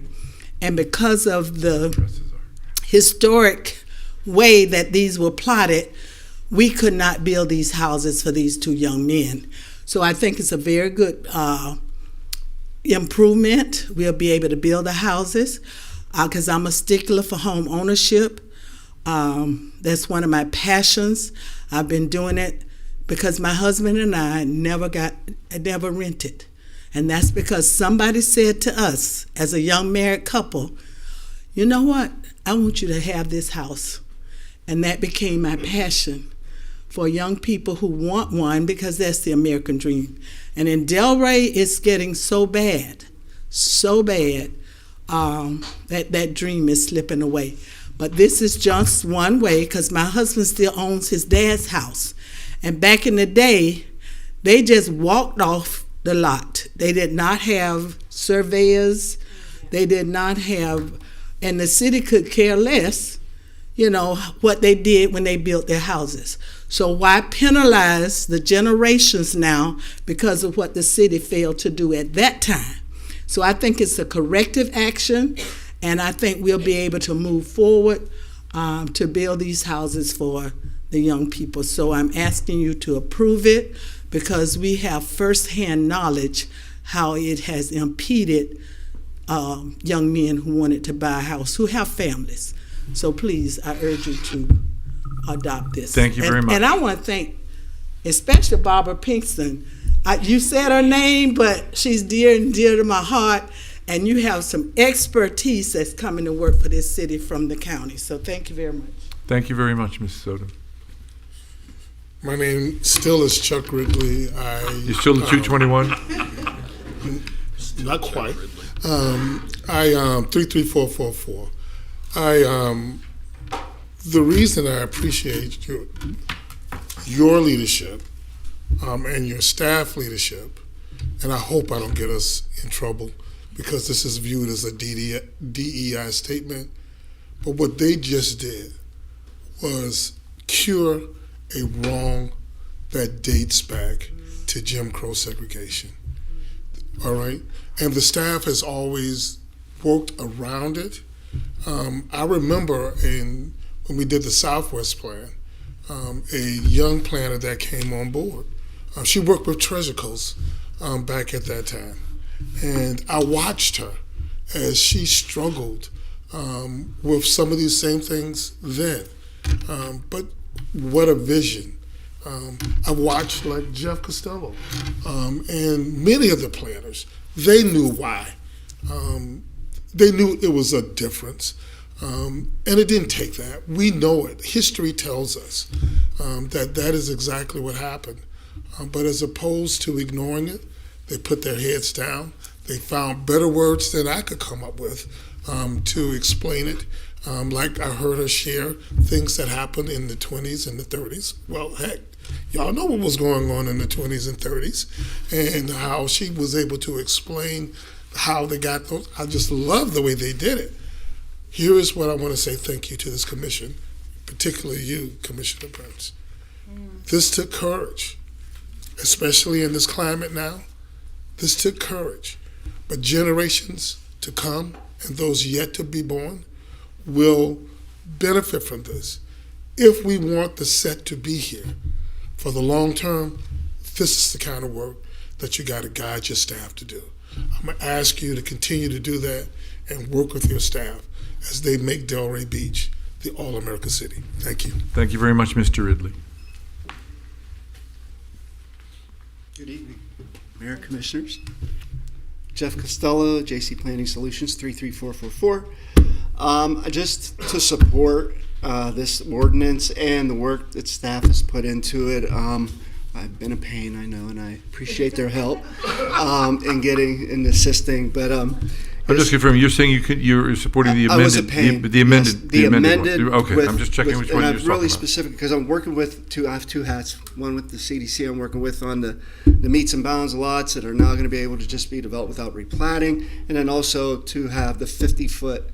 The minimum 50-foot to allow that reduction in the setback for a workforce housing unit.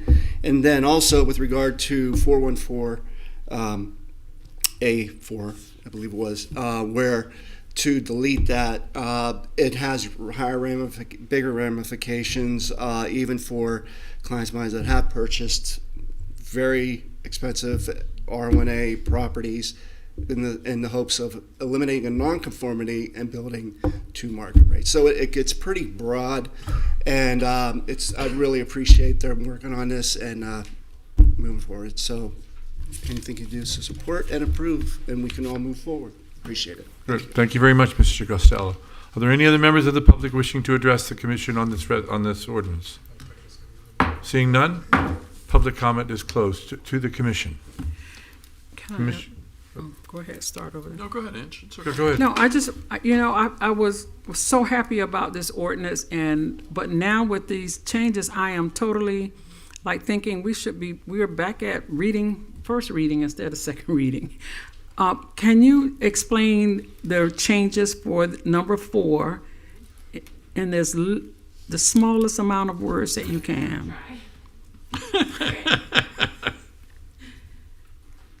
That was a lot. And even the red is a lot. I know. So if you can just explain what that eliminating that does, less words as possible. Okay. So right now, if you're R1A and you have 3 lots. Right. Lot 1, lot 2, and lot 3. So keep in mind at 50 feet wide, Right. those are substandard. They're supposed to be Got it. 60. I'm there. So right now, if you are in any other district, you can't divide those into individual lots to build them unless you're meeting the 60, the 80 on the corner, whatever the rule is, right? But in R1A, you can go back to the original plat of those 50 feet, even if you've owned them together for a long time. So we were trying to add a rule that said if you went back to that original plat in R1A, half of them needed to be workforce instead of all market rate. Even though right now they've historically been able to do market rate. Okay. The other thing was that if we let the other districts, R1, AA, AAA, AB, do this, then you're going to get more houses in those neighborhoods. But the lots then were now, we were, I think, inadvertently encouraging more non-conforming lots in neighborhoods where the yards were much bigger. Okay. The upside is you would get more workforce housing, which, as we know, the levels that we're price pointing at are not particularly onerous. I mean, it's not, so it was an effort. We tried it. To be honest, we didn't go rogue. This had come up from the dais over and over again, that this was a way that the neighborhoods were densifying, and should we be allowing it and should we not? So it was really focused, to be honest, on R1A. It doesn't say that in number 4. And so I think it's just too much of a shift to do right now. Like it's just too much of a policy shift. Let's put it that way. The rest of this has come out of the Opticos analysis, longstanding review of what constitutes a legal lot of record, and other things like that. So it relieves a person who has a larger, more expensive lot from having to put workforce housing on it. It says, so right now, if your lot is at least 50 feet wide, right, you don't have to do workforce housing. Correct. It's if you're at 48, 49, something smaller like that. So if you had 2 of those 48s together and you were going to separate them into, I don't know. I'm getting tired too. I'm sorry. I got it. So if you look at what's in 1 and 2, basically 4 was starting to conflict with what we said would happen in number 2. Got it. And then the allowance that number 3 gave you, it was sort of, starting to impede on that too. So it just wasn't worth. Okay, I think I got it in Mr. Laundrie's email. It explains it. I got it. It's a good change. Okay. I'm ready. Mr. Clark? I don't have any further questions. Commissioner Casal? So we revised this because we followed what they did in, you said, West Palm? No, I'm sorry. The only part that we were struggling with was the definition of lot of record. Adding number 2 is consistent with the way the county has handled parcels of land that have been transferred through warranty deed over the years in a legal instrument that is different than a plat. And we have a lot of the same issue. So this is just saying, just because the parcel wasn't platted back in 1930 doesn't mean that's not a piece of land that is developable. Right now they'd have to plat. And that's not cheap. Okay, and there's not many changes. I mean, like you're taking that combined 15 and making it, which would be 7.5 on each side, and it's just going to 5. But if they're on the alley or the street, it's still 10. It's not a lot of changes. Can I ask a question though? And forgive me because this is going to sound. We're doing it for the legacy families, which is good because the intent is to keep the people here and allow them to benefit off their land and make money. Is there a concern at all, though, in these instances that people can then be taken advantage of somehow? Like, in other words, I'm just thinking about how people can come in and encourage them to develop their property in a particular way. I mean, are we concerned at all about that?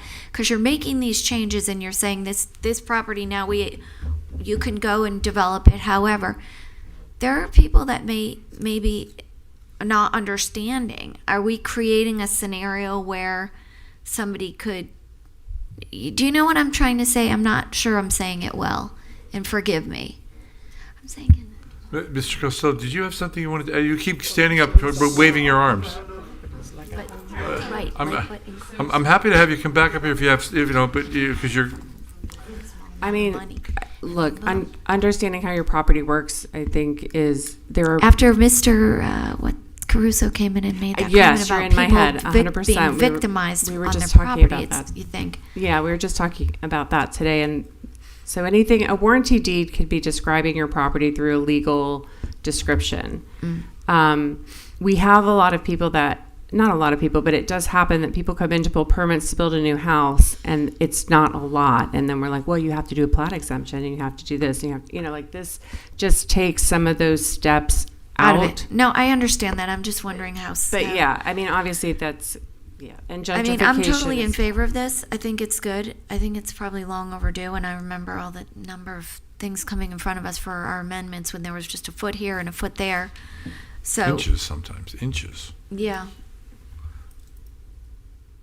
Okay, are you finished? Yes, thank you. I'm in favor of the amended version. I think it was a much improved version. I certainly think that the I understand the concern about being taken advantage of, but this is a great way. Most of these legacies are in the northwest, southwest neighborhoods, and it allows these families to create some wealth. It really does, and so I think it's very important that they have that opportunity, because let's face it, all the other real estate in town has gone up in value, and this has great opportunities to increase in value if you can build single-family market rate houses on them. So right. I think that your amendment really does a lot to help, that community, the Northwest South, the legacy community, and so I'm in favor of your amended version. Yeah, I think I think you've done a good job. That's why I asked you to begin with. Did you want to push it forward, just do more work? I mean, or you think you finally got it right here and you want to hit it? Good. Then I need a motion. Motion to approve ordinance number 1026. As Second. amended. As amended. As amended. Second. All in favor? Aye. Aye. Any opposed? It is adopted. Anthea, you rock. No, good work, Anthea. I That mean, was complicated. that never, because well, now you're going to deal with people in the lobbies. There you go. All right, we are now, no first readings, comments and inquiries on non-agenda items. Mr. City Manager. I yield at this time. Thank you. Okay, Madam City Attorney. I yield. Thank you. Yeah, with your all the money you're going to go floating Thank on you with, all. I I love working here and working with Absolutely. City Commission, Commissioner Casal. Thanks. I want to congratulate Marjorie Waldo. Boca Magazine named her the best of women in business 2026. That's exciting. Delray Reads is Thursday a.m. We're reading C. Marcus Grow. I think there are probably still spots available. Right now we have 146 readers, which is super exciting. Thursday morning, just want to say thank you to everybody. The Delray Open was amazing, as it is every year. The Barron family, the city, the sponsors, the volunteers, our crazy, amazing Parks and Rec department, and Mr. Hassan Hajimiri, who saved the day bringing in a generator when ours wasn't working. There was no play on center court for over 45 minutes, and he definitely saved the day. I want to remind everybody, Lori Durant had sent us an email about the event Saturday, February 28th, 3:30 to 6:30 at Lily Pulitzer, the Francis J. Bright Women's Club. It's to support a mentoring program for 12th grade girls in the debutante program. And also, lastly, could you just give us an update at some point on how we're doing with respect to the hiring of the purchasing director? I'll be in touch in the coming weeks with an overall approach as well as the hiring process. Thank you. Commissioner Burns. No, I'll just say that the Open was great. I think it was, it gets better and better. I'll just say it that way. And congratulations to Marjorie on her recognition, and I'm done. Okay, Commissioner Marker. Just real quick, I just want to say a quick shout out to all the folks that worked at the Open. Some people put in some incredibly long hours. The Parks and Rec people were there from morning to night, and it didn't go unnoticed. And that event was great, and everybody loved it. And I just want to say thank you to the staff and the volunteers and everybody that put in the long hours. It was appreciated. Came off great. Okay.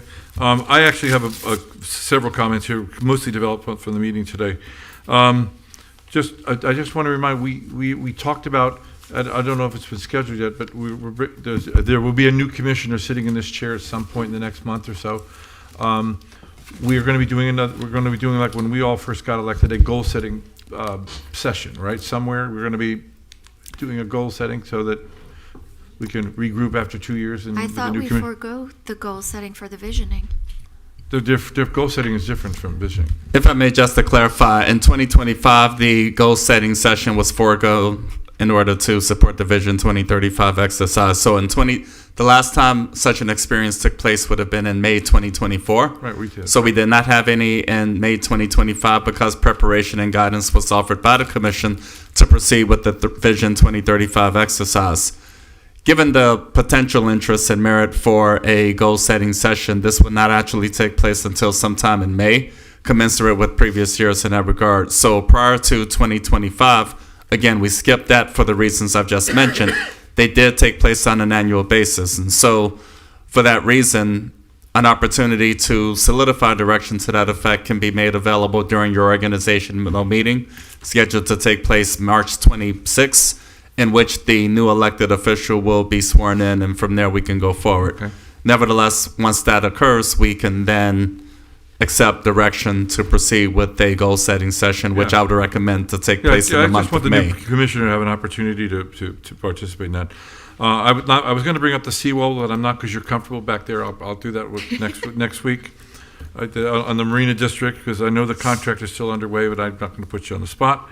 The compensation study, I had in my notes to look at it, that was like 6 months ago, to review the compensation study, because you had talked about we were going to that you were going to be implementing things of the compensation study, and because there were recommendations on salaries and recommending this. Do we have any update on how that program went? Sure, and I recently did my best working closely with the Department of Human Resources to visit with all of you individually to aggregately discuss efforts being made by the City of Delray Beach going back to the fall of 2024, what the structure is, and some clarity in terms of what's been executed to date, so as to prepare for recommendations that will become commensurate with fiscal year 2026-2027's proposed budget process. Likewise, we'll be before you all in the coming weeks, next few months or so, in terms of what that looks like. I think it's appropriate for Director of Human Resources, Dwayne DeAndre, to be given an opportunity to share with the Commission, for the record, what's been achieved in this regard, what systems are in fact in place to demonstrate the forward momentum I just described in general.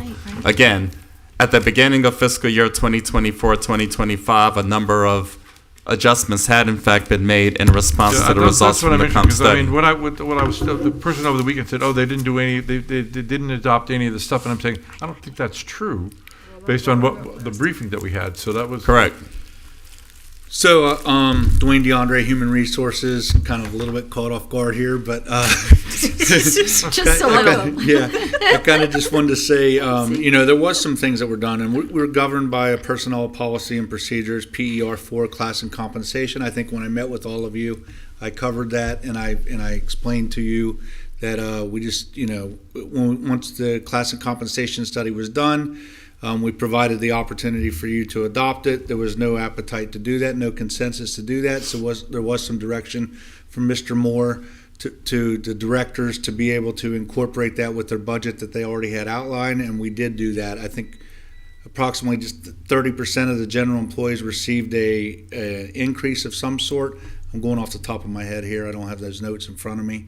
And that's something that I'm going to bring before you guys in a presentation, I think, here that Mr. Moore just talked about. Well, that's fine. You don't have to do it. That's fine. I just wanted to kind of see how we were, what measures we've adopted, and Yeah, so we've actually done some benchmarking and going to have some recommendations for you coming up here in the next few months, according to CPI and what was provided to us for the class and comp study as well. Fine.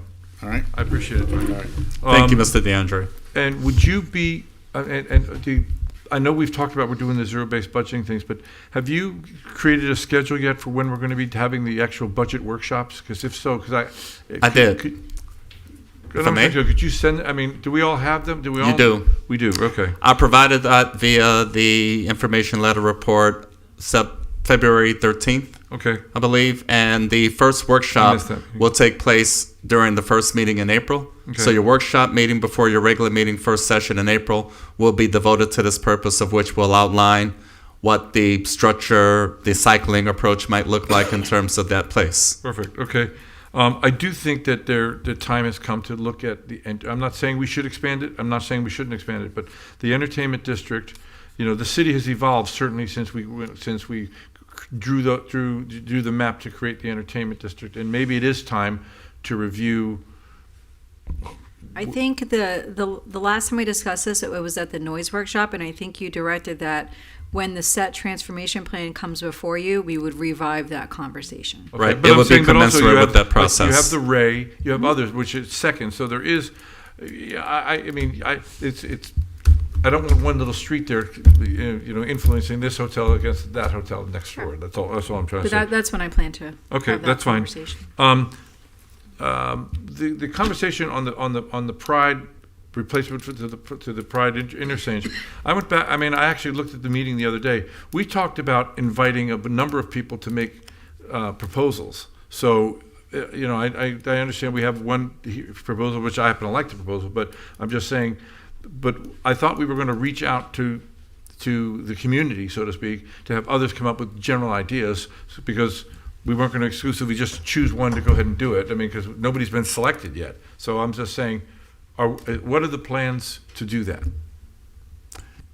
So this goes back to the discussion we had back in fall 2025. No, that's why I'm raising it. I went back and I saw the meeting. We talked at that meeting about coming back with something, inviting the community to come up with some ideas. Other than what was approached today, we hosted a town hall engagement in early October. I recall. So I hosted that, and the general discussion was along the lines of any interested parties having the ability to come forward to the city of Delray Beach to express some level of interest, some commitment in that regard. So far, only one has. Correct. And again, that has not been brought to the office of the city manager. So as far as I'm concerned, there's nothing formal as of yet. I'm just trying to find where Correct. we are in it. The door is still open. That's what it comes down to. Right.